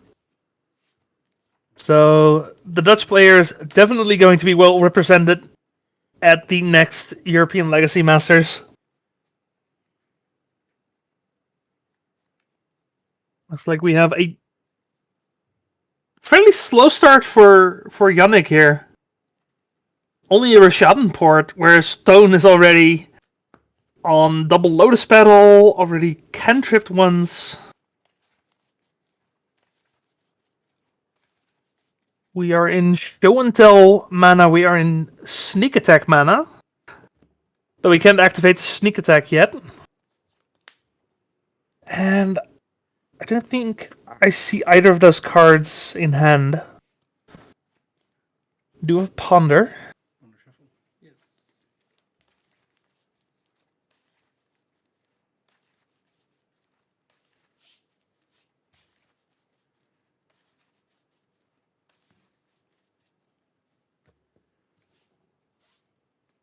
Gonna shuffle off the Ponder. Don't think I saw a threat in Tone's hand, but not sure. I think I did see a. Oh, definitely the Force of Will. I think I saw a Show and Tell. Ooh. That's something we're forcing. I will force. That is something we're forcing, and that was a show and tell in his hand.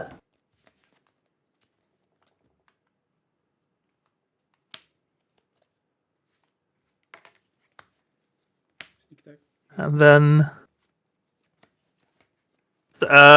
sneak attack, yeah, is gonna put an Emrakul into play. Go to attack. Yep. Trigger. 15. 15. End of turn. And Yes. not necessarily game just yet. Which is a weird thing to say. Draw. Yeah. Like, you just got attacked by an Emrakul and we're still here. No. I'll draw a card. I'll play Wasteland. I'll play Pithing Needle. Yeah. I'll name Sneak Attack. Yes. Best turn. And the Pithing Needle means we might actually still have a game here. Ends up. Yep. Drop. Caracas. No, he actually pitched the show and tell to a Force of Will, and then played the sneak attack. I mean, makes sense because you're not pitching a sneak attack to a Force of Will. Ponder. Yep. So we have a Pithing Needle on sneak attack, so that sneak attack isn't doing anything. The Sphere of Resistance, the second Sphere of Resistance, I should say, coming down. There's also a Wasteland on the field, but Yannick doesn't really have many other lands, so he might hold off on that for a bit.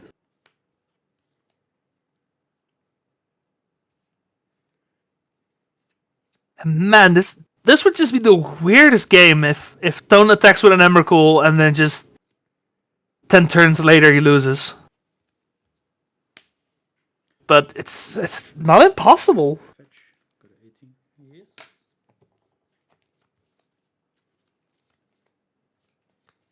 Yeah, and there's the Caracas. Oh, okay. And I don't think Tez is playing... Tez is playing Omniscience, so... One fetch, one Force of Will.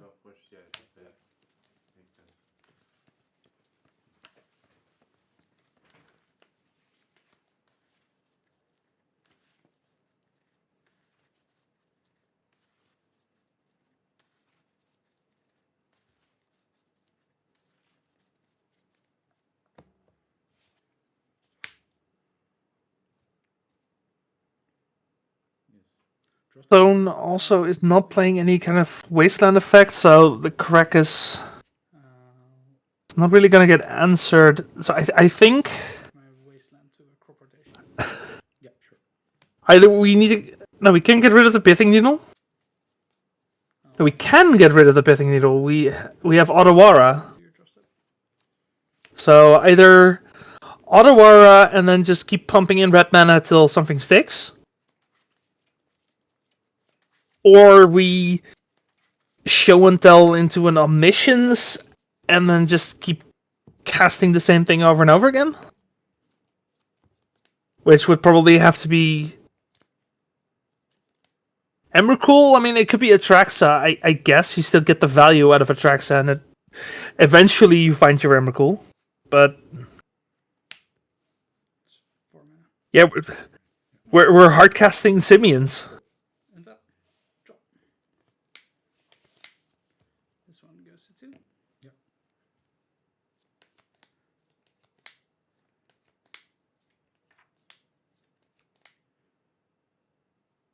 Best turn. Yannick missing a land drop in lands. That's also interesting. End of turn. I'll make a construct. Yeah.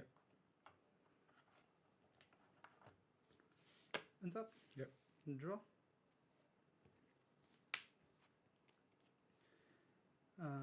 With the trigger on the stack, I'll float a mana. Yep. Search. Doesn't make the second construct. I'll find a Mox Diamond.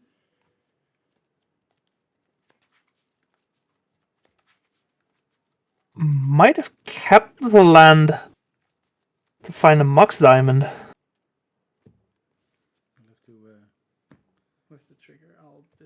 Wasteland. Yeah.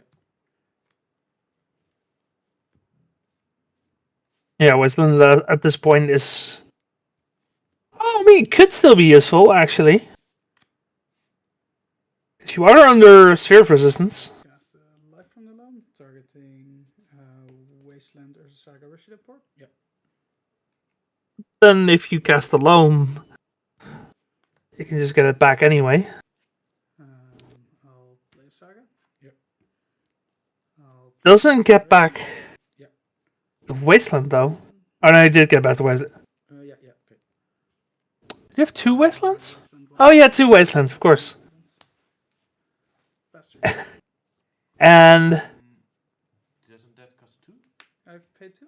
Yeah, you paid 2. Yeah, okay, so my bad. Yeah. No worries. And do or die for turn this turn?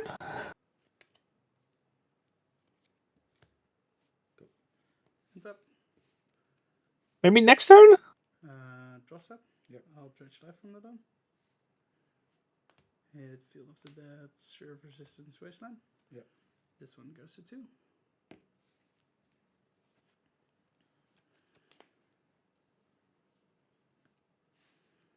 Yeah, I think this is quickly spiraling out of control for Stone here. Which again is weird, because that was a really fast Emrakul through multiple layers of disruption. It connected. Yannick had to sacrifice his entire board. And then Yannick still wins. I'll play the Ursa Saga. Again, he hasn't won yet, but That's another exploration. Yep. I... And I'll play a Rishin Port. I'm not sure what Stone could draw here. I would like to tap your Volcanic Island. Sure. I'll fetch. Go to 17.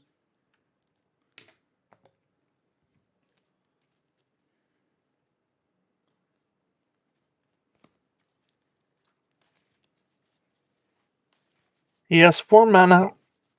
He is fetching just the thinnest deck, I guess.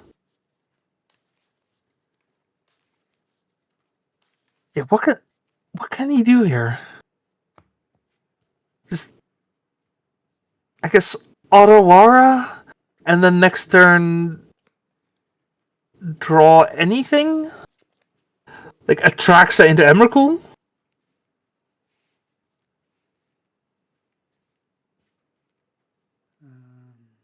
Draw? Yep.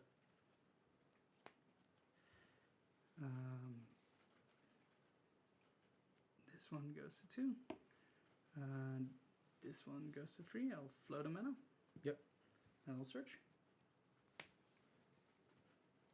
Also somewhat concerning that Yannick is not making constructs. He's actively choosing to keep the mana. So he is in no hurry to win this game.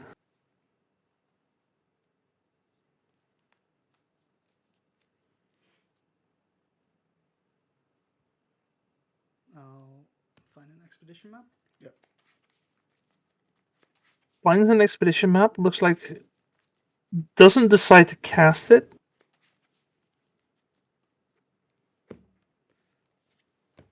Not to cast it, to crack it. Mana floating. I'll make another construct token. Yep.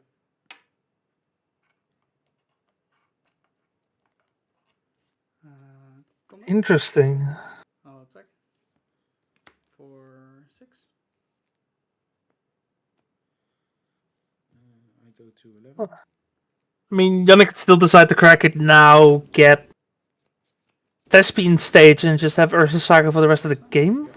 Wasteland Duel or untap Volcanic Island. I think Yannick still has 2 land drops. Also, Tone just does not have mana anymore. Pass turn in your upkeep. Yeah. I'll tap down your mountain. But instead, is just going to tap Tone off of the colors of mana. Cantrip is not going to do it here. Yes.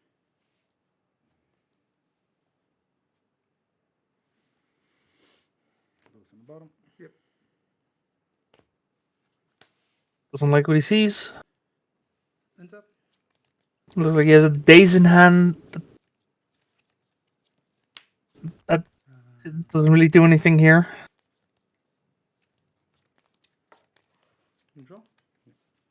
Yeah, again, like I'm trying to think what out could Tone have here. I have to think for a second.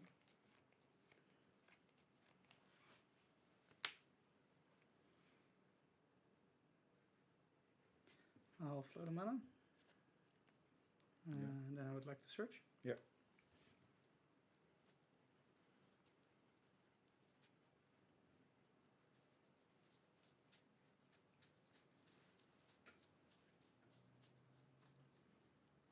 I'll search for a Shadow Spear.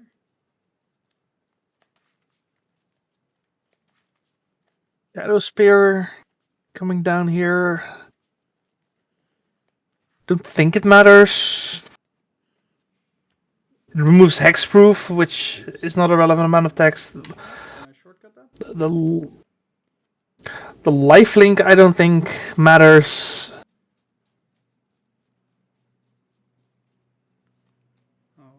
I mean, it could matter against an Atrax, I guess. If your out is Atrax and Emrakul, then I guess it matters. Assuming you equip it and attack with it this turn. Yep. I'll attack with both constructs. Doesn't equip. Alright, it's just an artifact. I'll jump one. Yes, then you still take 6. Yep. So you go to 5. Yeah, I go to 5. Okay, top deck. Show us what you got. Second main phase. I'll activate Ghost Quarter. Target one of your islands. I'll go to game 2. Alrighty. Okay, that was the point where we say we go to game 2.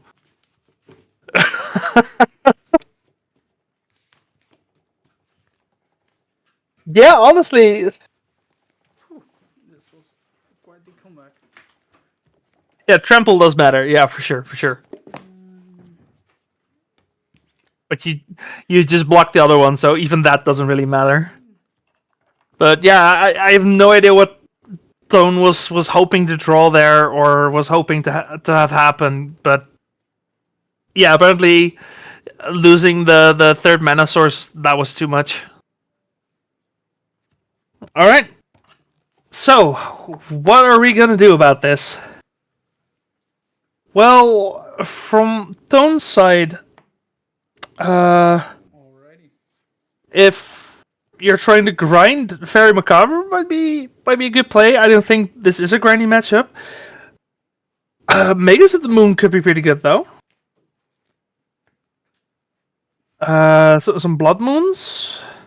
I think an Echoing Truth is probably not the worst. Just try and keep those prison pieces off the board, and hopefully win before you're completely locked out of the game.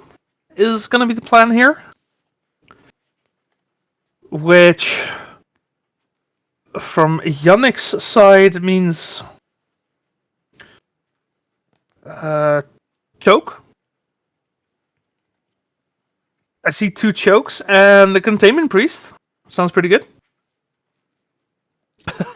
Yeah, Containment Priest could be really scary. Just completely turns off the sneak attack.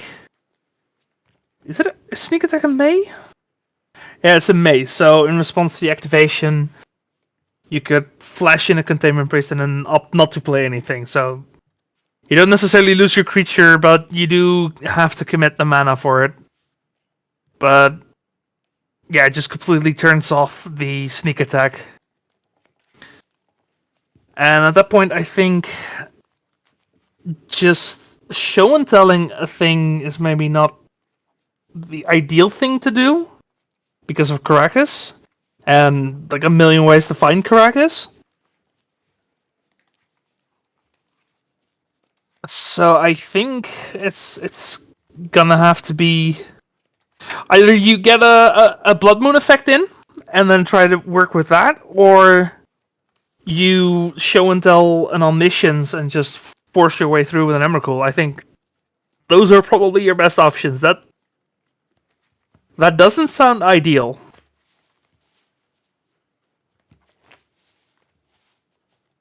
Yeah, sneak attack, assuming there's no Containment Priest in play. If Tone can get it fast enough, then yes, absolutely. Question is he even gonna think about Containment Priest? Because that's not something that Lance has really done much of. I think this is a very recent development, isn't it? Just a really heavy white splash. Oh, actually, just white instead of red. Good luck. Have fun. You too. Let's play a nice game too. This is not green-white depths. This is actual lands. Except actual lens is apparently now also green-white.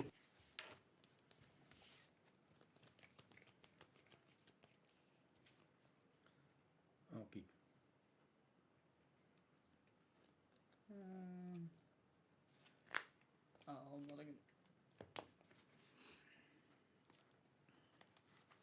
Okay, Tone keeping a 7. That's potentially scary if you're Yannick. Combo deck keeping a natural 7. Yannick deciding he really needs something, I guess. I couldn't quite see what his hand was, but yeah, he needs to get a disruption piece into play ASAP.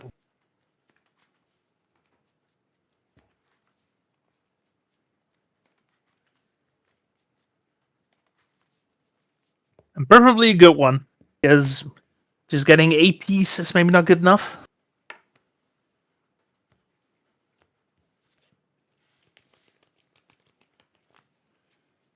Maybe turn 1 a choke. That'd be pretty good. I'll keep this one. Coolio. Alright, he's keeping the 6. Let's see. Fetch, go to 19. Yes.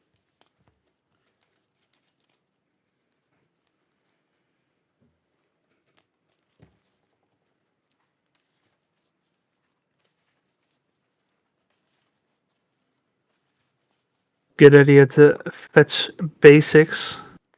Not just for your own moon, but also just the wastelands from Yannick. Ponder. Yep. And a ponder to start us off.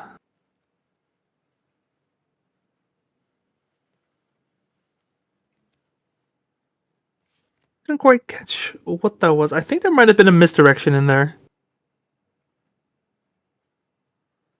Something blue. No, it's just a force. For some reason, my brain didn't register that as a force. And your turn. Neutral. Not silent? Yeah.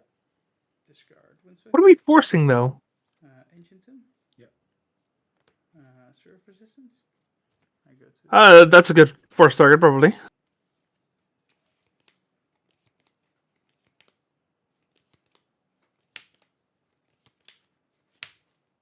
Alright. Force pitching ponder. Keeping the brainstorm.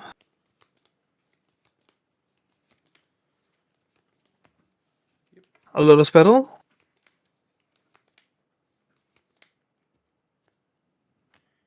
Brainstorm? Yes. And before we do anything else, just a quick brainstorm here. Oh, I think that's a lot of lands, but I think I do see a sneak attack in there.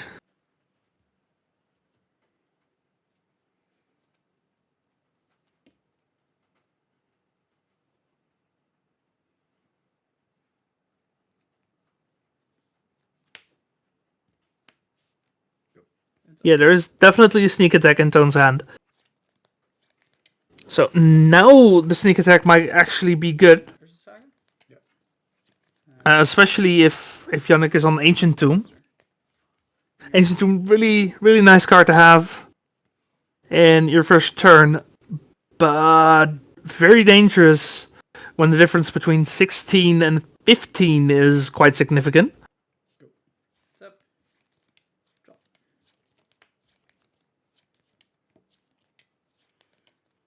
play a Thespian Sage. Yep. Pester. In your upkeep. I would like to... But no lock pieces for Yannick, looks like. Gonna tap the mountain if Tone has... No, wait, Tone has the City of Traders in hand still, right? Yep, 17. So I think he can drop the sneak attack, but not activate it yet. I also don't know if he has a threat for it yet.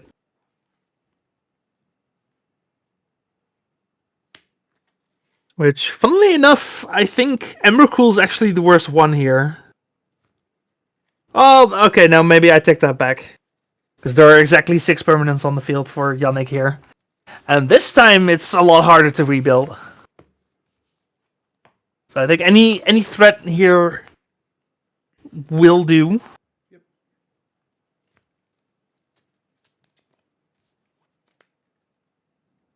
That's a brainstorm. Sneak attack. Yeah. Sneak attack coming down. Yes. Grizzlebrand. Yes. Does have the Grizzlebrand. Yes. So you get a 10. Grizzle Daddy coming in, gonna draw 7 cards. 1, 2. Don't has to be worried of any lightning bolts here. Oh, I mean, there's no red mana, so no. And any Lotus Petal plus threat here, or 1 card in hand, right? Spirit Guide plus threat is gonna be good enough here. I go to 3. Yep. Going down to 3. Draw 7. Yes.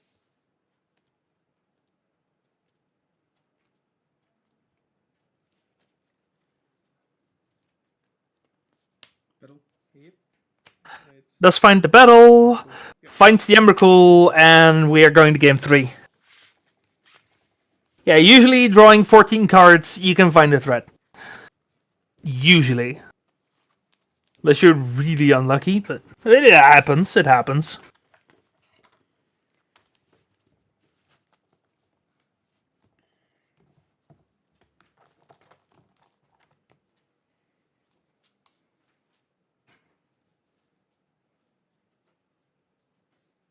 Looks like Yannick is thinking about maybe swapping an extra card.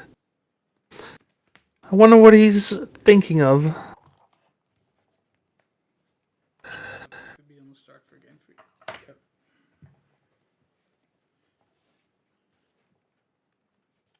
Yep. We don't get to see it, unfortunate.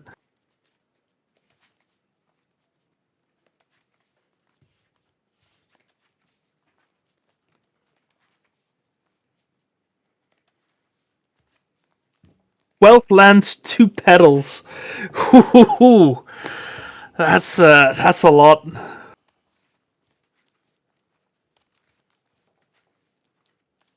Yeah, that point is just it's not meant to be. If that's your 14 draws, then yeah. Like, was that sneak and show or some kind of show and tell variant? Or was that? I mean, what else can it be? Yeah, like Reanimator, but Reanimator also doesn't play a lot of lands.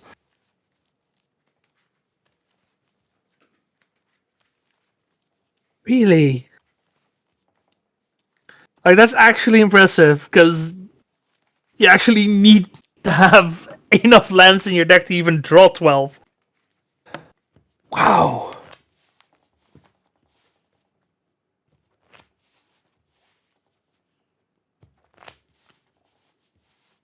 Oh yeah, fizzling off Peer into the Abyss? Yeah. Phew.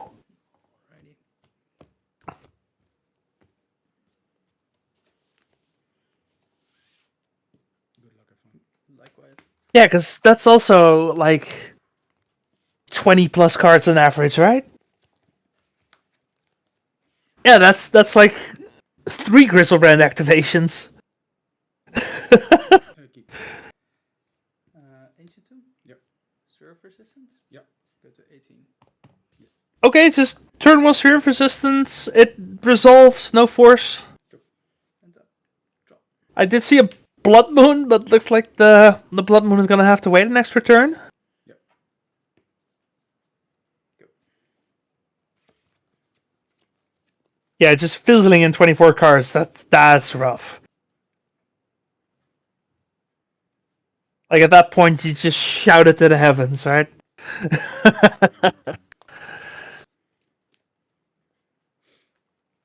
Fetch for tone here.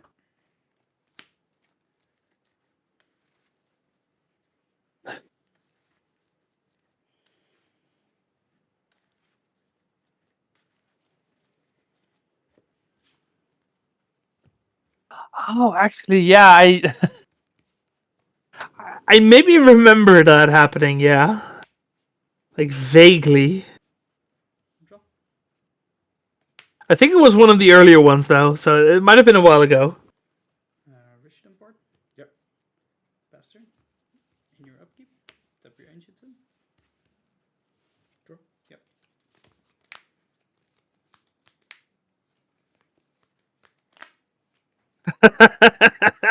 Yeah, just blame me for it. How many cards in it?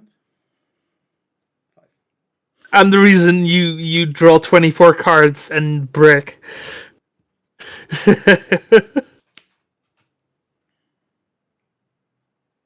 Oh, I remember that one. Like honestly, the 3D20 thing, like I don't know what's wrong with you people. It's just okay. We get the Blood Moon for tone here, which I assume resolves and makes Yannick a very sad boy here. Yes, it does. Hands up. Draw.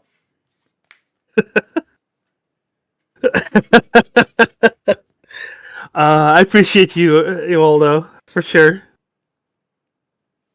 Oh, and Mrs. Landrop. Ooh.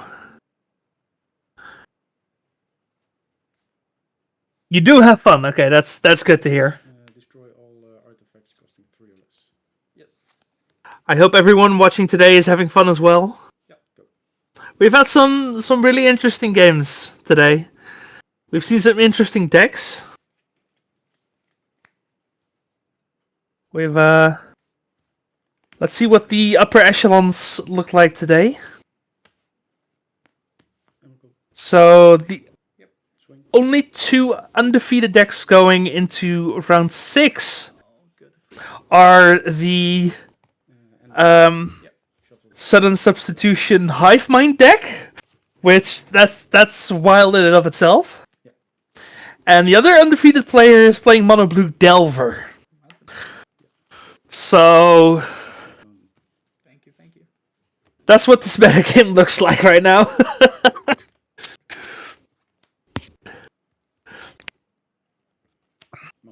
Yep, go. Actually, those are the only 2 5-0s. We have 2 other undefeated players. We have Tim on Grixis Delver. We have Finn, who we also saw earlier. He is on Naya Depths. That's a discard. Yeah. And then we get into the 4-1 bracket. So yeah, interesting top end. And second Emrakul is going to be GG's. Yeah, weird match. Weird. We had Yannick surviving an Emrakul in game 1.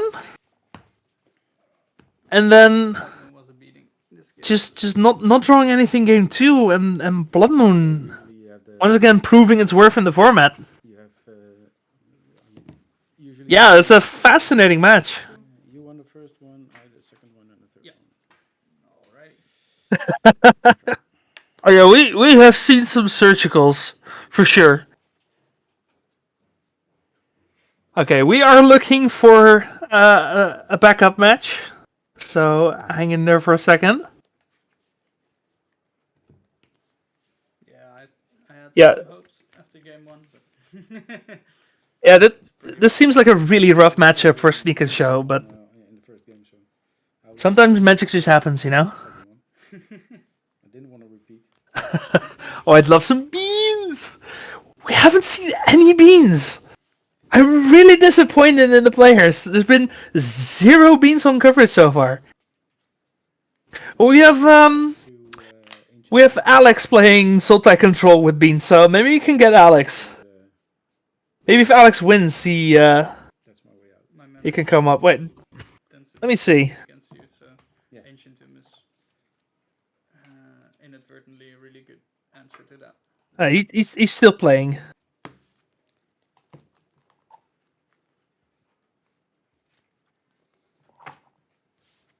Yeah, if he wins this round, we'll see about getting him on coverage, because I want some beans, man.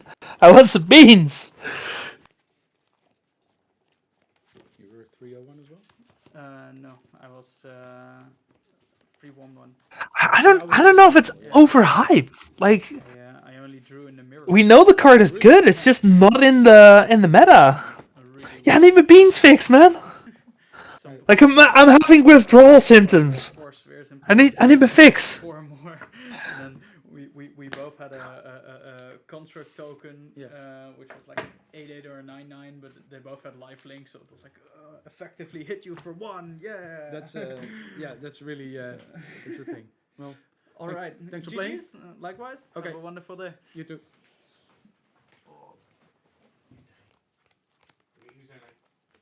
All right, final round of Swiss. We have kept it off as long as we could, but we do in fact have Scam on coverage.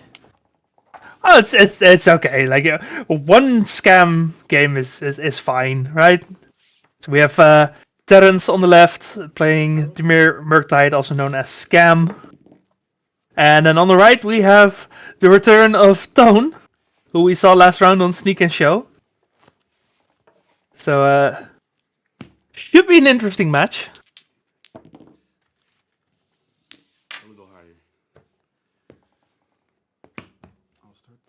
Yeah, we haven't seen actual Griefs yet, but we have seen Death Shadow. I think, like, 2 rounds. It wasn't 2 full rounds, but technically 2 rounds.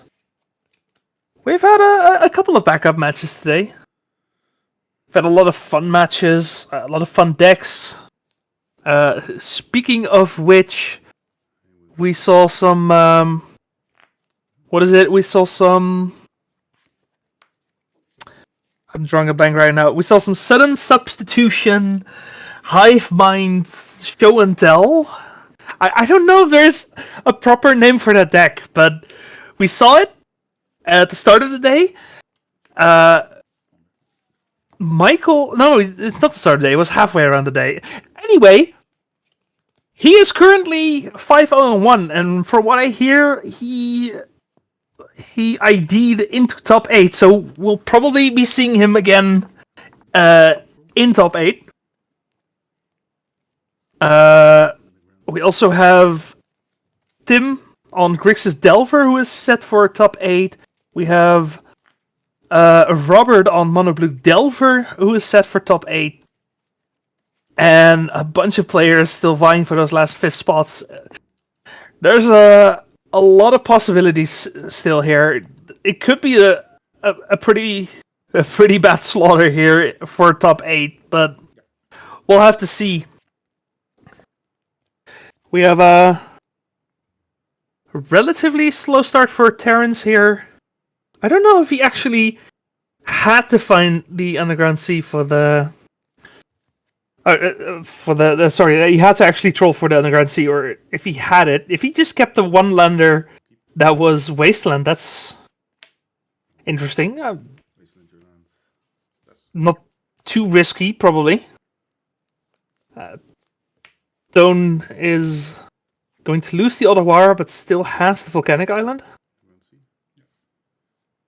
Second Underground Sea, and a Doughty Voidwalker. Into Grief. This is, yeah, you gotta force that. I see an Embercool in Tone's hand. You have to force this. Force pitch force. That's fine. Because if you give Terrence that Embercool, you're done.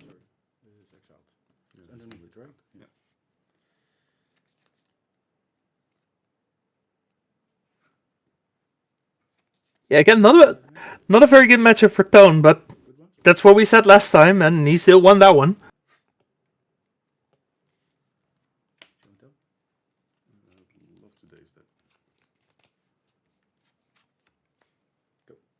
Gonna get dazed. Now, if Terrence wants to, he can just not attack with the Voidwalker and always have force up.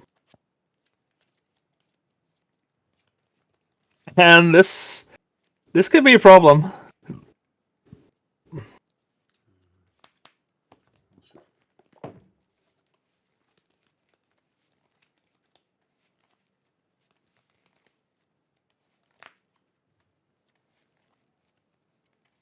Looks like Tone is holding, I think, City of Traders, an Emrakul, Sneak Attack, and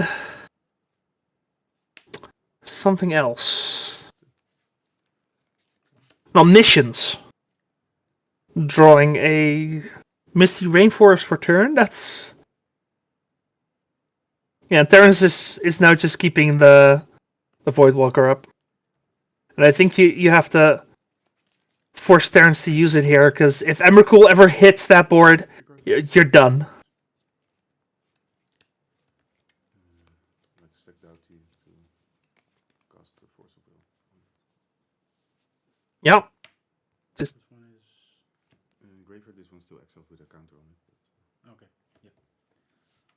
If it comes up. Yeah. Go.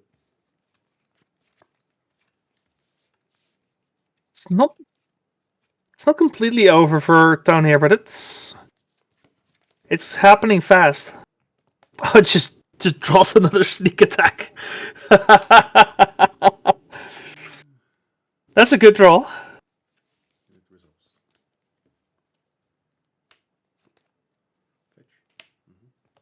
Decides to let it resolve. Is most likely gonna edict it. It's gonna be an Emrakul. That's actually... I mean, it's a risky play, because if this ends up being anything other than an Emrakul, you give Tone some free cards, but if your Brainstorm doesn't hit anything, then you just wasted your Shield at Cedric, so... It's, just... You gotta have balls of steel in that situation.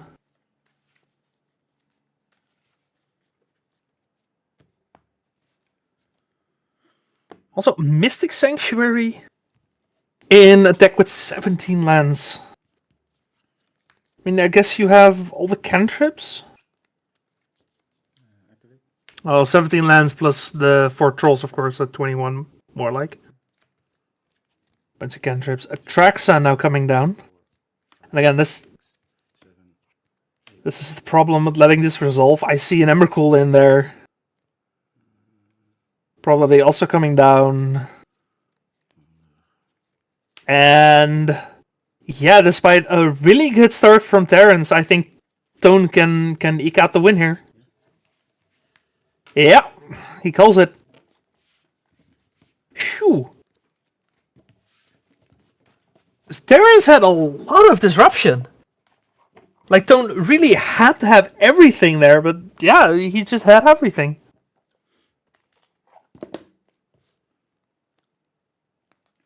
Yeah, not bouncing is probably not the correct play. I agree. Like, I think not brainstorming for a counterspell is probably fine. I think that's a measured response, but yeah, the moment you untap with a sneak attack, it's so scary.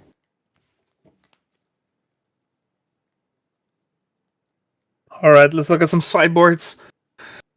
For Terrence, we have a couple forces. Force of negation, to be specific. Another Voidwalker. Because again, if the Voidwalker snipes an Emrakul, that's lights out, pretty much. Because Tone is not in the business of killing Voidwalkers.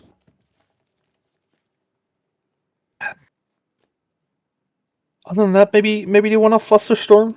I don't hit that. I think that's pretty much it. Just a couple counter spells and an extra Voidwalker.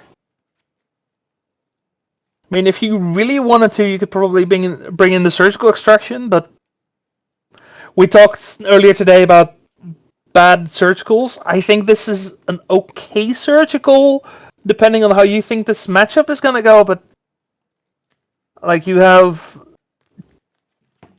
you're in an A plus B combo deck that has redundancy in both the A and the B piece, so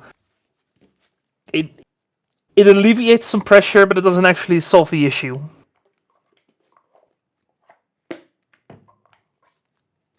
Did he shuffle in the Voidwalker cards? It was just the show and tell, right? I don't know if that got shuffled in. I'm not sure. Anyway, I don't think it mattered. No, it didn't matter, actually. In the end, so I guess it's fine. Alright, look at Tone's sideboard here. And honestly, I don't hate Trinisphere. Like, you try to be a bit low to the ground. Turns off some counter spells. Yeah, I don't hate it. But we'll see.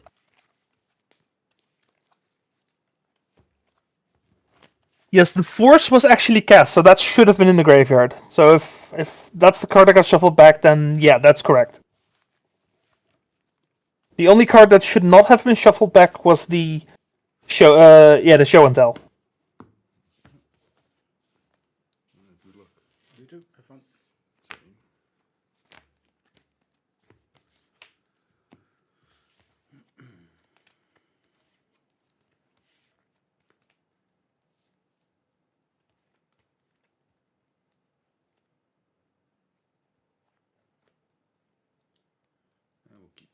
I'll keep as well. Goed, dat ook goed.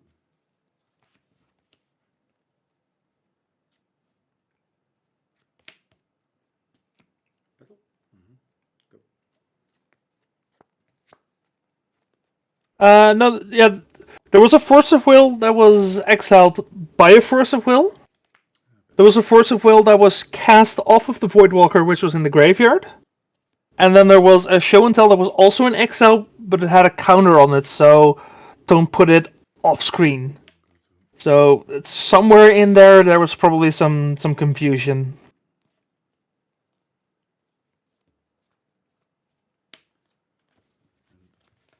Same time, cycle the troll. Yeah. So I got a quick glimpse at Terrence's hand, and his hand looked actually pretty slow. Like, really interactive. He might actually be really scared of Tone just forcing things through. Wow, that's a tongue twister. 4 cards in hand? Yes. 5, sorry. 5.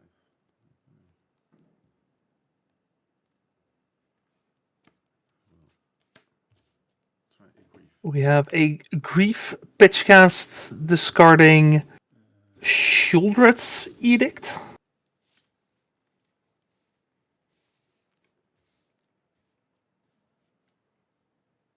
Does not find a creature, but does find Show and Tell.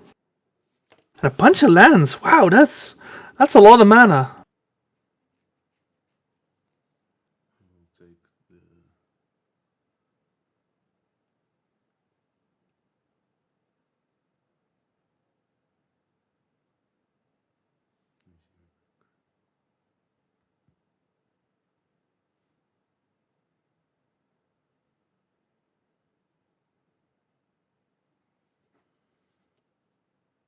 Echoing Truth.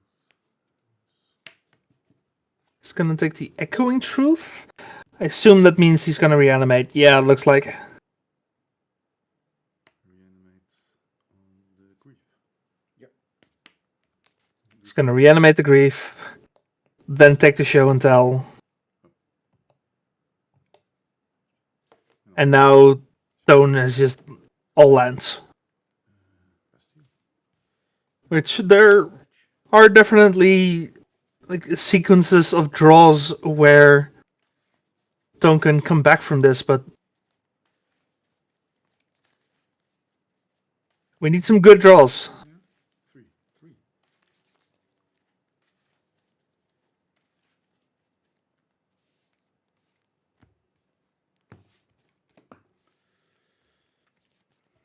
Draw. At the very least, whatever it is we find, we can play it. Brainstorm's not the worst. Let's see if we can get lucky. Looks like a land, a ponder. I think I saw Flusterstorm. Don't hate it.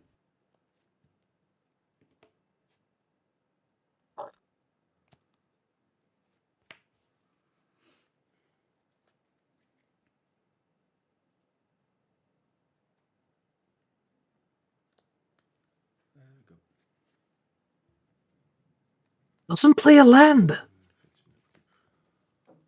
That's okay. Yes. Oh, is he bluffing? He might actually be bluffing. Wait, but you want to shuffle, right? The shuffle's worth more than that, I think. Or does he really want another land? Nah, he has enough lands, right? Come on. Yep. Attack you for 3.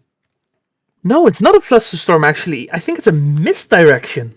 Mystic Sanctuary. Trigger target reanimate. Yeah. Okay, so Mystic Sanctuary gonna pick the Reanimate back up. Or at least put it on top of the deck. And then immediately Brainstorm after. Looks like draws were Reanimate, Voidwalker, and a Lorien revealed. Those are pretty good draws.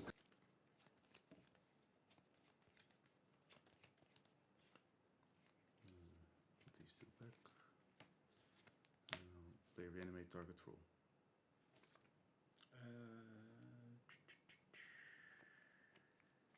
Yeah. I'll lose 6. Yeah. Reanimating the Troll. Putting a clock in.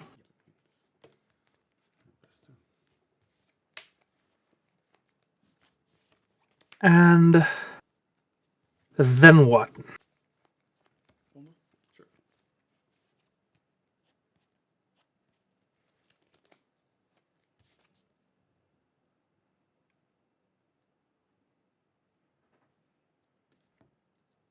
What do we find off the ponder? Volcanic. I think a Brainstorm and an Emrakul. 2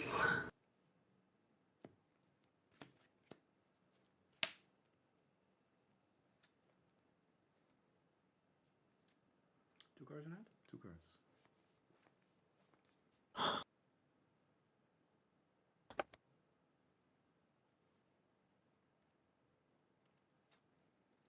And Stone does not.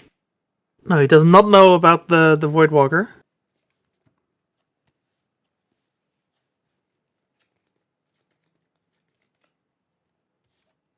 Let's see. 2 more lands, and there was an Emrakul, yeah. But man, that's a lot of lands. Like at some point, you have to get rid of some of these things.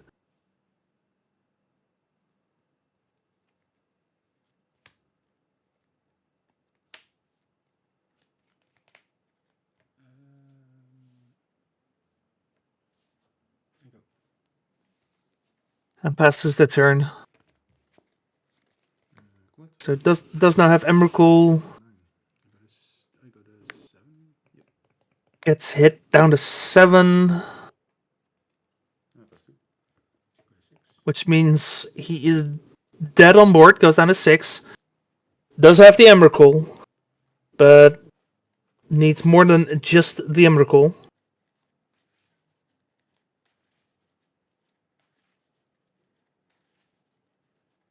I think it pretty much has to be sneak attack.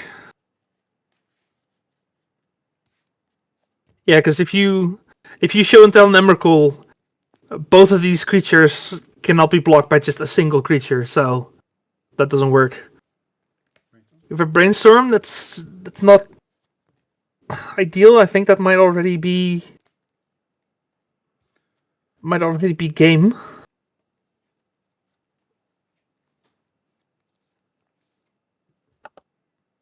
There was a Lotus Spell in there, so if there was a sneak attack, maybe. We haven't conceded yet.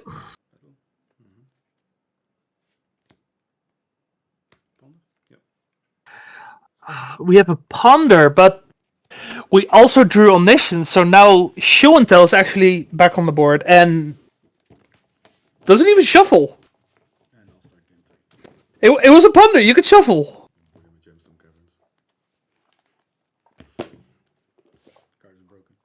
Right? Or did I miss something?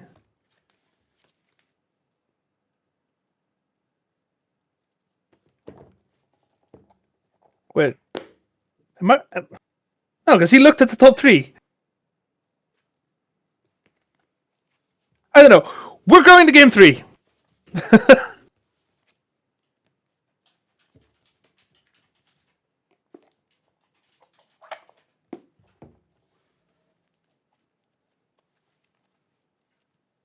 Yeah, there was I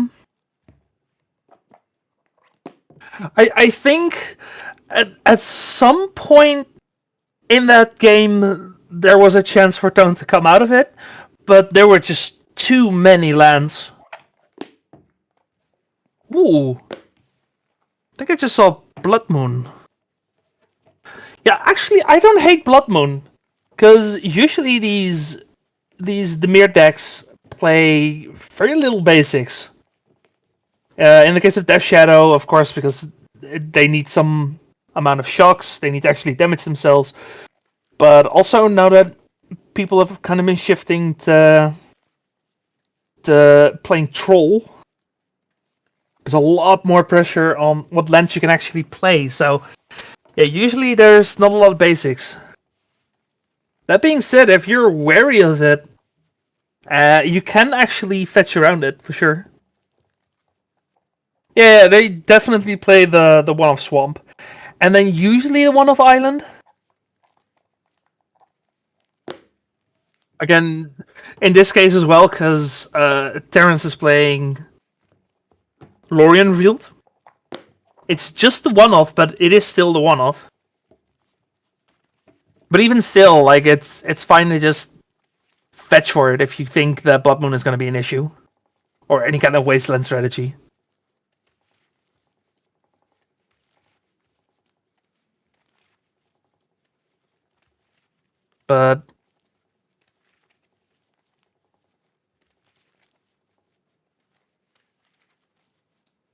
But yeah, like as good as the Troll and the Lorien Reveal are, they do apply a lot of deck building pressure in some regards. Even if they relieve some deck building pressure as well, because being able to quote unquote fetch for a basic, even under a Blood Moon, is a very good thing to have. But 17 lands is not a lot of room to actually mess with numbers. Yeah, Tone's been doing pretty well today. Now remember, it is round 7, so fatigue must be a thing at this point.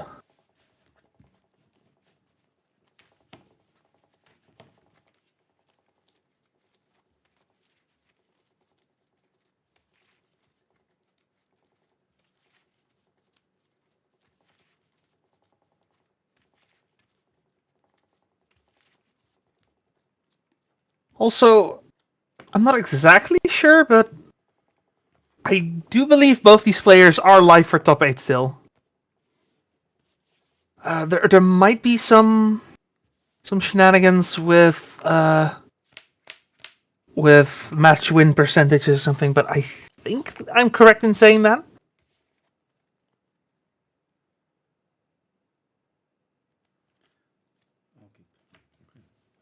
And I think if we start looking at match win percentages, Tone should be pretty favored because he is currently the only top 8 player who hasn't won 5 matches yet. So I think if he wins, he's fine. Yeah, I'm also not 100% sure, but In Tone's case, I think he's fine if he wins, assuming he wins. Yep, and there we have it, the scam. And again, Tone is just on lands.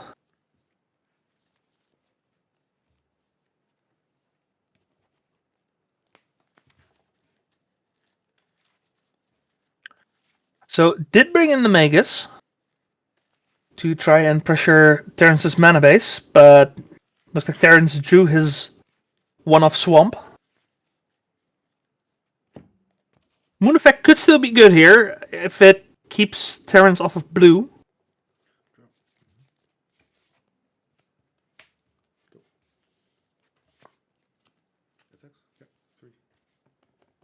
Not sure what Tone drew here. But that's a brainstorm. He brought in Fairy Macabre. Oh, that makes sense. Just countering any reanimation targets. Just it didn't work out this game, unfortunately. Oh, maybe he can find another target later into the game, assuming there is a later into the game. Yeah, by speed, I agree. Like, honestly, I'd rather get himmed than having someone reanimate a Grief turn 1. If I'm completely honest. Yeah, 6 rounds. We tried. No, but again, it's fine, because there's only 3 actual scam players in a field of 73 players. Like, I'm fine with that. Yeah, deck's great.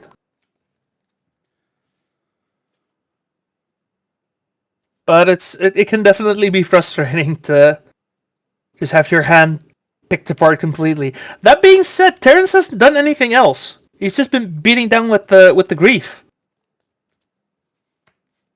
Hasn't hit his second land drop. And now we get a defense crit from Tone, which is gonna eat a force. Force pitching Brazen Borrower.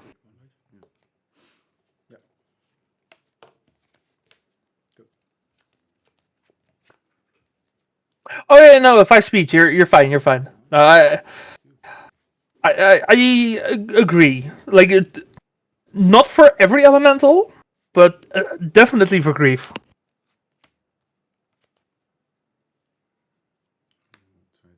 I think Fury and Solitude are maybe on the edge.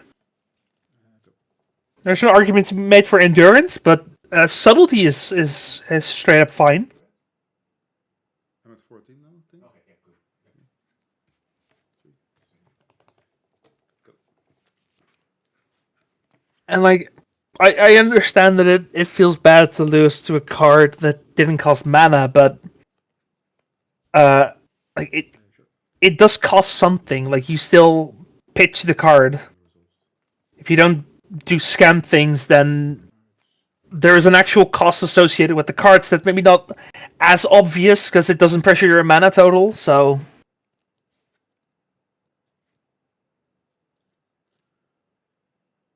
yeah, this might be game here. This Bowmaster gonna put Tone down to 4. He is dead on board unless he plays anything. He has 3 mana. I guess he has Magus at the Moon that could buy him a... No, it doesn't buy him a turn. No, never mind. Yeah. That is, I think, the first good showing of a Bowmaster. Alright, let's see who our backup match is. So we're 1-1?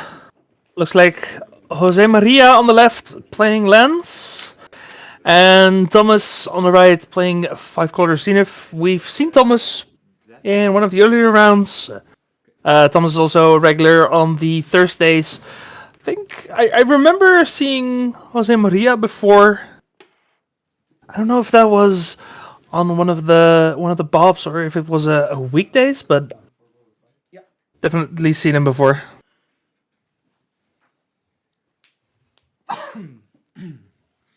Okay. Let's see. I will start, and I'm going to. Yeah, we've had a really interesting metagame today. Again, only 9 Dimir decks, of which 3 are scam. We've had 5 lands, 5 Grixis Delver, 3 8-cast, 3 Abzan depth players, and then everything else is 2 pilots or less. So for 73 players, that's really good. That's really healthy.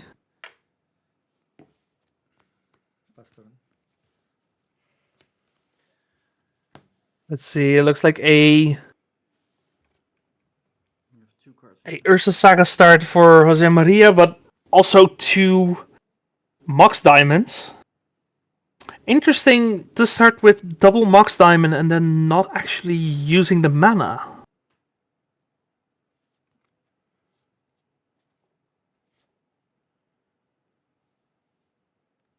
Because this is game 3, they know what the other is playing. And I wonder if it would maybe have been better to just keep the Mox Diamonds? Yeah, but the constructs don't come until next turn, right? So you can wait a turn, see another draw, maybe decide to discard something else.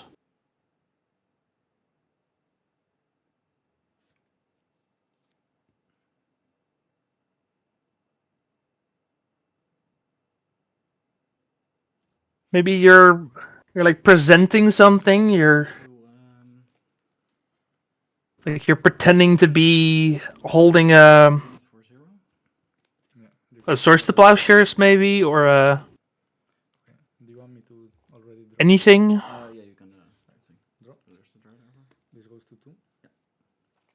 You pretend to have a Containment Priest, I guess. You could do that with 1, I guess. Yeah, I don't know. I mean, I'm sure there's a reason.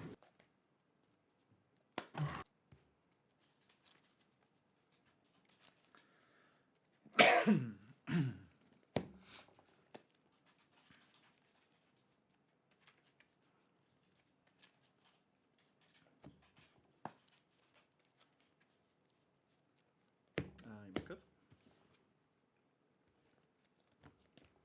Take turn. Sure. So we had a turn 1 Dryad Arbor from Thomas into. If he has an extra land, could go into Teferi, could go into Uro. Teferi might actually be really good here. Just bounce one of those diamonds. And step. Yes. I'll make a con. That's his turn. And tap. Draw.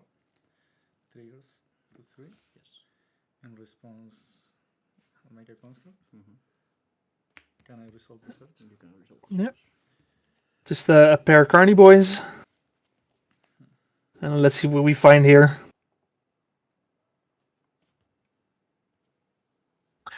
I don't hate Shadow Spear here.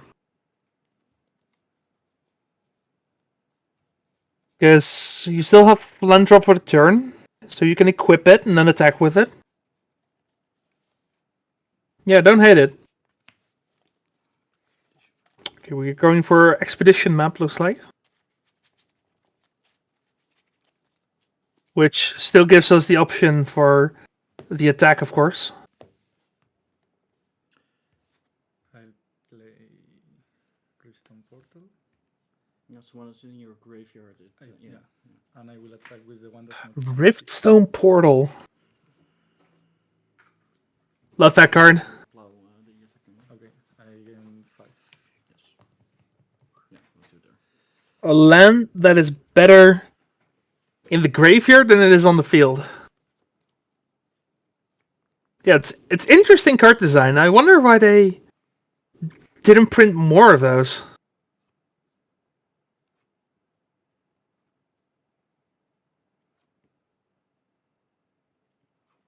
Red Foothills. Blue, white, colorless. Teferi. Yeah. Okay, so the Teferi does come down.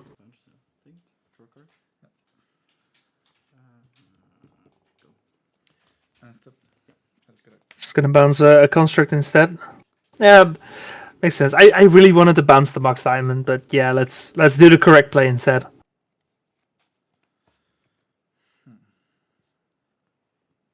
Cards in hand? Lots. 5. Nah, I will get Ursa Saga. It's gonna find another Ursa Saga. Yeah, just keep the pressure up.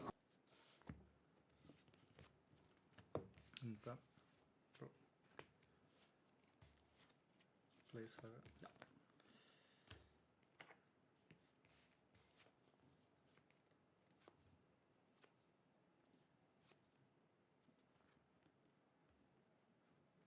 I'm going to float 1 colorless, 1 green, and crop rotate the Redstone portal. Going to crop rotate the Redstone portal. Has 1 colorless floating, and now everything taps for green and white as well. Yes, yes. Also everything. Yeah. Gonna find a Thespian stage. Funny. Not really at the point where we should worry about a Dark Depths yet, but just having access to a constant stream of constructs doesn't sound too bad. And then you can go.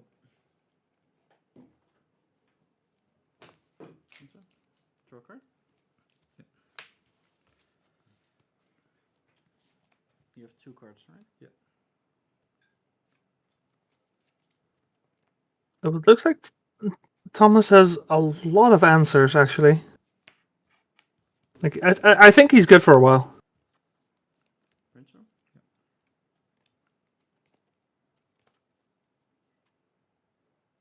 Ooh, is that what I think it is? Yeah, Thomas is playing a bunch of spice. I think one of the cards we saw off the brainstorm is one of the new Doctor Who cards, which is called Everybody Lives.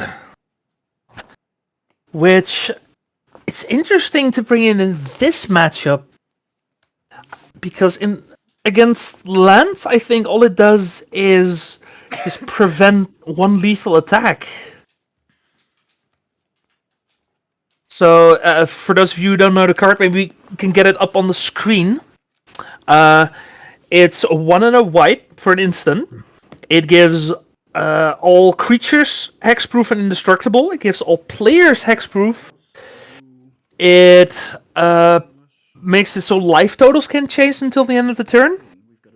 I've never seen this guy. And it makes it so nobody can win that turn. And then you can tap for colorless. No, he didn't bring that in, right? Or am I just confusing it with the other spice? I might be confusing it with the other spice in the deck, which is now on the field. Magus Lucia Kane. I'm gonna look that one up for myself as well. This goes to 2. This goes to 1. Yes. That's one of the Warhammer cards, I think. Yeah, it's a 4 mana 1/1. At the beginning of combat, you put a 1/1 counter on a target creature, and then it taps for 2 colorless. But if you use those 2 colorless for any X cost, you copy that card or effect. So you start copying your Greens and Zeniths, you start copying your Prismatic Endings, you can copy your 4 Fjorlingos, which can be really dangerous. Because then every mana you spend is just 4 damage. And again, it makes 2 colorless, so X is going to be 2 higher, by definition. So if Thomas has a 4 Fjorlingos here, I think you just slam it and swing. I think he does. Did I get to do the thing? Oh yes, yeah, me too, Thomas. Do it. Yeah, I've been waiting for this all day. This is the first time it's actually happening. So I get 2 colorless mana. I tap a green, and then I will do another colorless and another colorless. So 4 plus 1 green. Yeah. And play Green Zenith for access 4. And this gets copied because of the. So there are now 2 copies of Green Zenith. I know what you're getting, and it's over. So the result. Oh, he actually doesn't go for the 4 of Jorlingas. Removes all abilities What? for lands. It is. Was that gonna be lethal? So that's Yeah, there it is, the Magus. So he had 4, 6, 7 mana. Most probably, but I think it's over. Then I have one other copy. X is 5, you make 10, 2, 2. No, it wouldn't have been enough, I think. Actually, the sagas die, no? So instead we go for Collector Oof, which is always a good card, and Toxicrene, which removes all non-mana abilities of all of the lands. Which is also a really solid card. Alright, I'm glad we got to see that, because I don't think the card is good, but it's sweet. And everyone in the chat is very happy with what I just did. Oh yeah, we're excited as all hell. And then I won the other 2, right? That's oh sorry. Yeah. Hey, somebody hug this man. Dus Ruben, if one of you guys hear me, please hug this man. He needs it. I know, but I got to do the thing on camera, so this is good. That was the whole point. That was the whole point of the, yeah. Kingdom Gent, the other card is Toxicrene. Let me look it up. Oh right, yeah, no, that makes perfect sense. Yeah, I was wondering if it's worth it to have like a full sideboard slot Yeah. to then lose after boarding that in, but yeah, but this only comes in. Yeah, the Toxicrene just completely turns off the whole point of playing lands, because no lands have abilities anymore, except for tapping for any color of mana. There's always something to put in the hand to pitch. yeah. So.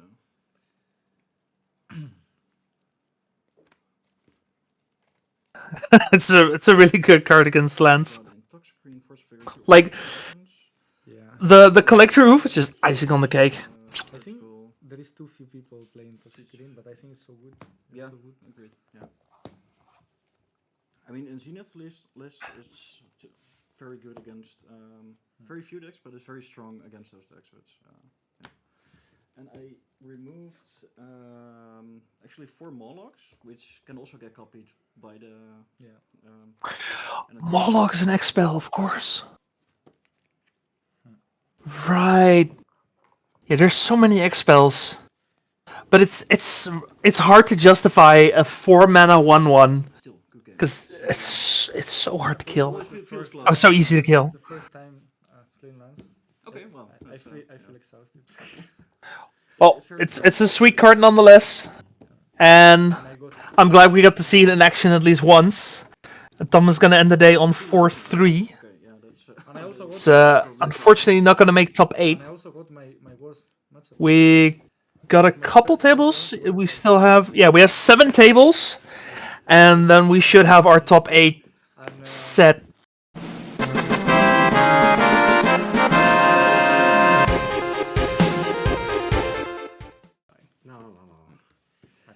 All right, top 8 time people.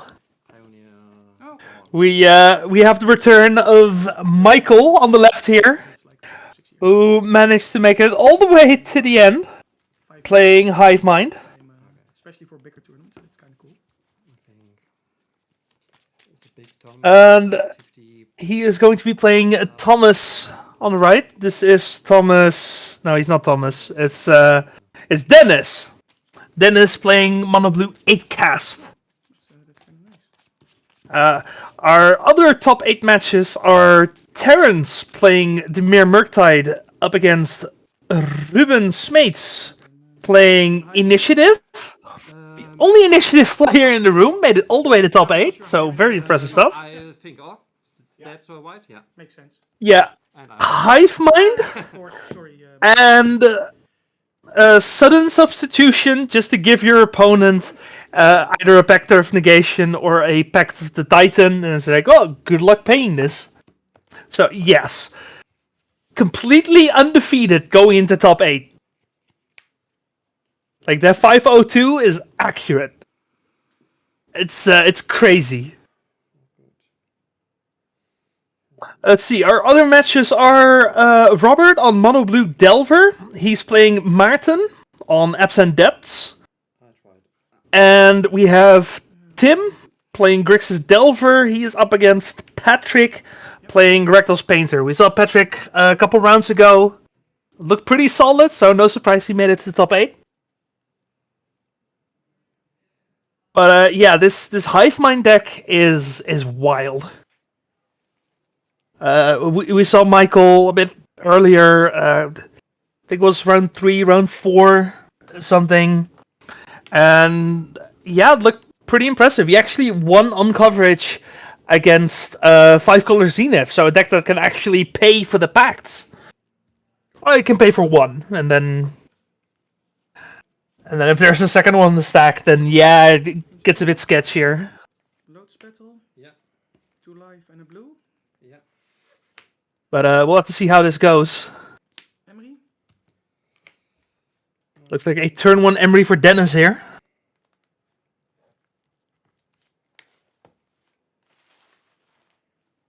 Yeah, looking at the 8-cast lists, not really anything out of the ordinary that I can see. Just a very stock list. Can I see some more? What? Oh yeah, it's 18. Okay, yes, cool. Definitely gonna have to rely on the fact that the deck plays a lot of counter spells, because if Dennis ends up with even a single pact trigger, he's in for it. Like, maybe a Pact of Negation is something he can pay, but even then it's not ideal.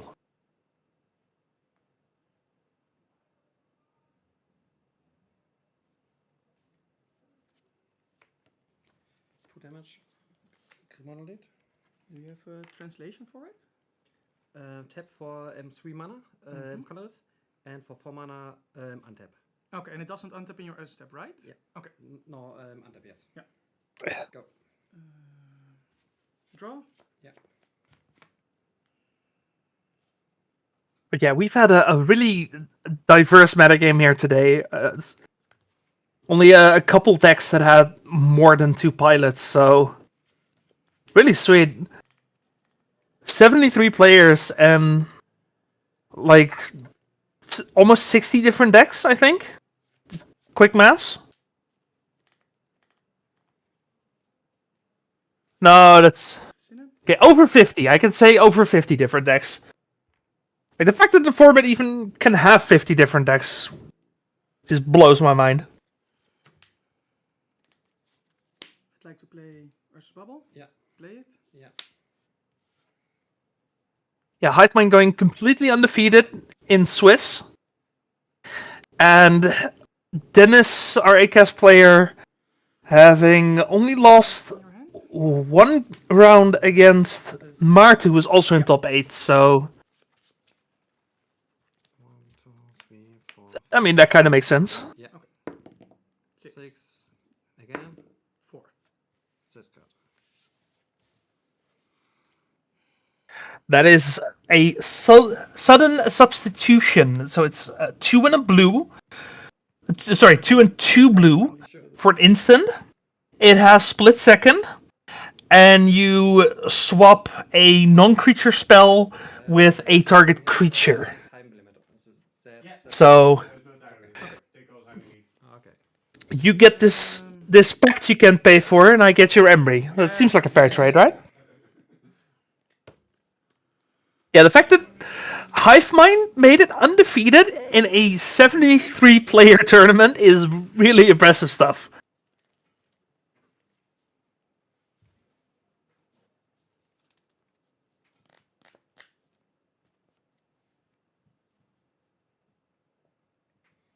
How many cards?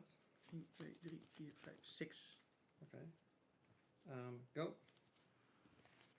Draw? Yeah. And Dennis, interestingly enough, having a hand full of spells, but like usually ACAS just dumps their hand, right? Not a lot of dumping happening right now. And then as I say it, we get a bobble.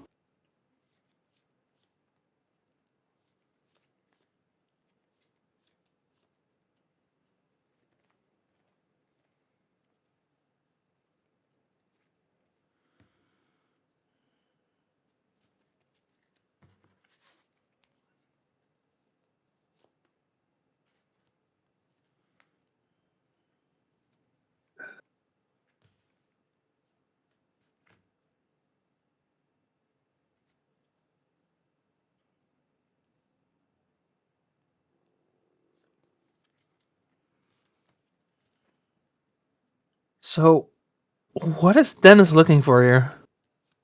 I guess it's counter spells. Sorry, I've never played against that deck before, so I have to calculate a little bit. It's fine. I'm not sure if he rearranged his graveyard, but you are correct. That's not allowed. Yeah, of course. I'm just looking at the graveyard. Okay, yeah, he is rearranging his graveyard. I don't think there's any cards that care about that, but technically that is not allowed. That is no-no. Because unfortunately, Eternal formats do care about the order of graveyard. So yeah, you can make it. Yeah, exactly. This matchup, it doesn't really matter, but like technically, yeah.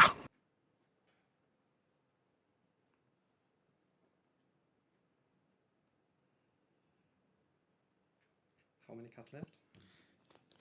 4.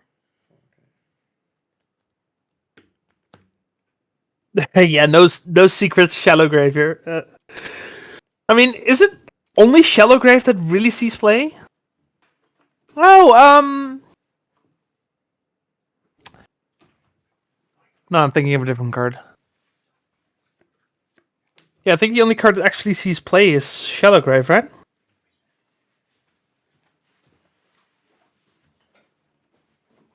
Museum Strip. Never heard of that. Packed on the stack, target him. Can't target spell. And change. Huh. Fascinating card. What happens then? Change control of target non-creature spell and target creature. Yeah, so you get the creature. Yeah. Let's see if I can get that in the chat. Yeah, that works. Yeah. What a fascinating card that is. Can do. Yeah. So this one's countered. Yeah. Just wait. So in my next upkeep, I have to pay 5. Yeah. Yeah, and then there we go. Sudden substitution. I would like your Emery. You can have a Pact of Negation, targeting your own spell. I don't know how that works with redirections, actually. I don't know. No, you can redirect something to itself, I think. I don't know. Choosing new targets for spells gets kind of weird when you target other spells on the stack. Sure. Okay. But, No, let's go to the next. yeah. Dennis is not having out here.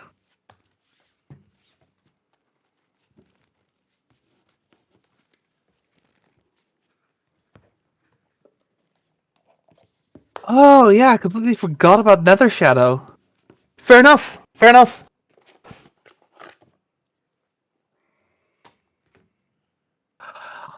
Alright, so let's look at the sideboard here. For Dennis, I assume is going to include 2 Force of Negations. He might have Haywire Might on his mind. I don't know if it's actually good. It gets rid of the Hive Mind, but Hive Mind might actually even be on his mind, right? Yeah, sudden substitution is insane. Like I've seen it do so much every time it's put on the stack. It's great.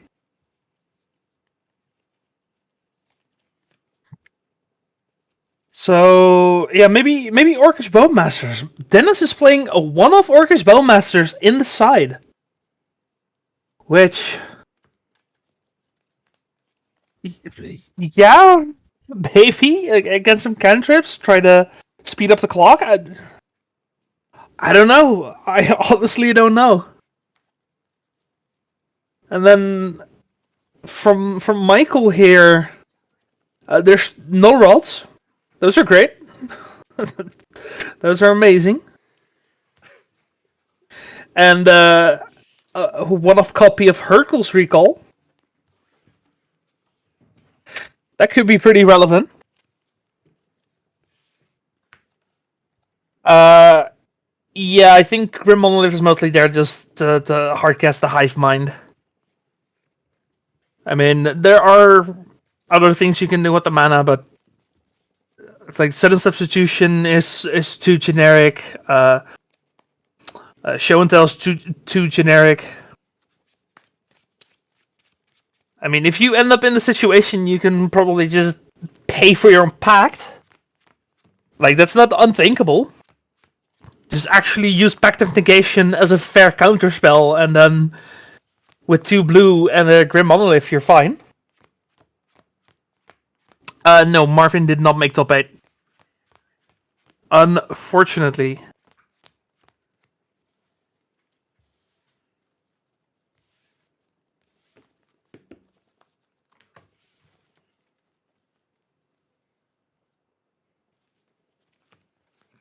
And also, there's only 2 Grim Monoliths. It's not like Michael's playing the full force, so I don't mind it. There are things you can put the mana into that actually make sense. So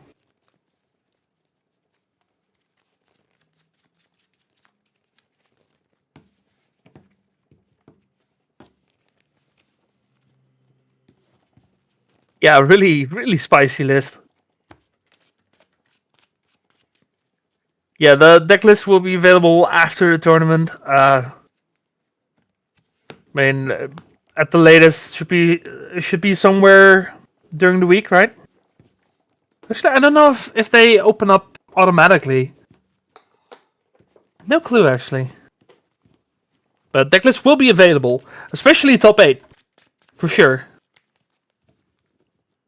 Usually, the folks over at MTG Goldfish give a shout out to this tournament as well, so you'll see the deck list there as well. Here you go. Good play. Have fun. Yeah. I'd like to start and have fun. Obviously, yeah. Thank you. All right, game 2. Michael's advantage. Can't quite make out what these cards are. I think there's a bubble in Dennis's hand, and that's about it. No lands. No land is unfortunate.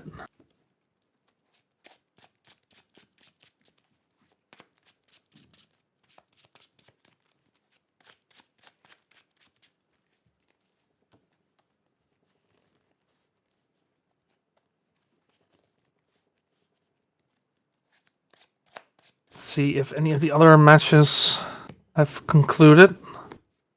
Nope, looks like everyone's still playing.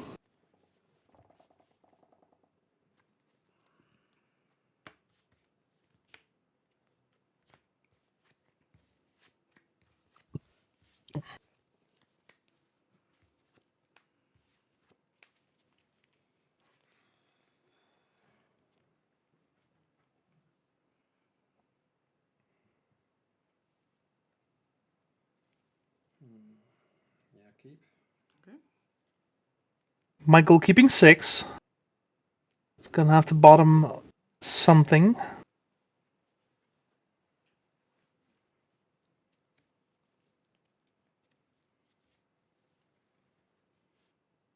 Yeah. Okay. Saga. All right, let's see.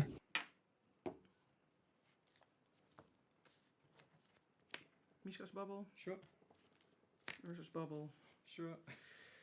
Mox Opal. Sure. Ooh. 2 mana. Chalice on 1. Yeah. And I'd like to see a random card from your hand. Okay.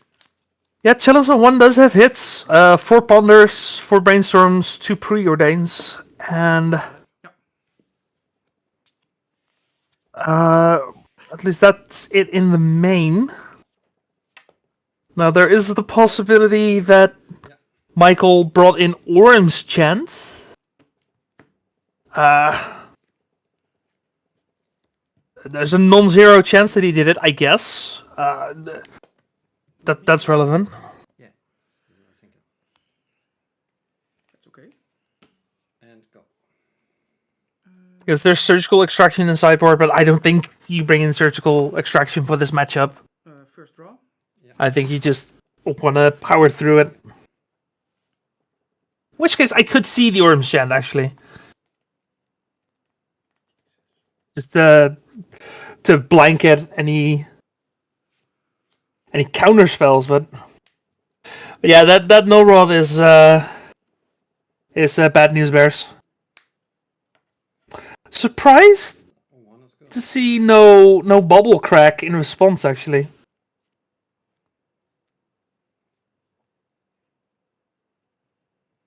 Go. Draw. Yeah. Goes to 3 before I play this, obviously. Yes, yes, it does. Float 1. Yeah.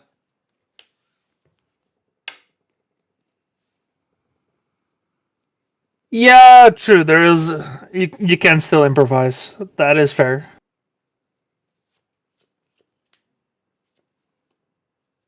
So Dennis is thinking about the Haywire Might, but needs green mana. I don't think Dennis can actually get the green mana anymore.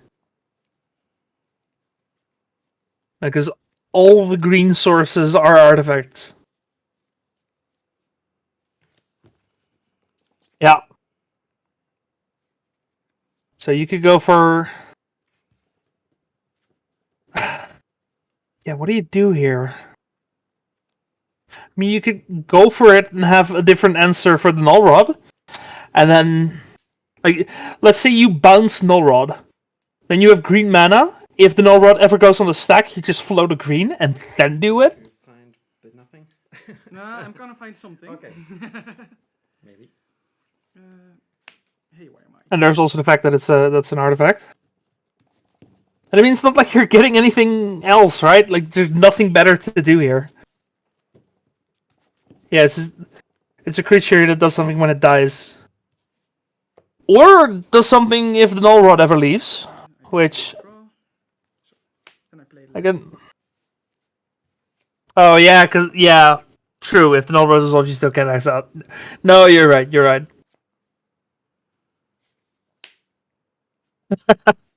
Cost? Oh, and we just gave Michael a creature for the subtle substitution.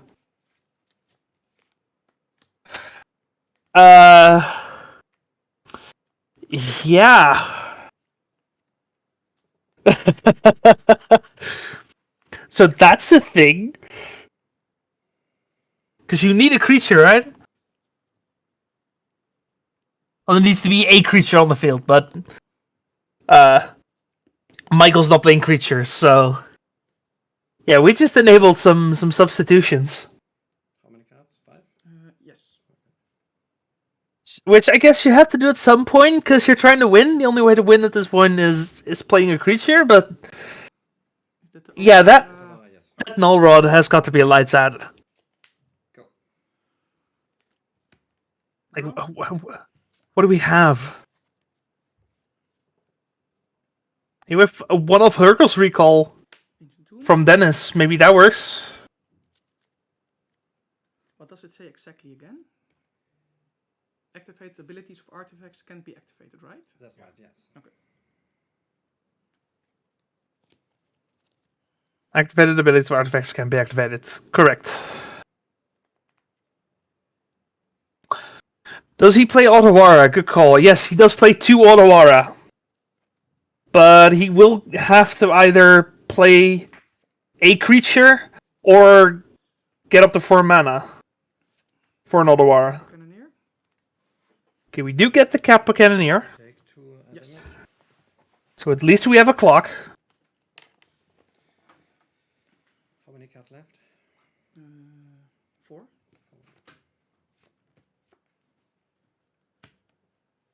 Yeah. Okay. Yeah, no, you probably wouldn't board in recall. No, for sure, for sure. Yes, all these matches will be available as a VOD on the Bazaar of Boxes YouTube channel. No blocks. 17. Yeah. Yeah.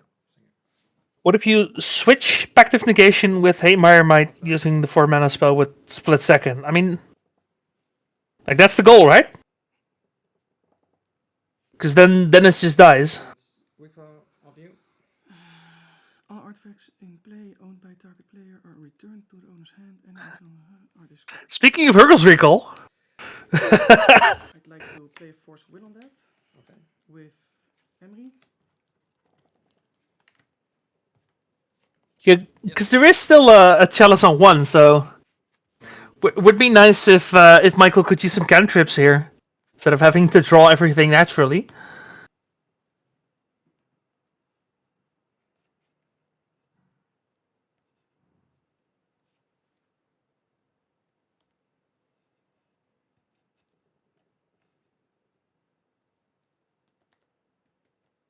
Wait, if you switched Pact of Negation with the... No, the chalice is on 1, so nothing gets countered. So the Haywire Mite's already on the field, so it just changes ownership. The Pact of Negation is 0, so it doesn't get countered. You mean Pact of Negation? Yeah. Sure. If the chalice is on 0, then yeah, that works. You can do it on his own phone as well, as long as you it. Because then the pact doesn't resolve. But asking an 8-cast player to play chalice on 0 is rough. It might be better than dying.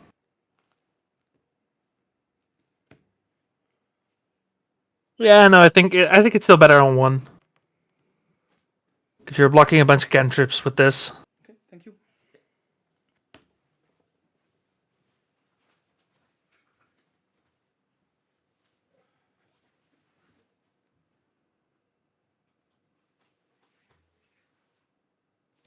Play Lord Spectre. Yeah. Trigger. Yeah. So yeah, surprisingly, this chalice on 1, I think, is keeping Dennis alive for maybe just long enough for the Kappa Cannoneer to pull through. Yeah. Yeah. That's a big beater. Fetch. Mm-hmm. We got a 16. We got a 16.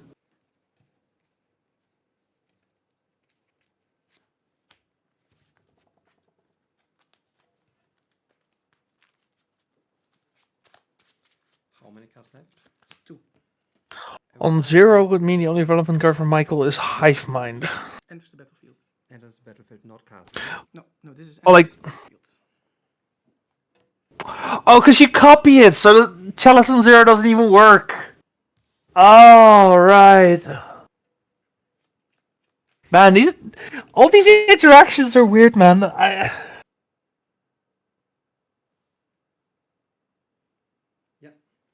7. Yeah, and it also turns off just a large portion of Dennis's deck, so no, there's no way chalice on 0 is correct.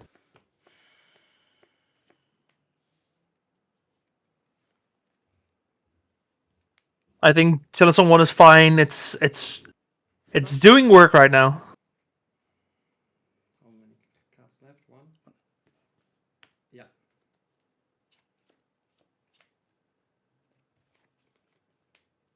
Yeah. I did not have a land drop this turn yet. No, I played the battle. I played the battle.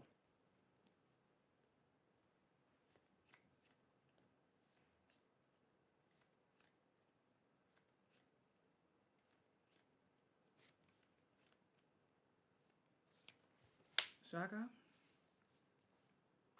Yeah. So we get Nurse's Saga. 2 cards left. Yeah.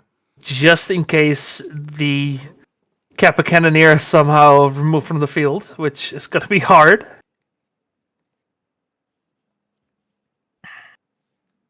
I think we're reaching the point where we hardcast Hive Mind, right?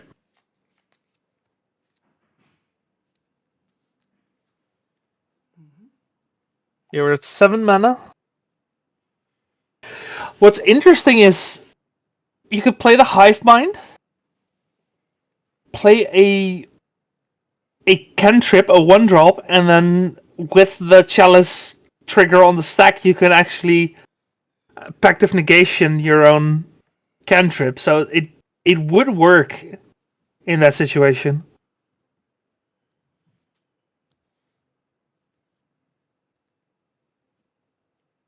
At least I think, right? That it sounds good in my head.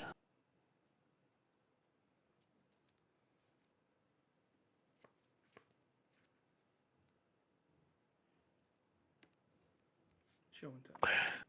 We're gonna show and tell. So I assume we're show and telling for a hive mind.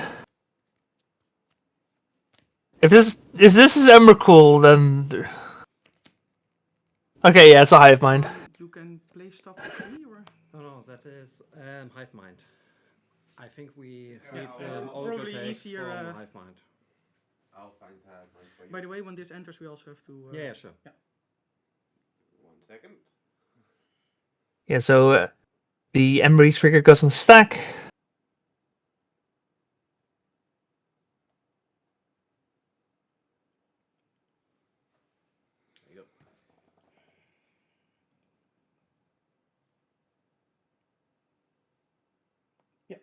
There you go. Can it stay here for a second? Sure. Okay, cool. Thank you.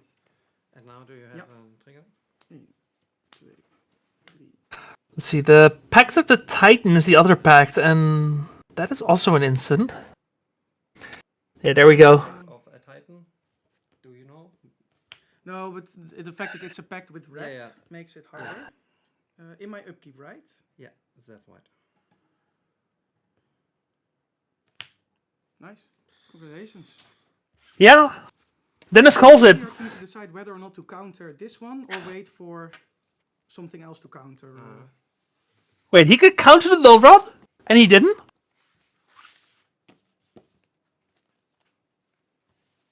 Nice game. What I mean? Hard game. Okay, I don't know what I missed. I had no idea how to play this match as well. Anyway, It's really Michael is going to win this 2-0. That's make fun, but Going to really top good. 4. I don't know. 2 days, that's good, but normally. Yeah. Yeah. Yeah, so the decision, like, do you let the null dot come in with the chance of countering something more useful, or that's always hard. But fun I game, have some news on our other matches. Looks like Ruben Smeets won with Boros Initiative over Terrence Serrarens, playing Dimir Murktide. then it would cost 1 less. And the other 2 matches are still playing. Oh, cool. I did not know that. So then, Alright, everyone, thank you very much for your patience. Looks like we are getting started on the semi-finals here. He's playing depths. No. We have Michael, again, still playing Hive Mind. Fun deck, don't mind seeing it again. He is playing Tim this round on Grixis Delver. The other semi-finals would have been Ruben on Initiative and Maarten on Depths, And I win 2-0. which apparently is not being played, so He can win, but I have a good matchup. if we can figure out what happened there, that'd be great. So yeah, we have our semi-finals match, and then possibly our finals match still, I don't know how you listen. and then we'll be done for the day. I start, good play, and have fun. Yeah.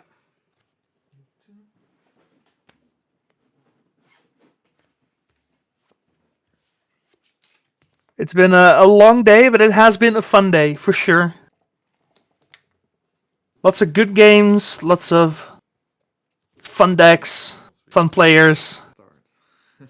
Everyone, thanks for joining us here. Yes, And I will keep.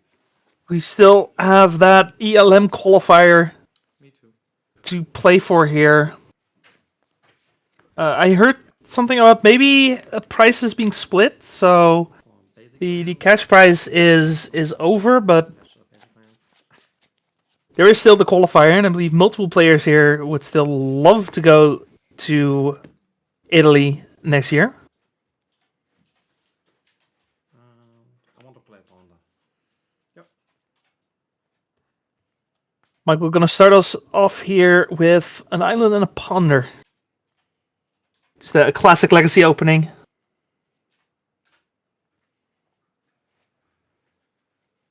Okay, I have confirmation that there was indeed a price split. I'm not sure what happened to the other match, though. I know it's not being played. Go.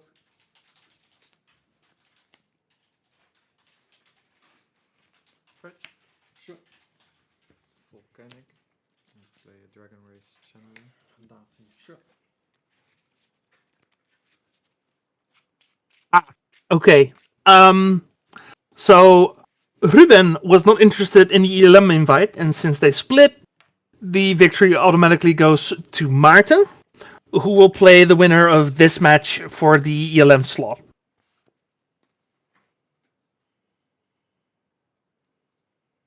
As a reminder, Maarten is playing Abzan Depths. Maarten was able to qualify for the last European Legacy Masters, so definitely a solid player as well. But so are these players. Yep. And as far as I'm concerned, they all deserve it. They all definitely deserve it. But it's crazy. We're in semifinals and we're watching Hive Mind in Legacy. Isn't that crazy? Just as a reminder for everyone watching who maybe hasn't seen the deck before, Thank you. wasn't watching last round. And I see it and smell it. The idea is to put a Pact on the stack, either Pact of Negation or a Pact of the Titan, and then somehow give one to your opponent, who is then unable to pay for it, hopefully, and loses the game.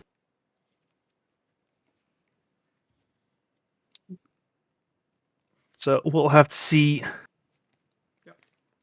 how that goes, because I would imagine Delver not being the greatest matchup, because you are kind of a A+B combo deck. Me? Yeah, I lightning Or bolt him? you. No, I lightning bolt you, but Yeah. I get a surveil Okay. trigger. Yeah. Is that okay? Yeah. Keep that on top. Okay. Darcy, just a multi-format staple at this point. And I draw for the Yeah. turn. And We'll have to update life totals in a moment. Sure. and I will.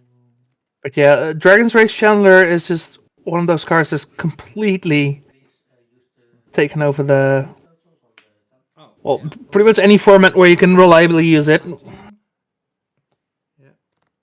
Yeah, me too. Oh no. Yeah, I know it's a 15, yeah. it's a modern and legacy card. I don't know if it sees vintage play. It might see some commander play. Just having a surveil one on every instant sorcery is just such a great effect to have. For only 1 red mana, and it's a threat. Yeah, just good stuff. Good stuff all around. And then you can go. Okay, the Wasteland gonna take a little pressure off for Tim here. Just a little bit. 2 damage.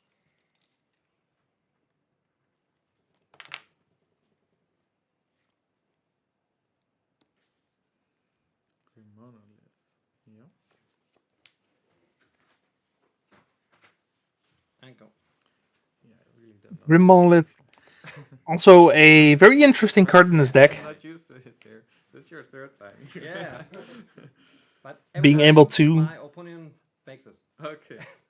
Being able to ramp out a Hive Mind, Delta. Sure. as well as in some cases just being able to pay for your own Pact of Negation in case you need it. Attack for 1.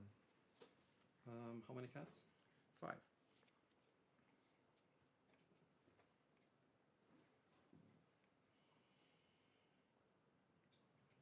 It's not an instant 4-off, but just the 2 is fine. I play Pact. Plays a Pact. You play a pact. I gain a 4/4 giant. And then you have to pay 5 mana in my upkeep. Is this just a naked pact?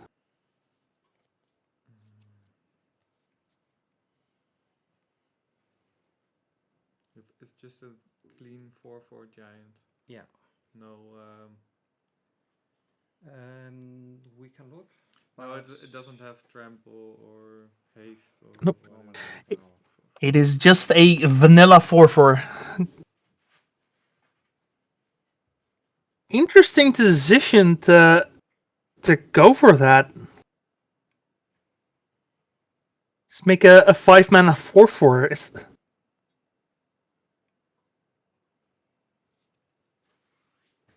I wonder what the thought process is behind that. Just to have something? Oh yeah. Yeah. That resolves. Maybe Michael has another one? And Maybe he thinks he doesn't have time to go for a combo finish? Then it's your Oh, it's just as a blocker, I guess. That sort of makes sense. Yeah, I'm really interested in seeing what this is gonna end up doing. Better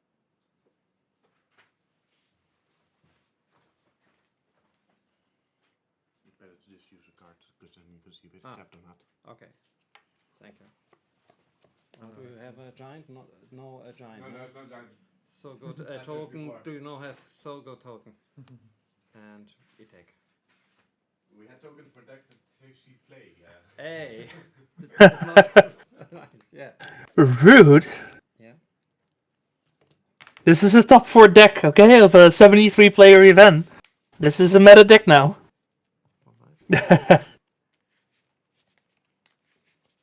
Yeah, I don't mind the 4/4 beat stick for sure. I go to 14. I take it. Yes, Okay. sorry. Yeah. I was just about to say. And go. So Michael has End of turn. cards in hand. Sure. Yeah, a few. Yeah. We get an Orcus Bowmaster for Tim here. So you are at 12. These ancient tombs might end up being a bit too costly.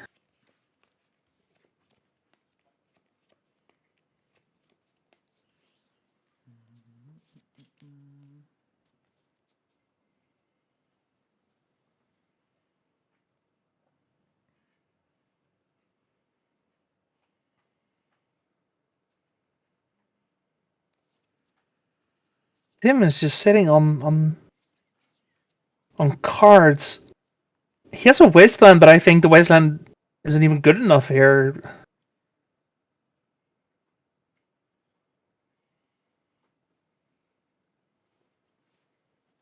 Might help keep Michael off of hardcasting the Hive Mind, but 6 or 5? I have 5. Okay.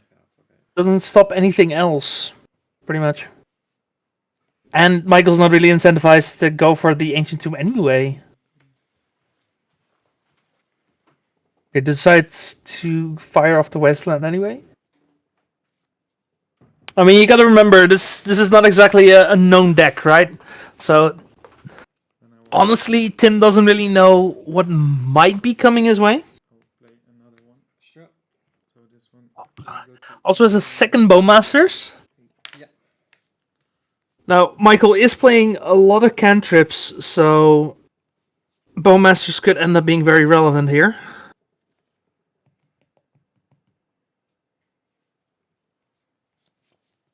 Michael really doesn't want to share his hand. Just all the way off screen.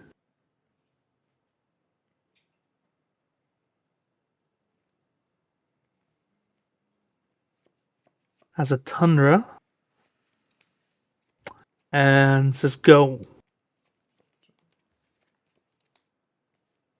Yeah, 4/4 beat stick is still a good 4/4 blocker.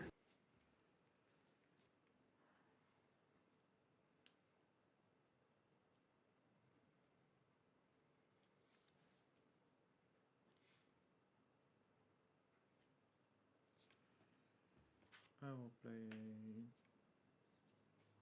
Brainstorm. Tim is gonna brainstorm in his main phase.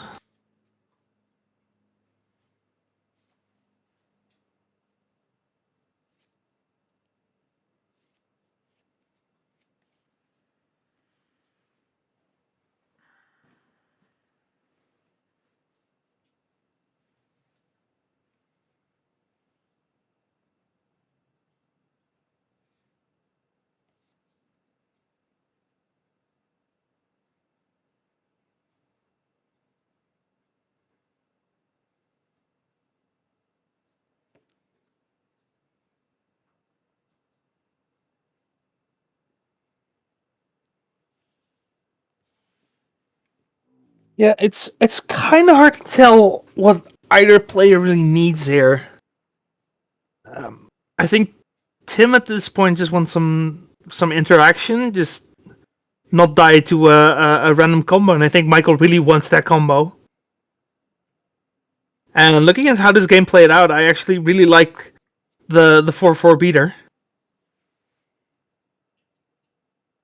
I think it really gives Michael a lot more breathing room than he otherwise would have had.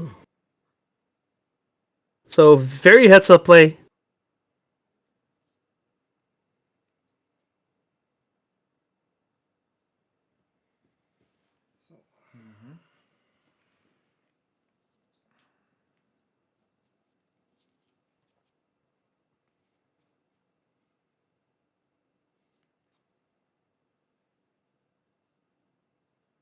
Yes, it is Michael Comer, yes.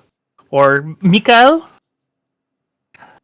I'm still not sure on that, because I heard him say Michael, and then immediately after heard him say Mikael, so...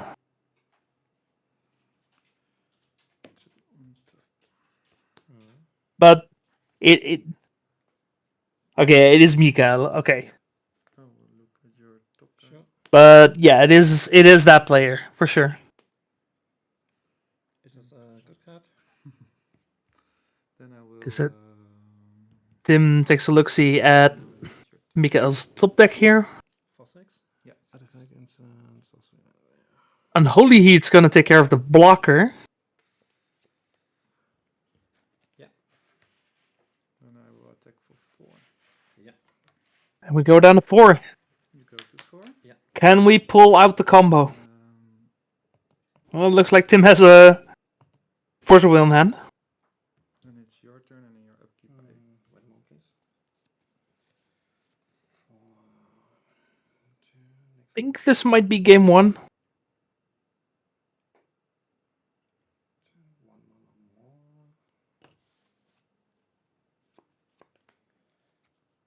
End of turn, I got the 2 and end up. He is going to untap the Grim Monolith.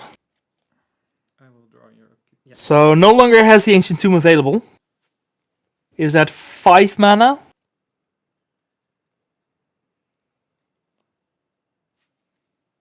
Three, 4.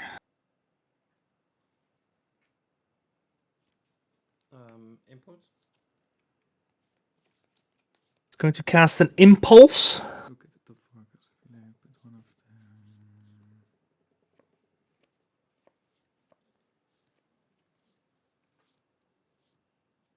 So it doesn't draw, right?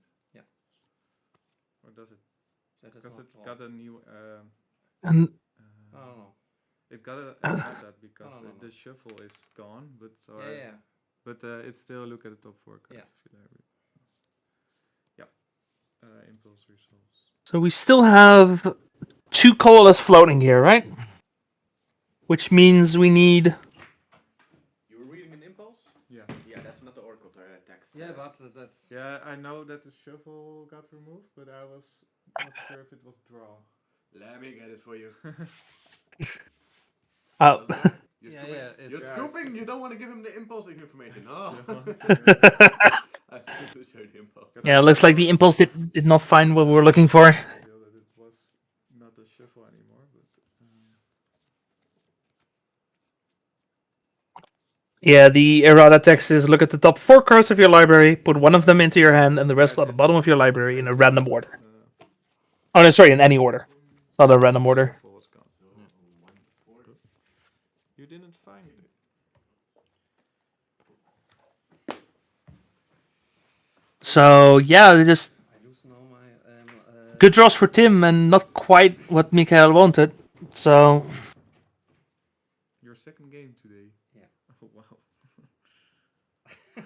yeah, he's had a good day. Only losing a game in round 1, and now against Tim. A game. Aside from these 2 games, so far he has been completely undefeated. Which is crazy. Are clueless. Like, it's not that he got lucky and just had a good couple games, some good draws. No, he just stomped the whole damn event.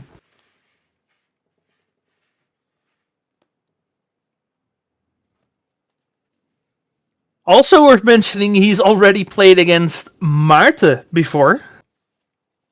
So, if he does end up winning against Tim, he gets a repeat of round 5. And that was a 2-0, so in that case, it looks very favored for him, but we're not quite there yet. He is a game down against Grixis Delver, so like he's gonna have to tighten up and really put his nose to the grindstone. So makes boarding even harder.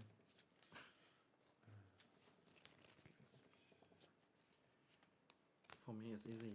3 or 5 trash card into and out. all my cards are trash. Tim's journey was a little less clean. He didn't lose any matches. He did draw against our own Michel.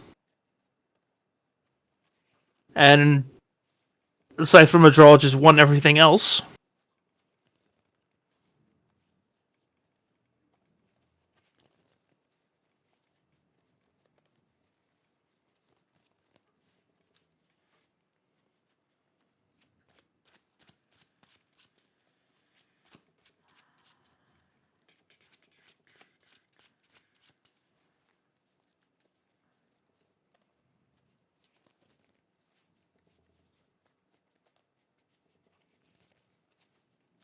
Yeah, let's get into sideboards.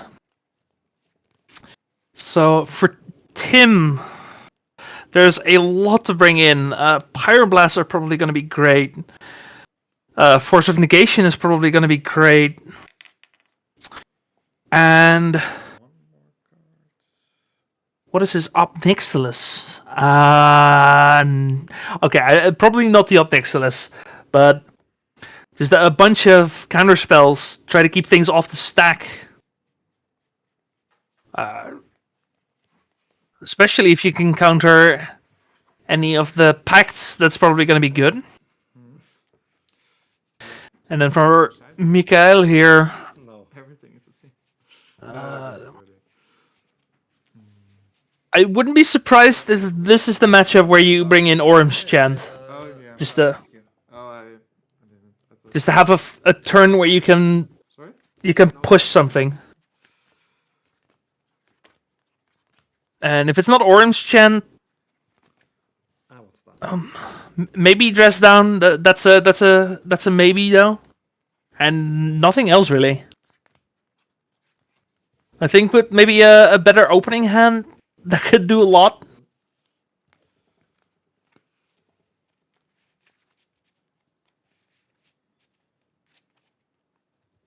Yeah, we'll have to see how this plays out.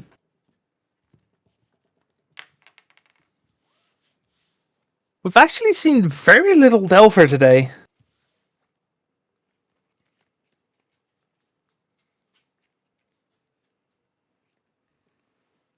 Yeah. Like, there's definitely some Delver that was played today, but we've managed to avoid it, I guess. For what is it? 8 hours? Yeah, we've been going since 11. It is now 8. That's 9 hours. Yeah, that's. We've been here for a while.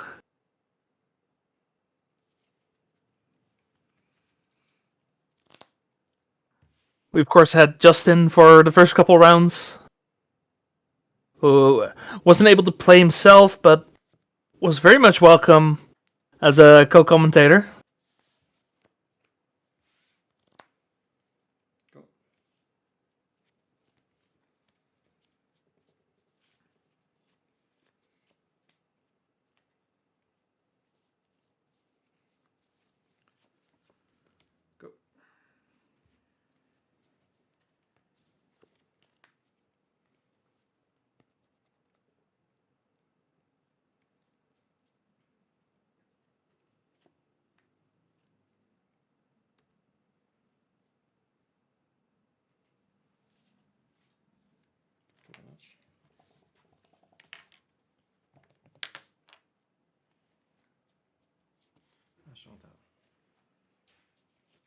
No one tell. Turn 2 here for Michael. Tim is going to fetch in response. It's either going to be a brainstorm or a daze, I imagine.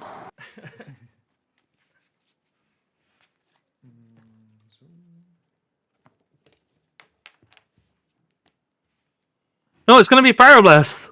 Yeah, of course. That works too. Yeah, Pyroblast, a good inclusion in this case. Michael's going to force the Pyroblast pitching Brainstorm. I'm smelling Mikael trying to go off here.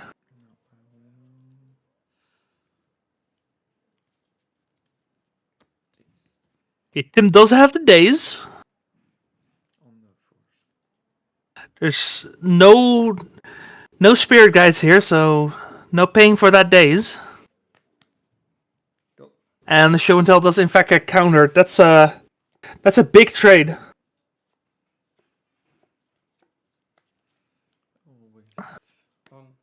And follow up with a wasteland. The other was also fine. I think the two.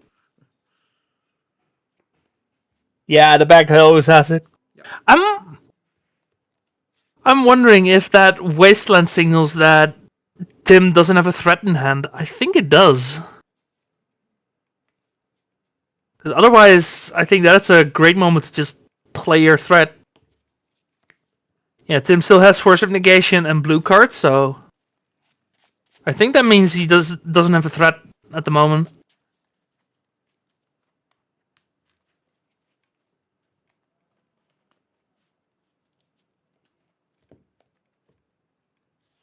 So Michael still has some chance at getting back here.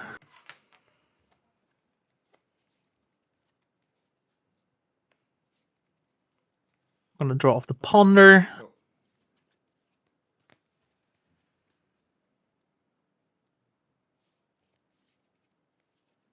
Go.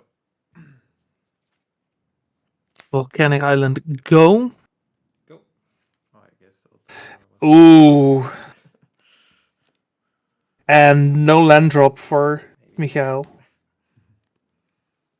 Oh, he still has time. Tim is spinning his wheels right now.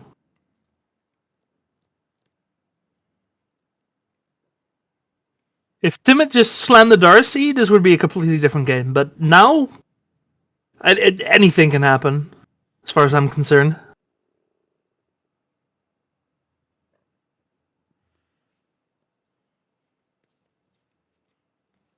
Do you how many cards? 5 good cards.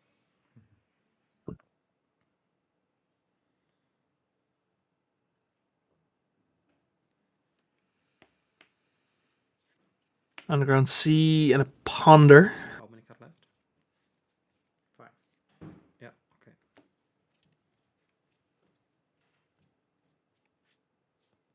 You know what would be nice to have against their cantripping opponent? A Hive Mind. Just start getting some free cantrips.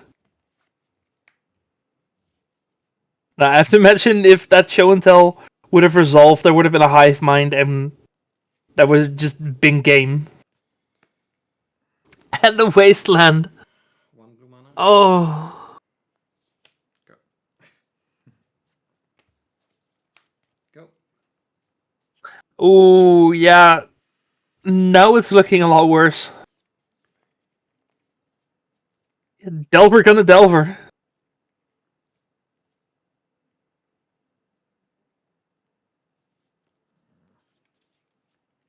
Though again, Tim doesn't have a threat yet. He still needs to find something. Did in fact bring in the Obnixilis. You don't sacrifice anything, and now you can... Incredible! Okay, if we can get that up on the screen for a moment, because I need to read that.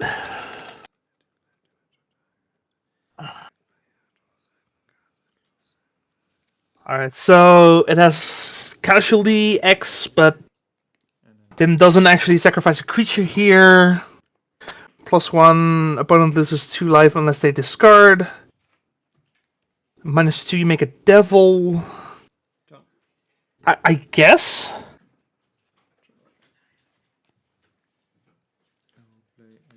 Like, I'm gonna be honest. I saw that card when it was spoiled. People were hyped about it and never saw it again. You can discard a card, then you don't lose 2 life. If you don't discard a card, then you lose 2 life. And either way, I gain 2 life. Okay. Yeah, there we have him. Obnixilis is the adversary.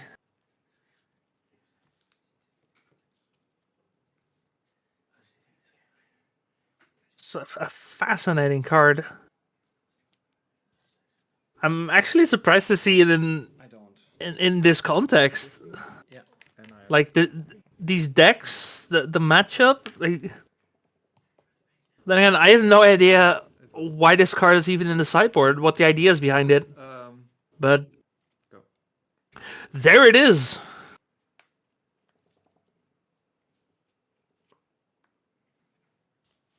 It's there. It does its thing. It's gonna slowly start killing Mikael.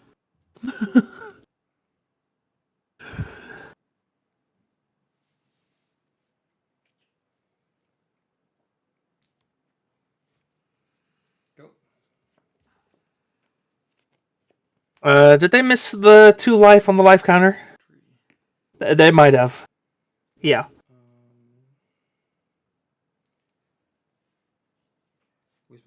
Yeah. Justen. Yeah. Okay, so Dress Down did come in for Michael. Yeah, because it's not in the main.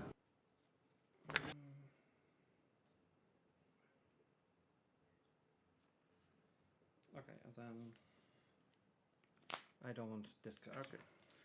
So you go to 12, then I take you down to 11. And I gain 2 life and another 2 life, so I forgot about it. Yeah. Okay, yeah, we fixed the 2 life. Yeah, then go. Life total should be okay now. I hope we drew off the Dress Down. I think we did. Not sure though. Lotus Battle? Lotus Battle, how many cards? 7 cards.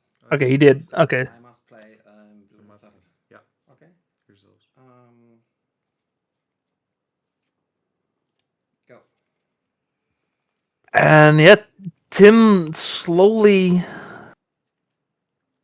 clutching this game to the finals. Plus again. But again, with combo decks, you never know. Discard. You discard now.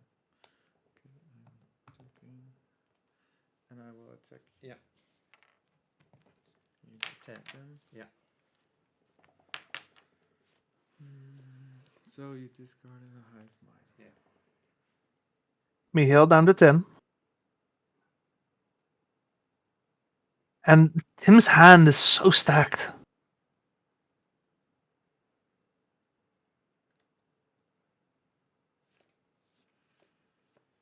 Yes, that is Obnixilis the Adversary. Your guess is as good as mine. Like I said, I haven't seen this card since spoiler season, and You have so many on your hand. nothing. There's nothing I can say about this card that adds anything to this discussion. It's a card. It's there.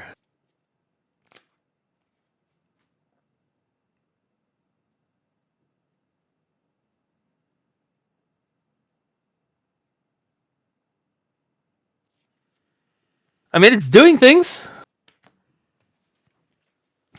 So is that. How many cards left? I have 6 in hand, and the Murktide will get Would be 3. 3 counters. Okay, yeah. So a 6/6 Murktide, if it resolves. Does Yeah, it yeah, resolve? sure, yeah. Okay, It does resolve. go ahead.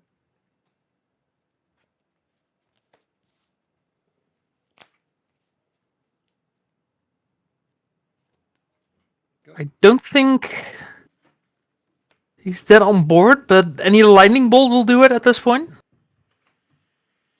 I will plus.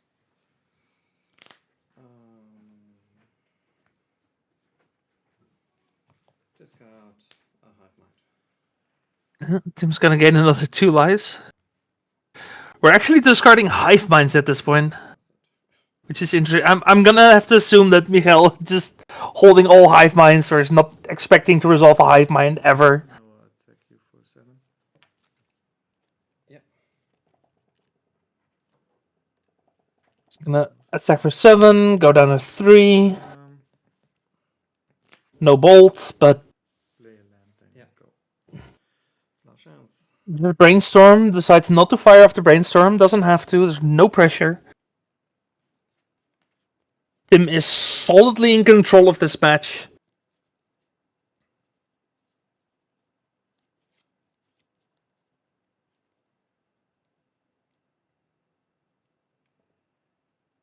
And I think we're gonna have to say goodbye to a player. It has been a pleasure to watch all day. Like, Michael, thank you for bringing this deck to the tournament, because it has been incredible to watch. Absolutely. After dropping only a single game in Swiss, to then 0-2 against Delver, them's the beats. But an absolutely incredible performance, nonetheless.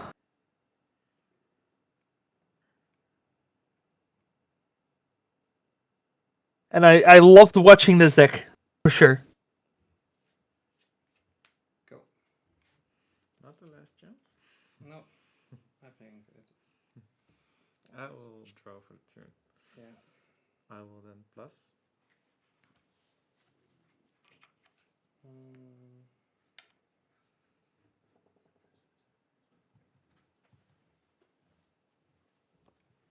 That's Obnixilis pluses one more time.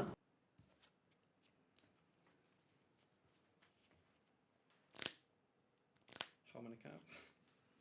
I'm at 7. Okay. Yeah, there's You will. there's so many cards. Okay, I go to 29. Then I want to attack. Wait a moment. Okay, I want to go to attack.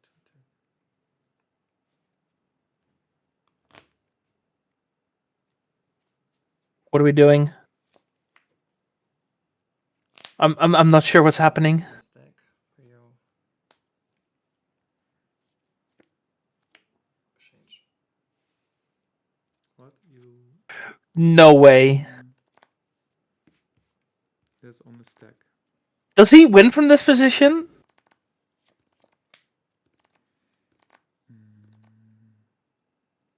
So then I will get... No way, right? Yeah. Well, at the very least, he gets the Murktide, because that is sudden substitution. That thing has split second. He definitely gets the Murktide. I assume the pact is gonna get countered. But Michael hanging in there. Again, there's no way, right?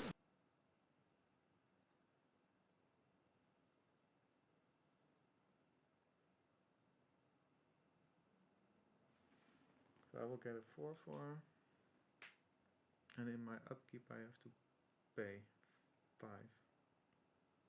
Yeah, like, Tim doesn't even have to counter it.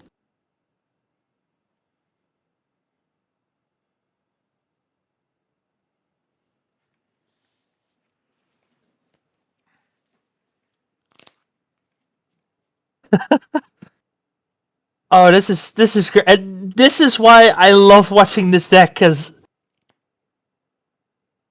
like this sudden substitution.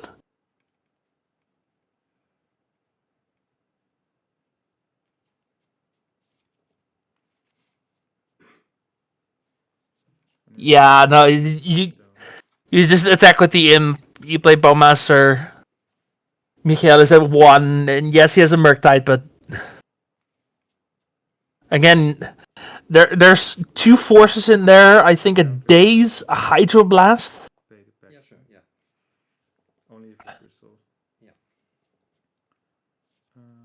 And all Tim has to do is not mess this up. Just not get greedy, not punt this. I will counter this one. Okay. Okay, yeah, so is gonna get blasted. Now you can attack. Now I can attack if I want to.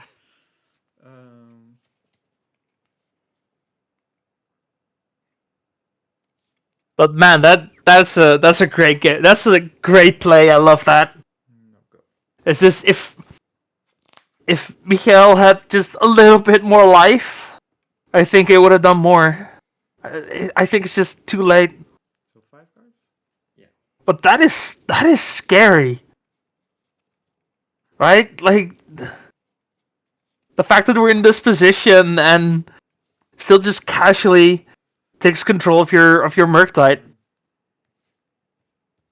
I want to play an Orcish Bowmaster. Yeah, there's the Bowmaster. And surely that's game. Surely.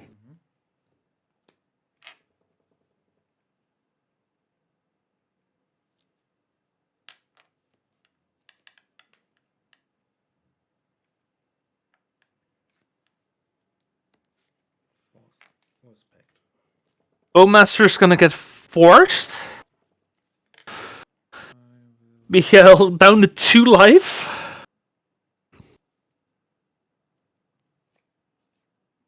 Has Daze mana up still. So it's gonna have to be force. 3 cards, yes.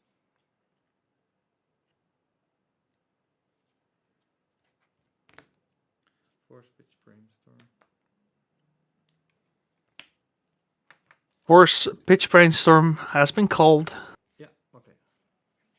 Bowmaster's resource? Yeah. 1 damage on you. You go 2/1. And Michael calls it. Okay, thank God. I was only drawing counters, so I had no creatures. And I had Oh my lord. 5 packs, 4 blue, 1 red, and I need 1 Chantel. Mhm. And you have must 6 counter. Yeah, but I had like. Yeah. Yeah, 6 is a lot. Tim, congrats on your spot in the finals. And Michael, take a bow, because Yeah, sure. Yeah. what a run. What a deck. Oh my god.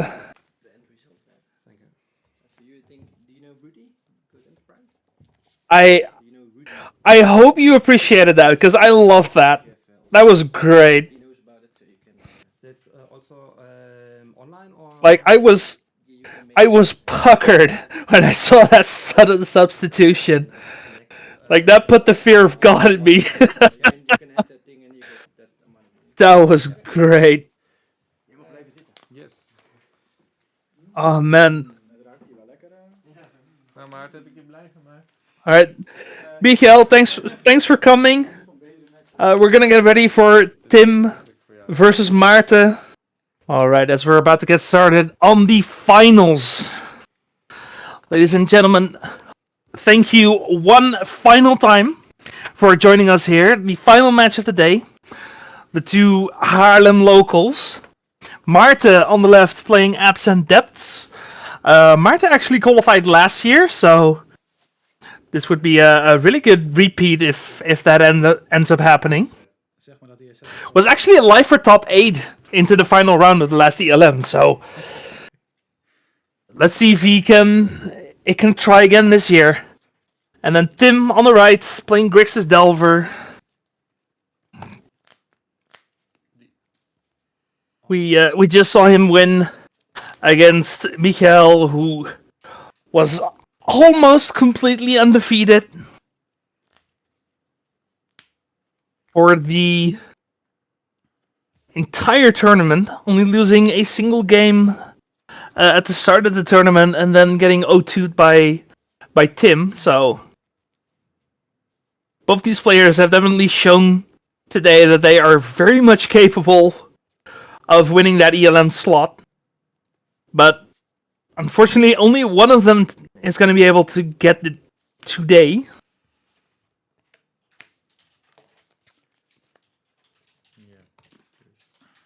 The Dragon Rage Chandler are going to get Swords to Plowshare.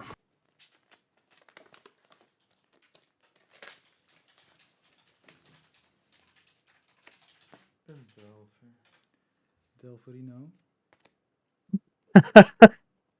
The production crew letting me know that should Maarten win, they don't have to make a t-shirt for him. He can just use the one he already has. Yeah, that definitely works.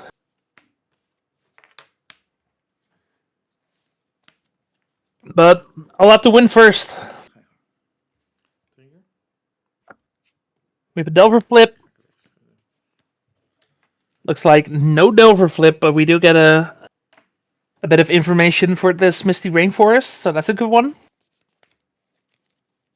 Elvish Reclaimer, if that sticks, could be potentially very dangerous here.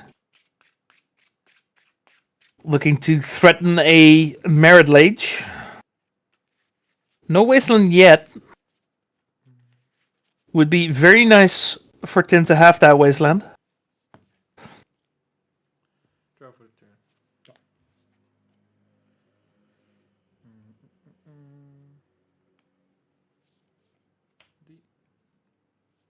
En dan mag jij.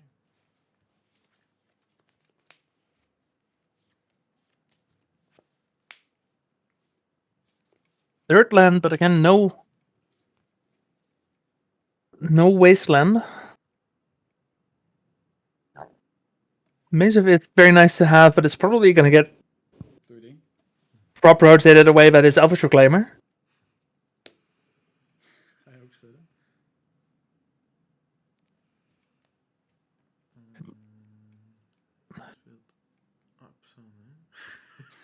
Abzan, Dino?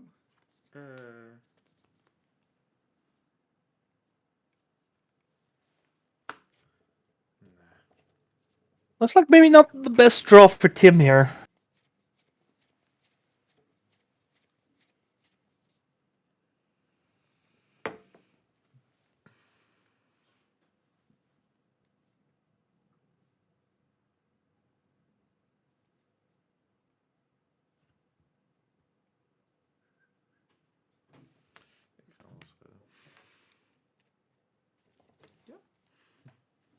Going to once again fetch off of the Delver here.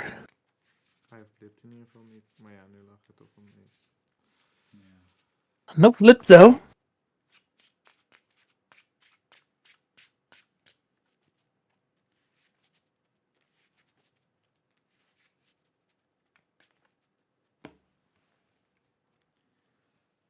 Draw. Draw for turn. Mm-hmm.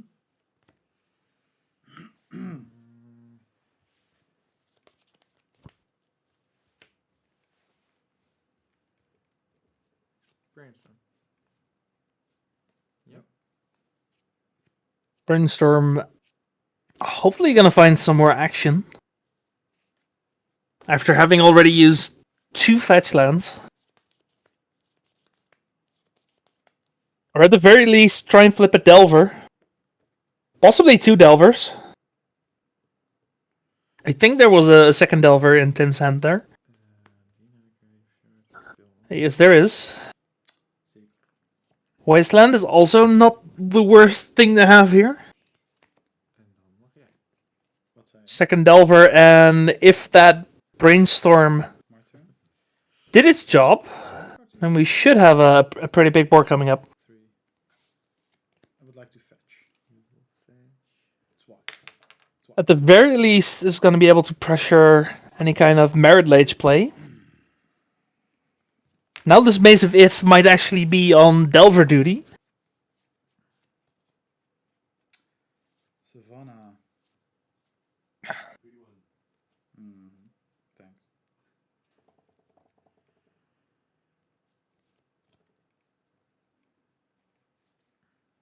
So we get this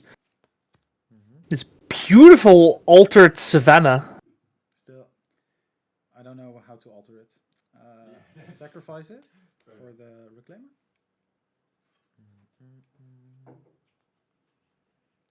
Yeah, the Savannah kind of reminding me of the Lion King. It's a beautiful altar.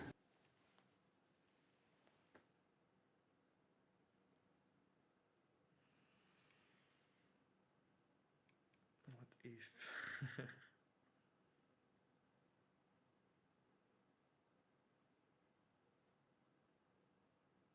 We are gonna try and reclaim the Bayou here. I wonder what Mart is gonna go for. Tim fires off the Wasteland in response. Oh, because he's holding 2 more Wastelands, that's why.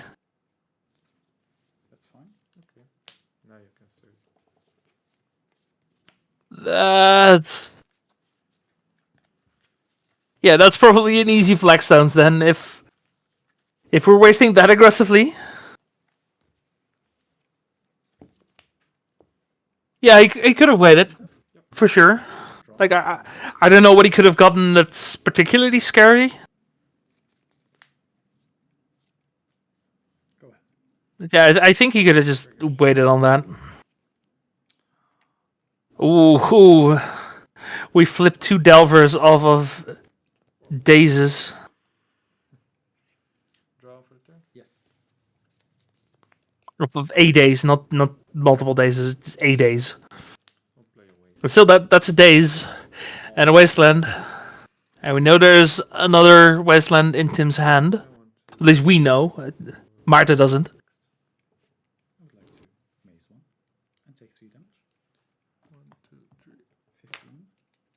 And I'm gonna have to guess that one of these Wastelands is most likely gonna take care of the Maze of Ith.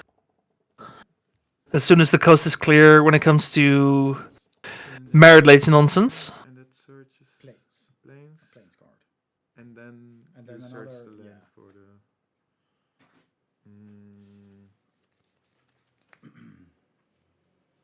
So plains and another land.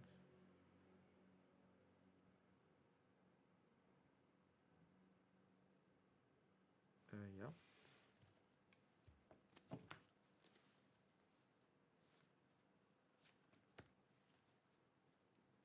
Gonna get another Flagstones. Flagstone's gonna try and push through these Wastelands. Let's see, how many does he have? Can I go to He has just the 2.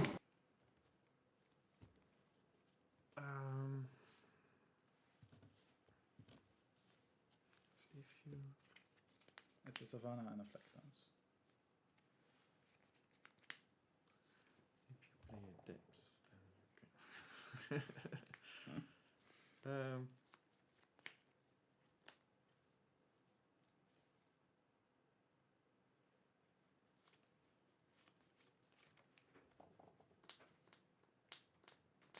I mean, he's thinking about popping that Wasteland. I think you just hold it.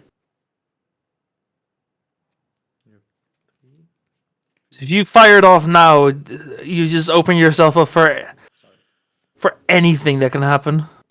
There's just so many ways that could go wrong. It's tough.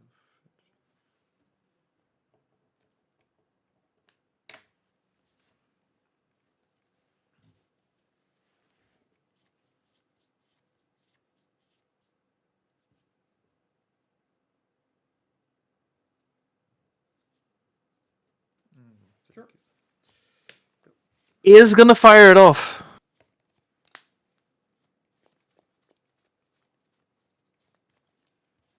Yeah, we know Tim is holding the third Wasteland, but he doesn't have it right now.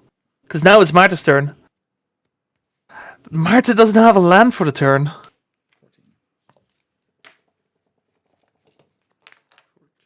You did that? Yep. Yeah, okay. Huh. Draw for the turn. So Tim might actually be in a good spot here then. Between the double flip Delver, the Orcish Bowmasters don't really do that much against the Abzan deck. Marta is going to take 3 down to 11. Tim plays the third Wasteland. Still holding a Daze. Marta is going to sacrifice the Flagstones. Yeah, Tim has just had mono Wasteland this game. How many cards do you have in hand? 2. Against the against the Dark Depth strategy. That must be nice.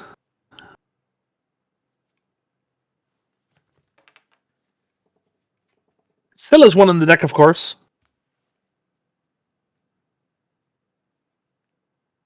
But at that point, if you draw the fourth one, you can just have it, right?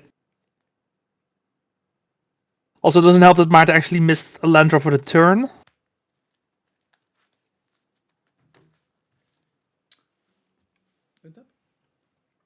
Though, to be fair, it's pretty safe to go get this, because... Like, what are the odds of Tim having the fourth Wasteland, right? Like, he's gonna have to keep that open to not get... Merit Laged here. Or just hold open Delver, I guess.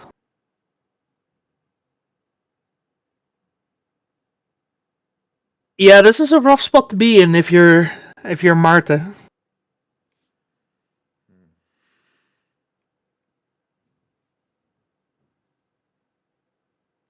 Wait. We're not thinking of actually firing these.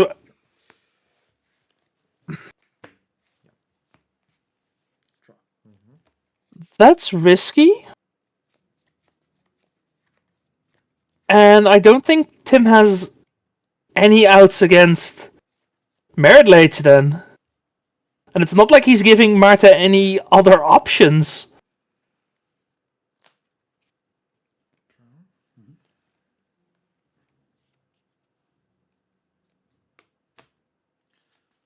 Want to attack.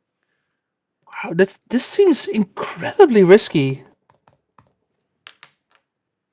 Yeah, I would have kept it in play as well, but it seems like he would rather just have the 2-turn clock and get rid of the Maze of Ith. Let's see, Marta doesn't have... No, he doesn't have a second Maze. Which makes sense. Yeah, like I said, it seems incredibly aggressive to go for the Maze of Ith there. Well, it will kill your Bowmaster. Okay. Yeah. Okay, Marta Your Bowmaster. playing his own Bowmaster, but is that on board right now? Needs a good draw. Sword Splashers is actually a good draw. I don't hate that. Okay. Yeah, no brainstorm in response. It looks like Tim's hand is a Daze and an Underground Sea, as far as I can tell. Go. A 2 times Daze. You swords one. Yes. 2 times Daze, and then you source the Plowshares with 2 mana open. Beautiful. Just classic. I am a massive Daze hater, so I love seeing this. Oh, yeah, sorry, yeah, my bad. Because of Swords to Plowshares. Yeah? Yep. I draw for the turn. So, draw for the turn is going to be a Volcanic Island. So we have 2 days.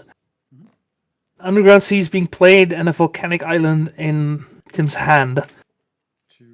Does get the swing, put Marta to 2.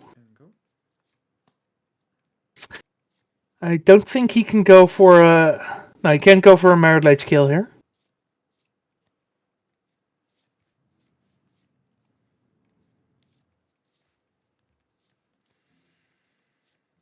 Oh yeah.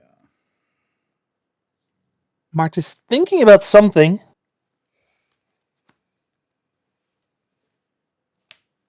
He has a crop rotation. Mm-hmm. He might actually be able to go for the Merit Lage here.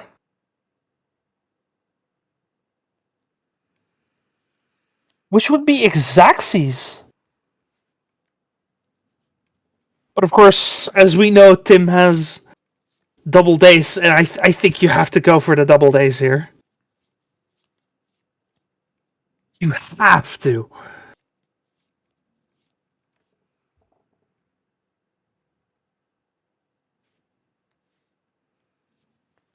Gonna pay. Sure. So you returned a Underground Sea. Ace for 1. Bounces for the 2nd. Trying to be cheeky here. But I don't think Marta can play around it anyway, so... Draw. Yeah. Hopefully he doesn't do anything silly here.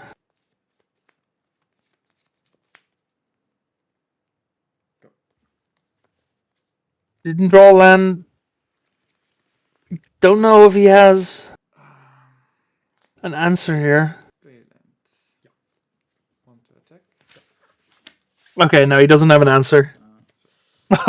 And the ball still had all these. Okay, fair enough.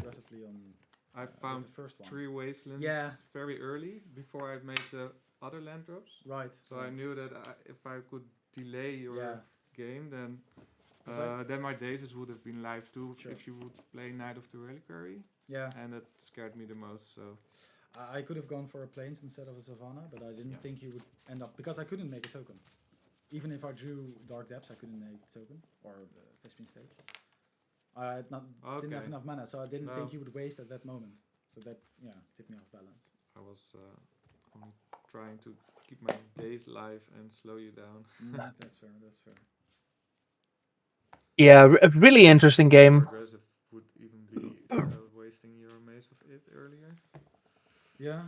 Like really close margin. I feel like Marta just had outs there, even up until the end, despite triple wasteland.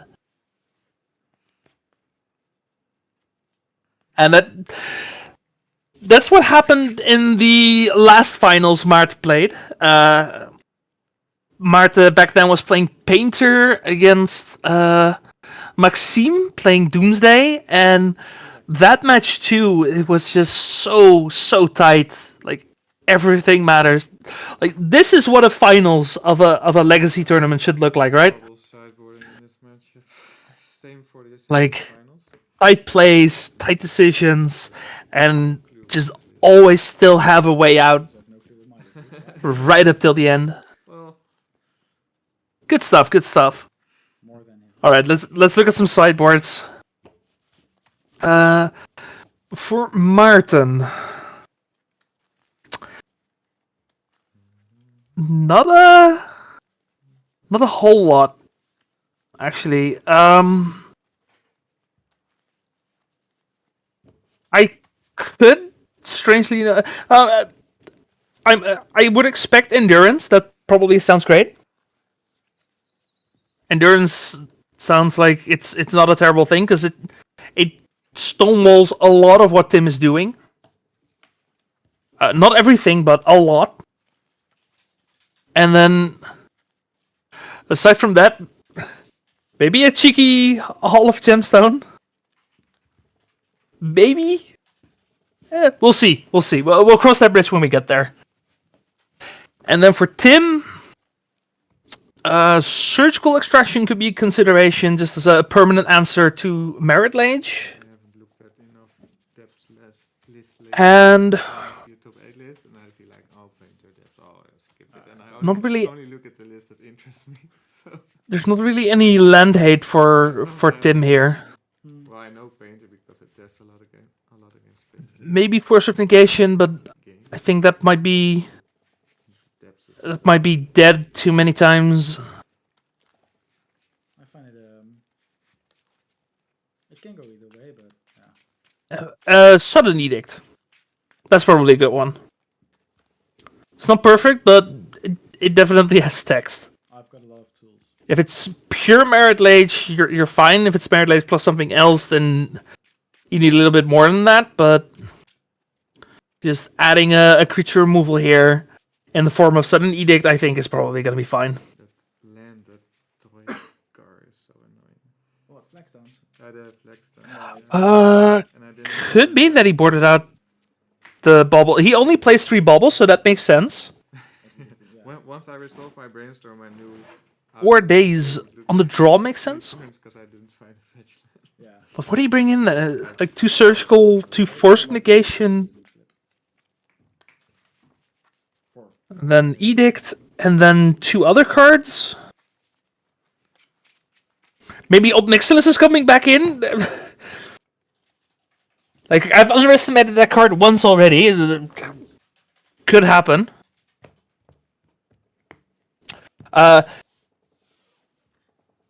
Yeah.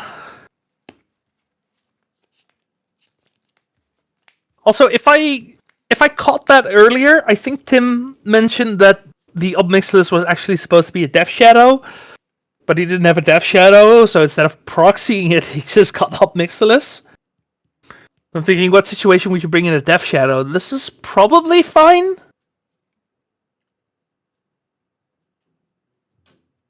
Okay.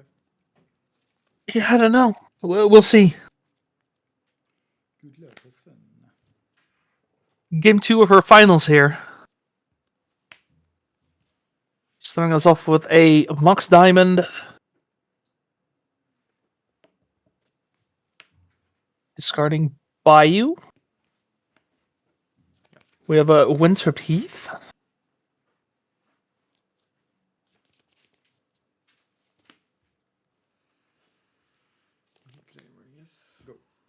And an Elvish Reclaimer. Really? It's a sideboard card in Death Shadow? Wait, but not Legacy Death Shadow, right? Because Legacy Death Shadow doesn't play red.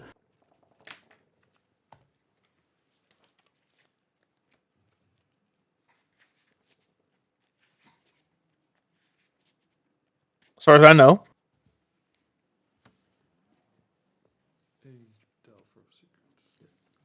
Really? They've been shifting to red. Interesting. Cards in hand? 6. Huh.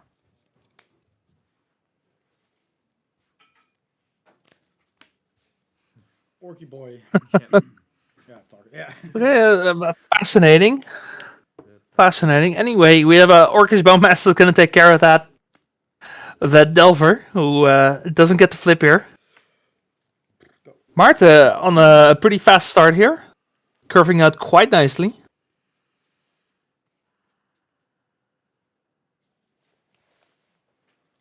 Let's see how Tim responds to this.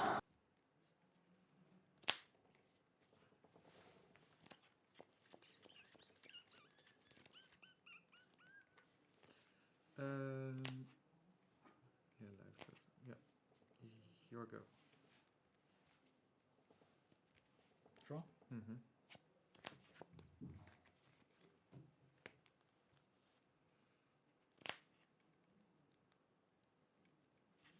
And fair enough, Meltdown is also a very relevant card.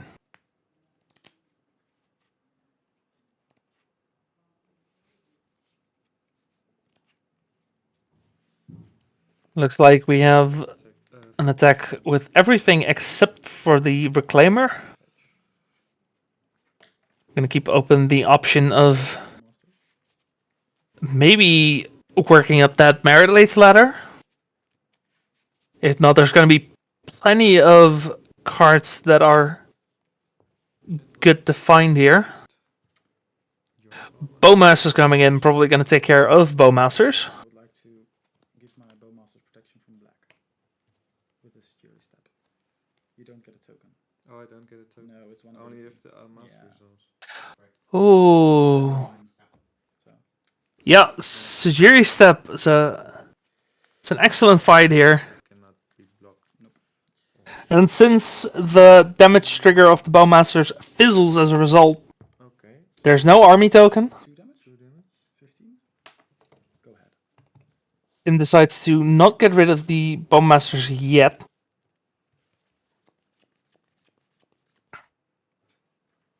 Which, again, there's not a lot of card draw in Martin's deck. It's really consistent.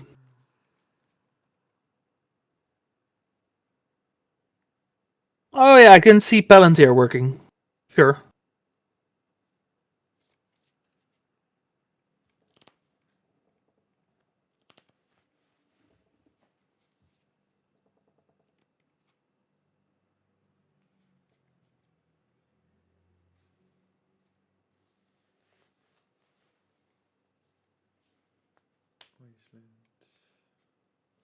Yeah, Marta has plenty of tutors.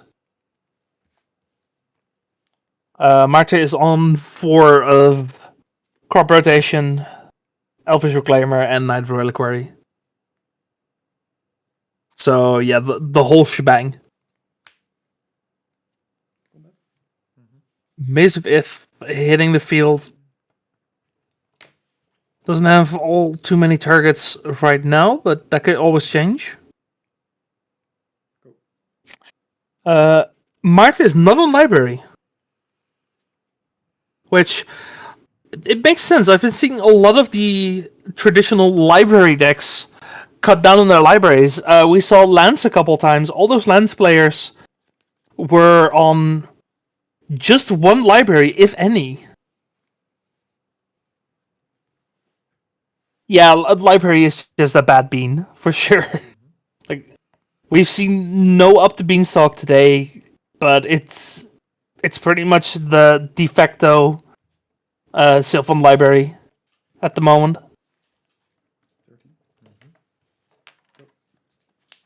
Like, Up the Beanstalk is so good that even with Orcish Bowmasters, you're usually fine just taking a bit of damage, because you'll draw the removal spell anyway. Yeah, this was a beanless stream. I know. I'm very much aware. I'm very sad. Not yet another wasteland. Go. No, I know. Don't worry. We're not a lot of bean players. There's 1, maybe 2. Yeah. There were a couple decks that I would have expected to play Up the Beanstalk that just chose not to. And there was 1 bean player who was, I think, live for top 8 until like round 5. He was playing Sultai.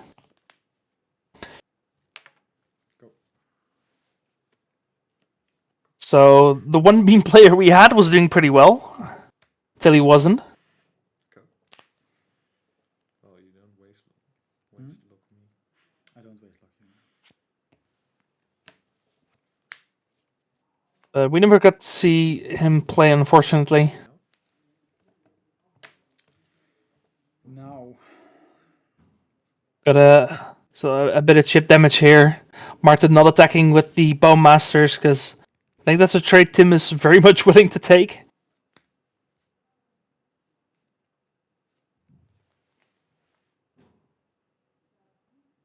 And then Martin seems to be thinking about something. Something really big.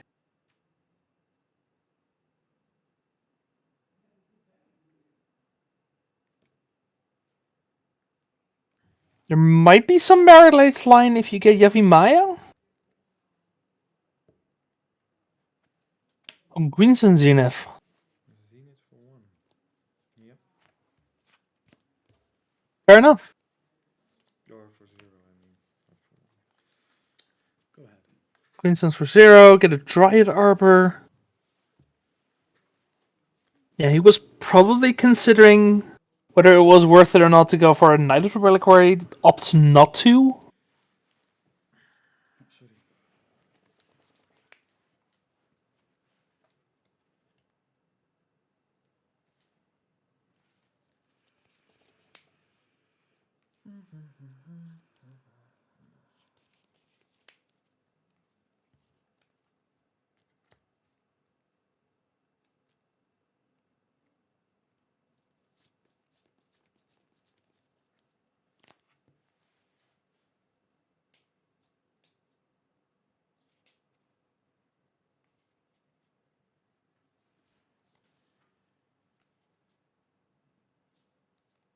Double Wasteland. I'm getting game 1 flashbacks.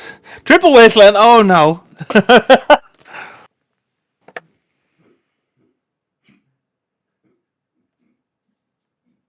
They're not as scary this time around, I think, because Tim is just not doing anything else.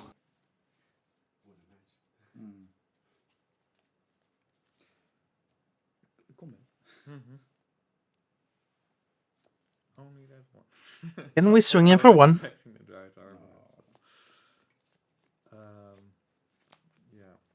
I guess I go to 10.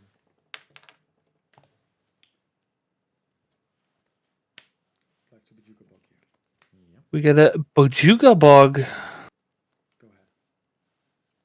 Not the best time to have it, but I mean, if you have it, you have it.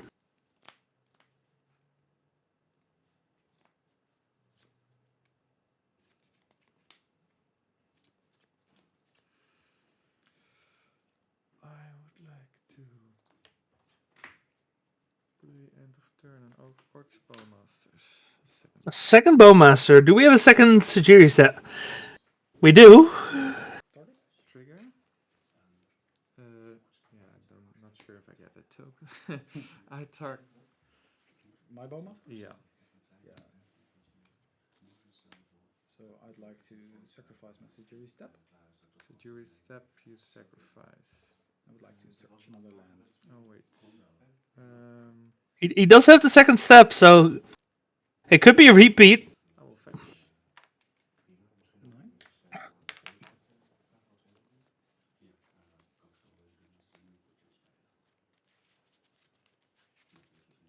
We're gonna fetch an Underground Sea.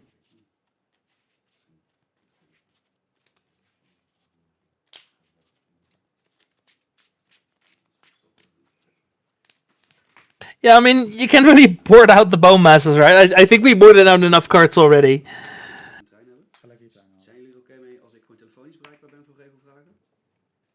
Ooh, is gonna surgical the step in response. Oh no! Jeez, Tim. Nice.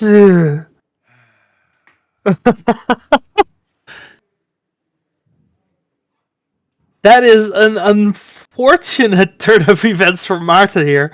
I don't think he expected the surgical, but it's such a nice play. On the Sajiri Step. yeah.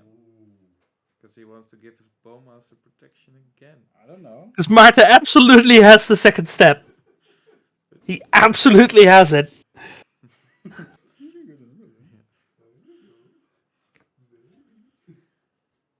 Can he do anything about that? Endurance. Bits cost. Yeah, he can endurance. That's not the best. So Also not the worst. Yeah. I target myself? Yeah. So I would like to search Sigiri's step. Yeah. This one pistols. I would like to give my Bowmaster's protection from black. Yep. Okay. So Yeah, that works. Again, doesn't get the army.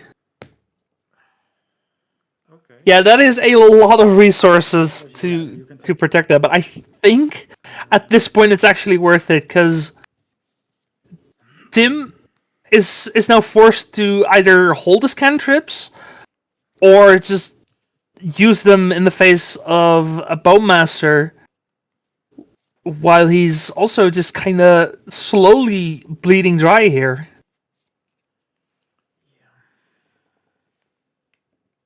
Like, honestly, given the board state, I think I agree with the amount of resources being spent on that Bowmaster. Yeah, there's also another Sajiri step. Draw.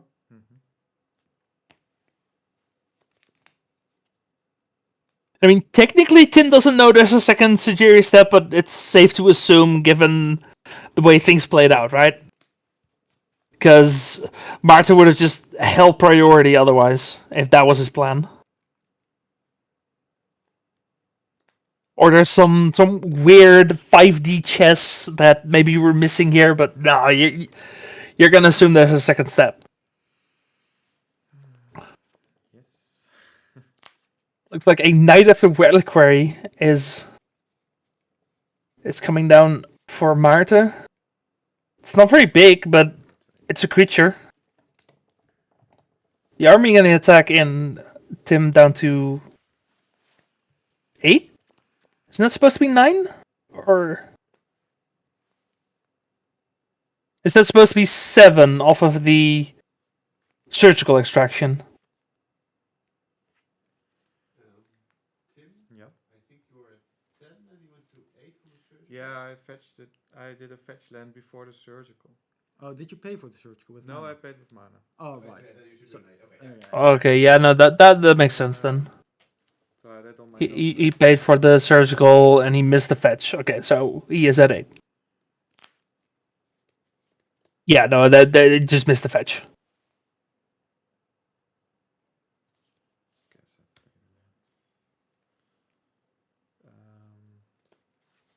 It makes sense that he pays for the surgical, because life total is at a premium at this point. Plague Engineer on the stack for Tim here. Oh, that's a problem. Ja, je gaat echt never nooit Riot noemen. And there's no way you're naming the Dryad here. You're naming Orc. Curious, is it enough to name Orc? Or yeah, do I have it's to... an Orc and this is an Orc. So if I name Orc, then both die. Orc. Yeah, right? Orc. Yeah. I name Orc. Orc? Yeah. So those die. Yep. After all that, So we just drop a Plague Engineer. Nope. It's a Ponder. Oh, well. That's the way the cookie crumbles sometimes. Wow. You can shuffle with it.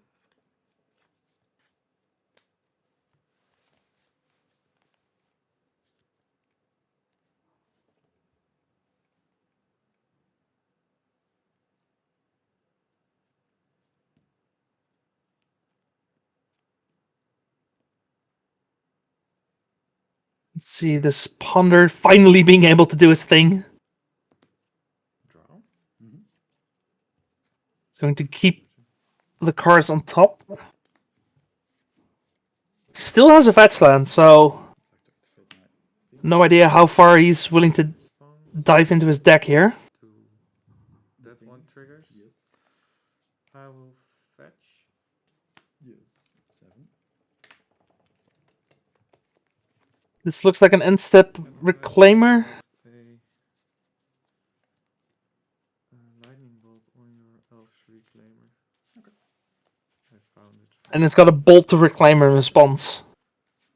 And Can I search?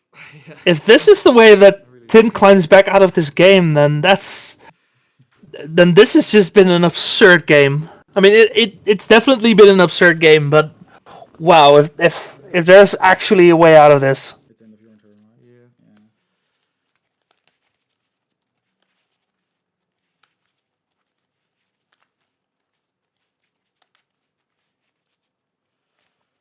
So reclaimer is gone, and I search a flag stand.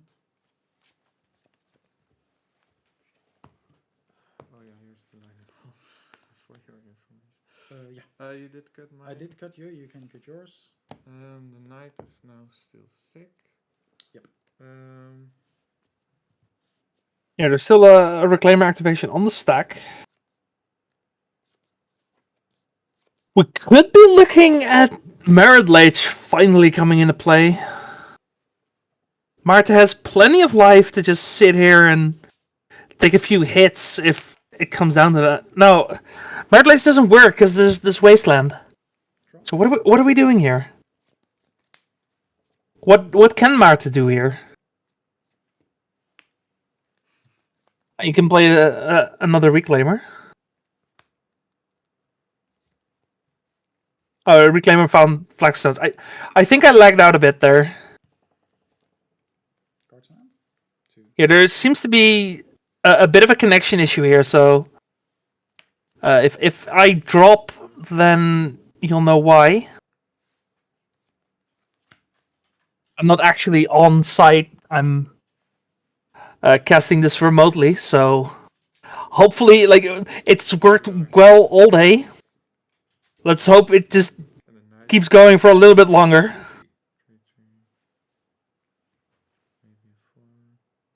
Come on, we get just the final stretch. We can do this. Swords to Plowshares. I assume it's gonna hit the Plague Engineer.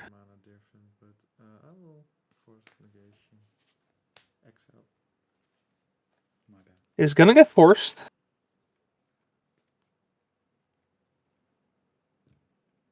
Let me think. Give me Murktides. No Murktides. No Murktides allowed.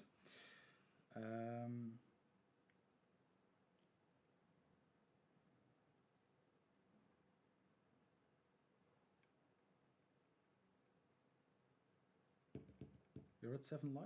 Yeah. I believe so, yeah. I think both players are hellbent.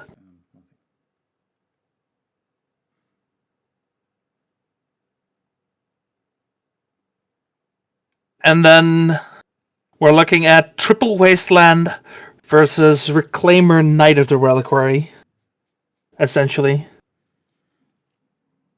But I assume one of those Wastelands most likely going after the Maze of If?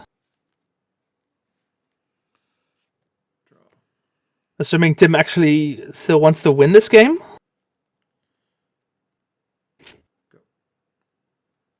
Yeah, Whitson, I agree. I really prefer Martin's position here.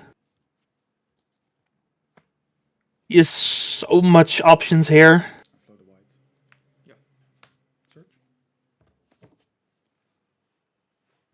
They probably don't involve Merit Lage, but there are options.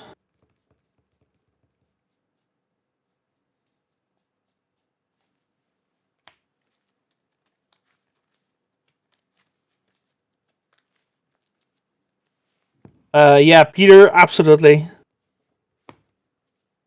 It's like only one of these players actually has to draw the way to find their threat, whereas the other just has things going on.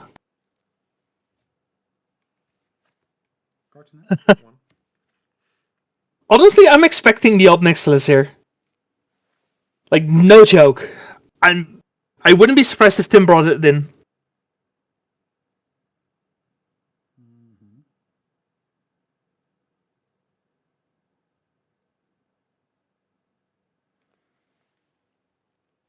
Combat.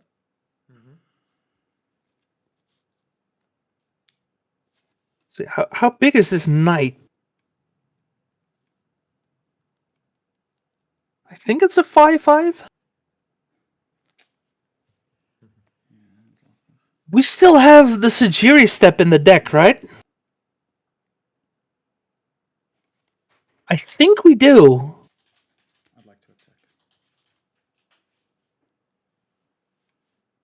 I will. And I'm sure Tim expects the step. Like, at least if he remembers. It feels like forever ago, but it was still this game. Yeah, it's gonna block with the Plague Engineer. I'd like to. Yep. And protection again. Yep. It's gonna reclaim the Flagstones. Getting a scrub land. Also a very nice altar for that. And Sajiri Step coming in. Giving protection from black. Which means the Death Touch doesn't actually affect the Knight of the Reliquary.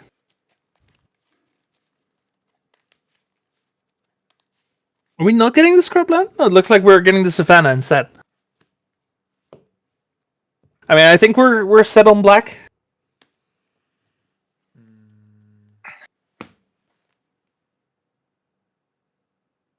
And you know what would be the absolute absurd top deck here? If Marta ends up drawing the Orcish Bowmasters at this point. Oh. I can waste again. Yeah, sure. Sure. My turn. Okay, so Tim decides to double Wasteland to make sure he gets rid of the Thespian stage. I think he forgot that the stage can become a forest. If not, then I don't know that. How big is the knight? Yeah, that's not ideal. 3, 4, 6, 6. 6, 6, 6, 6.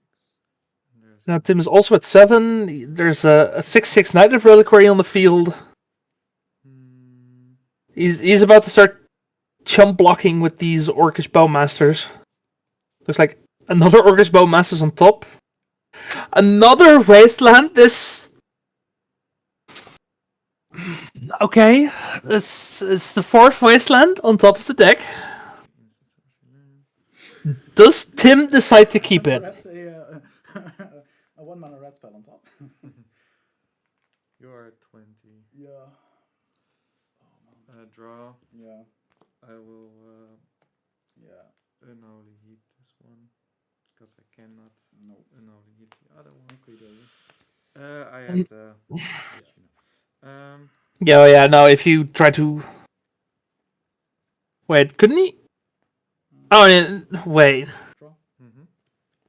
Oh yeah, because you fetch and then it's a 7/7 Knight of Reliquary. Okay, yeah, no, you cannot unholy heat the Knight. Okay. Yes. Getting the Reclaimer is fine. So after damage.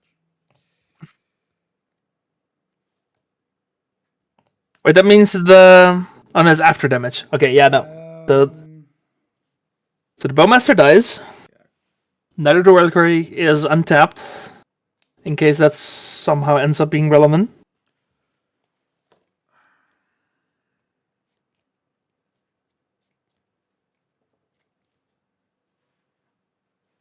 And it's starting to look like we may have a game 3 here. Go.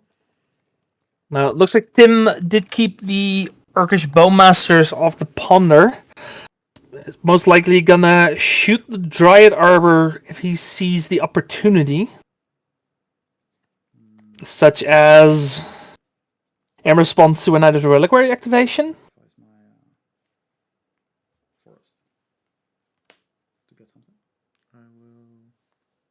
And he needs to do it now. Now or never.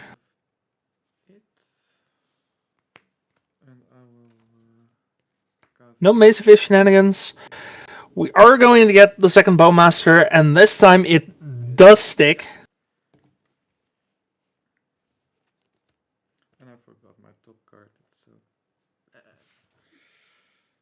That's gonna hopefully relieve just a little bit of pressure. But Tim needs anything he can get at this point. Man, those Murktides have just... They have not shown themselves this entire game. Draw.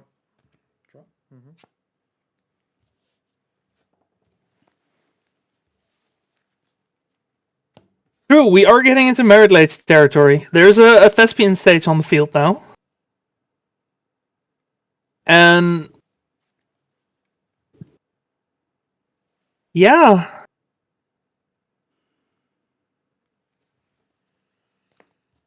Yeah, his top card is Wasteland, but I think that's too slow. No attacks. I'm gonna make a token.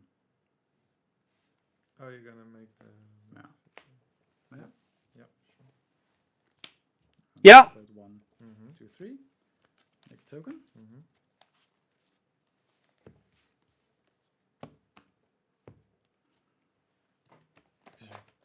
And honestly, I don't know. We could have probably... Maybe could have put the Wasteland second instead of third. I know. Oh, okay. 6, 5. But... Yeah, it's too late now. There's a Merit Lage.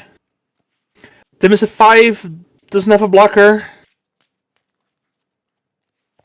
Does have an answer to a resolved Merit Lage token. Yes, Sudden Edict, which doesn't work here. I will draw 4. Oh, he has the one-off Brazen Borer. If he could spike that... Dragon Rage Channeler. he's playing Sudden Edict, not Shieldred's Edict. That would have been great. Draw. Or 5. Does it fly? It does fly. It does fly. Should be. It should fly. Yeah. Dragon's Rage Channeler have Delirium? Yeah, it must have Delirium. Yeah, no, I agree. I think Shieldred's in the current format is better. But Sudden Edict is definitely not bad, it's just not good enough here. But we do have the Darcy, buys another turn, and nope. That isn't it! We're going to game 3! Game 2 was that? Game 2, yeah. Mind if I take a bathroom break? Oh, of course, go ahead. Yeah. That's something you have to like ask. No, but still. Like, yeah. I should have made Tim giving it his best, but I think maybe a little bit too aggressive on the Wasteland. Let me check my sideboard. I'm gonna go for a bathroom break. Sure. So there is a possibility that with the Mace of Ith still on the field, we could have just forced a two-pronged attack, like keep attacking with the Knight of the Reliquary and also just brute force through the Wastelands. But maybe there's a world where the Wasteland was higher up in the Ponder chain. I'm not sure. I think that's a really tough spot either way.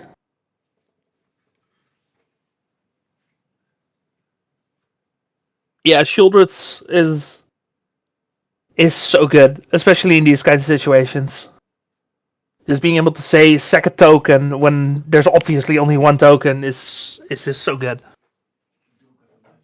Ja, ik wil hem eigenlijk ook, maar ik ga wel als Maarten dan terug is, of jij. Ja? Je bent nog steeds op camera, dus ging ik. Ja. Okay, so Marta took a quick bathroom break. It sounds like Tim is also taking one. If you at home need to take a bathroom break, now's your shot. Because we are looking for game 3 of this day. It has been a long as day. We've been watching these players duke it out since, what is it, 11? And we are closing in on 9:30. So if math doesn't fail me, we've been going at it for a good 10 hours.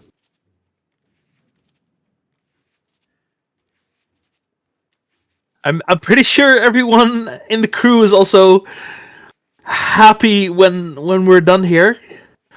Ik moet And that's maar ik wacht op thuis. there's like that's not to say that these matches haven't been incredible, because they have. Like the past few hours have been incredible. But they're kind of overstaying their welcome, if you know what I mean. Ik wil ook nog een keer boggen of zo. Ik heb geen Merc tijd gezien, ook niet met mijn cantrips. Nee, die Bowmaster die... Ja. Die lag al een hele tijd. Nou ja, ik moest zoveel moeite doen om ik had heel lang 2 ponden vast, terwijl jij die Bowmaster had. Ja. En dan zoveel moeite doen om dat ding op tafel te krijgen. Misschien had ik wel kunnen ponden, maar ja, dan had je dus... dan had je een 2-2. Yeah, again, I'm happy to be here. I'm happy to watch these games and help make this as fun for everyone as possible. I hope you're having fun. I assume so, because you're still here. But yeah, I've been talking for 10.5 hours. If you haven't noticed, I'm taking just a little bit of a break in between here and there. Like, I had a co-host, but he went to a birthday party. It's like, yeah.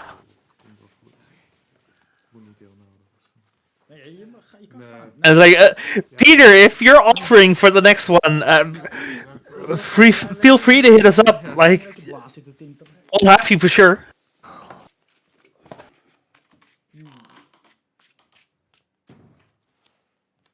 Zijn we de laatste 3, Marvin?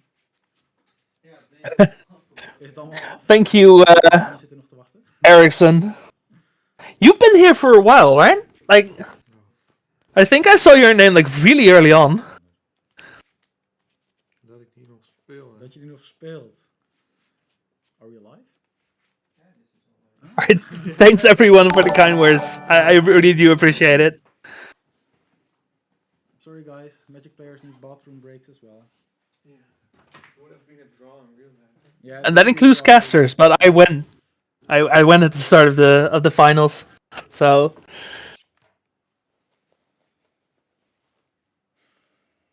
Oh yeah, Raul versus Dario. Yeah, that was a great match as well.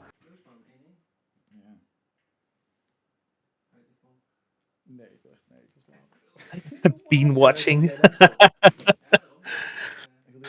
Yeah, I'm kind of disappointed we didn't get to see any beanstalks today. Yeah, Furani, you've been here the whole time as well.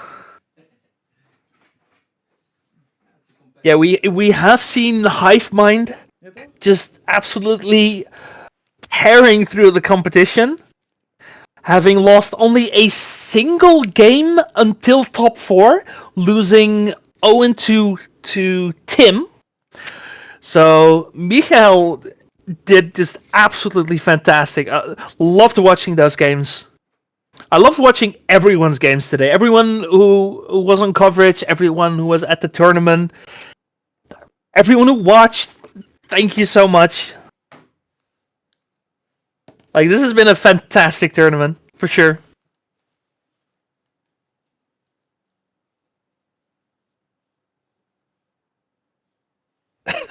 Ice Kiwi, nice. Nice. No, this is best of 3. No, thankfully this is best of 3. We'd be here for another hour and a half, probably. Yeah, the Hive Mind is interesting, because I know the card. I've seen like the combo being used in Modern Amulet Titan. I've never seen the deck in Legacy before. It was definitely an experience, for sure. Oh man, Dario search, and I hope Dario, if you're watching, I hope Dario does not take offense to anything I said. Everything was in jest, but yeah, I had to call out those surgicals for sure.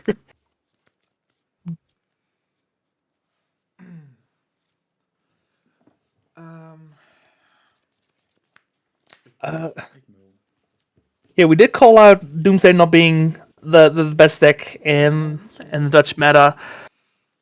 Like a lot of tempo decks, but also just a lot of combo decks that line up really well against Doomsday.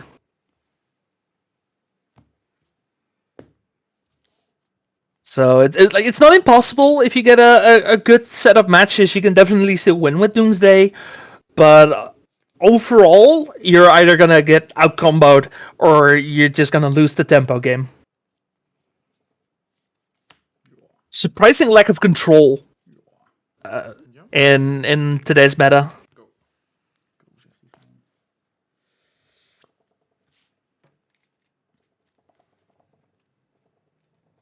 All right, this is for all the marbles. Marta, who has already played a ELM once, and Tim, who is also just all around a really good player. Delver, zegt hij dan hoor. What are my favorite decks? I really love mid-range decks, and like anything value-based. Like I love drawing cards, and as a secondary, I love a certain style of combo decks. So I picked up Painter a while ago. The current builds of Painter, the red Painter that are more mid-range with the combo finish, and that's really my style of deck. Just having so many options in how you approach a deck.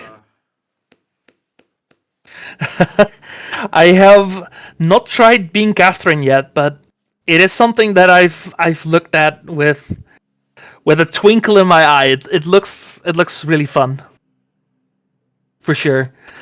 How do I feel about Cloud Post? I've never played Mono Green Cloud Post, but I think it's a deck that I could grow into, to be honest. Because I do kind of like the toolboxing nature. I like slamming big things, so maybe.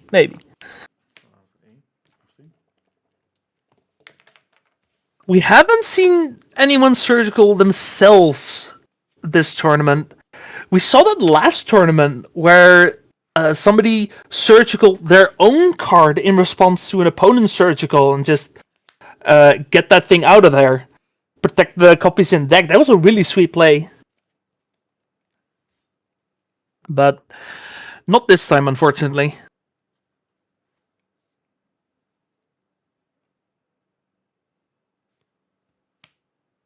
Does Marta have Script Ranger? No, he's not playing Script Ranger. He's playing Sword of Plowshares, though. So, little baby Delver gonna get exiled. Zenith voor 1. Uno. Ja, ja mag. Zenith gonna get dazed. Yeah, all the dazes coming back in now that Tim is on the play again, which completely makes sense.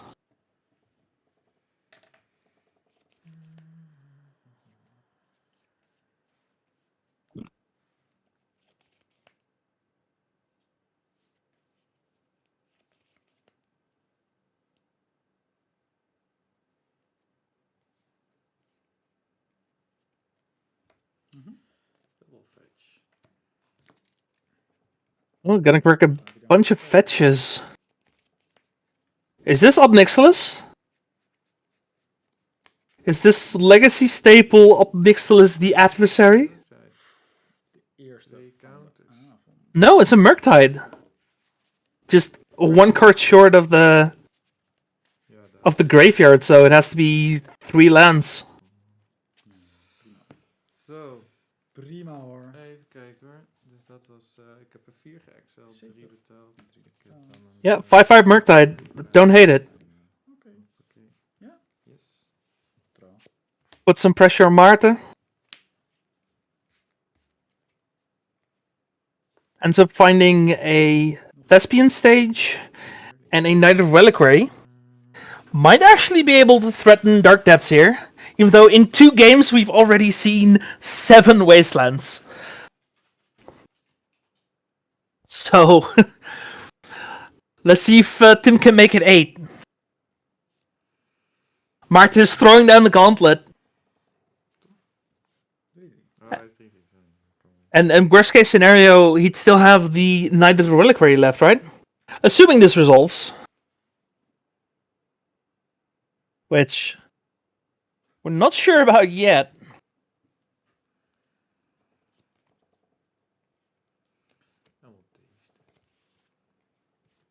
Tim is going to daze it. Wasteland pays for that. And it does resolve.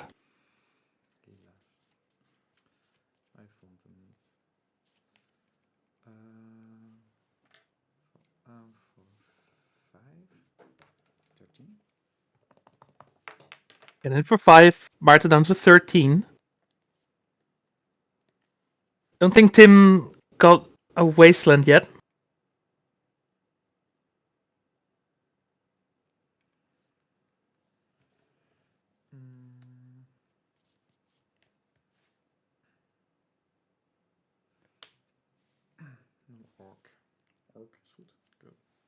League Engineer coming down, naming Orc.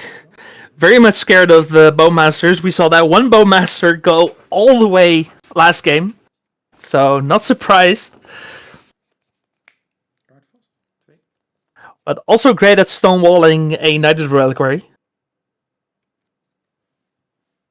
We're maybe gonna end up into a Merit Lage after all. But looks like no rush on that. We have a Grixis Zenith for 3. Is going to resolve.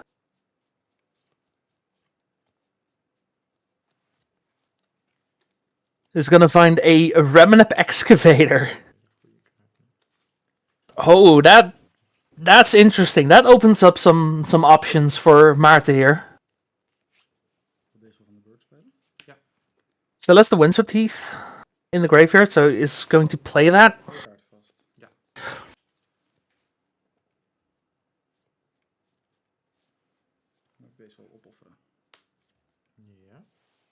Marta gonna activate the Knight of the Reliquary.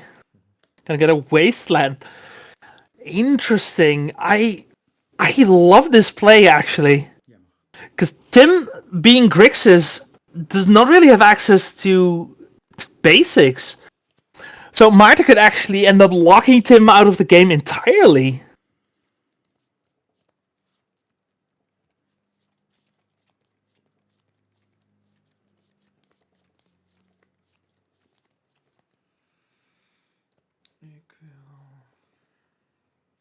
But yeah, Tim has a 2-turn clock, so it's not like just wastelanding your opponent's going to be enough, but might buy him the breathing room that he's looking for to try and put a Merit Lage into play. Because I still feel like it has to be Merit Lage, because you have no other answers for a Murktide region. Oh, you could go for Maze Lock, sure. Then you would still have to answer the Plague Engineer. Yeah, the Wasteland plan might be too slow.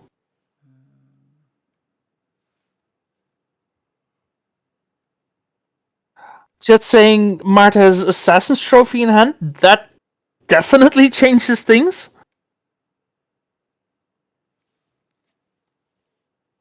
Because assuming that resolves, that would answer the Murktide. And then Marta is pretty much smooth sailing. I mean, not smooth sailing, but he's definitely favored at that point.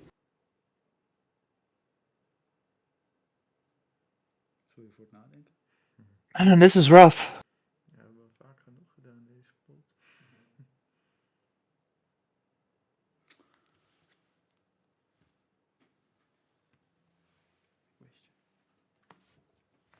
He's going to Wasteland the Underground Sea. Tim uses the mana to play an Orcish Bowmasters, which further pressures Martin's life total in a way that he really doesn't want to deal with right now.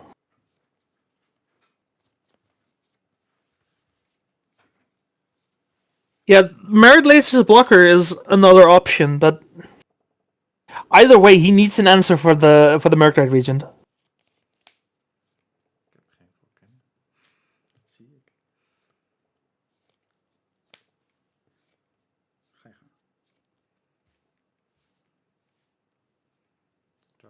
Looks like he is passing the turn.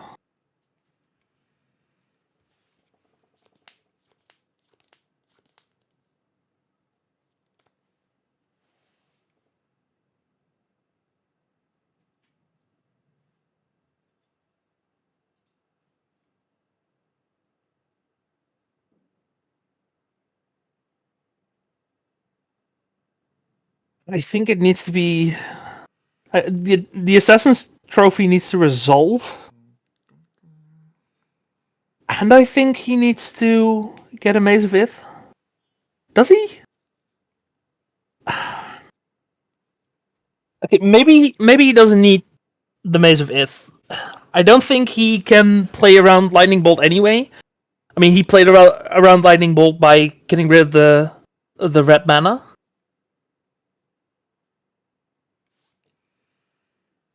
I think pretty much Tim just needs a counterspell here, or Marta is able to stabilize.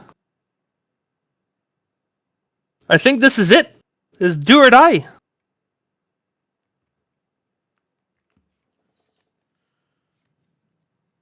And I think he has... Yeah, he has 4 Murktide. He has 4 Murktide for the Assassin's Trophy. Yep.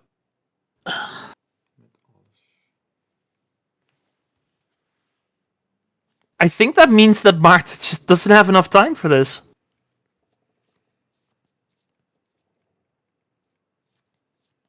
I think he's out of options.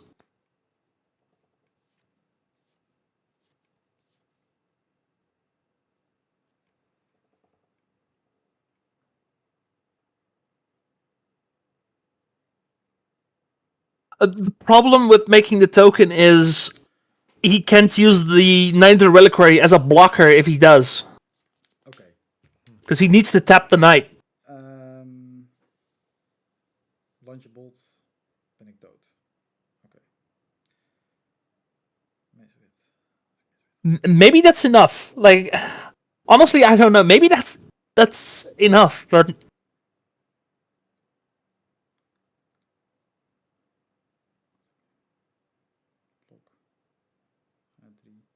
Yeah, I think you're right, chat. I think it has to be Merit Blades here. There's no time for an Assassin's Trophy.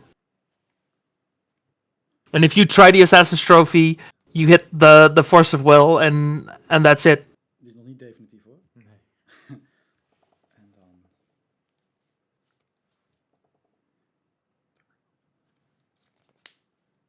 En dan... Dat treedt. Yeah, he's thinking about maybe just going for the trophy and then having the option for Maze of Ith, but I think that's too conservative. Because what's your plan afterwards? Like, you untap, and then you don't have Merit Lage.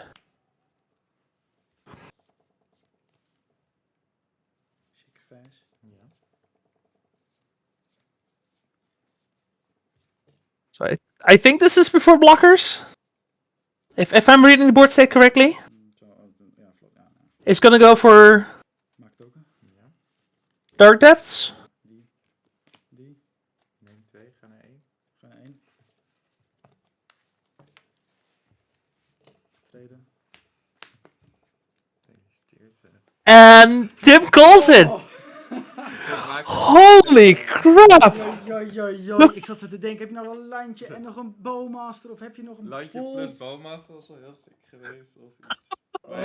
Mark at one life manages Ik hoop to dat het voor mij zo goed zou gaan. to eke out this win. Ik Incredible. zat te denken, ik kan voor Mees of gaan, maar dan win ik niet. Nee, maar daar hoopte ik dus op. Dat is Daar- het enige dan- waar ik op kon hopen. Dan speel ik om te verliezen en dit is spelen om te winnen.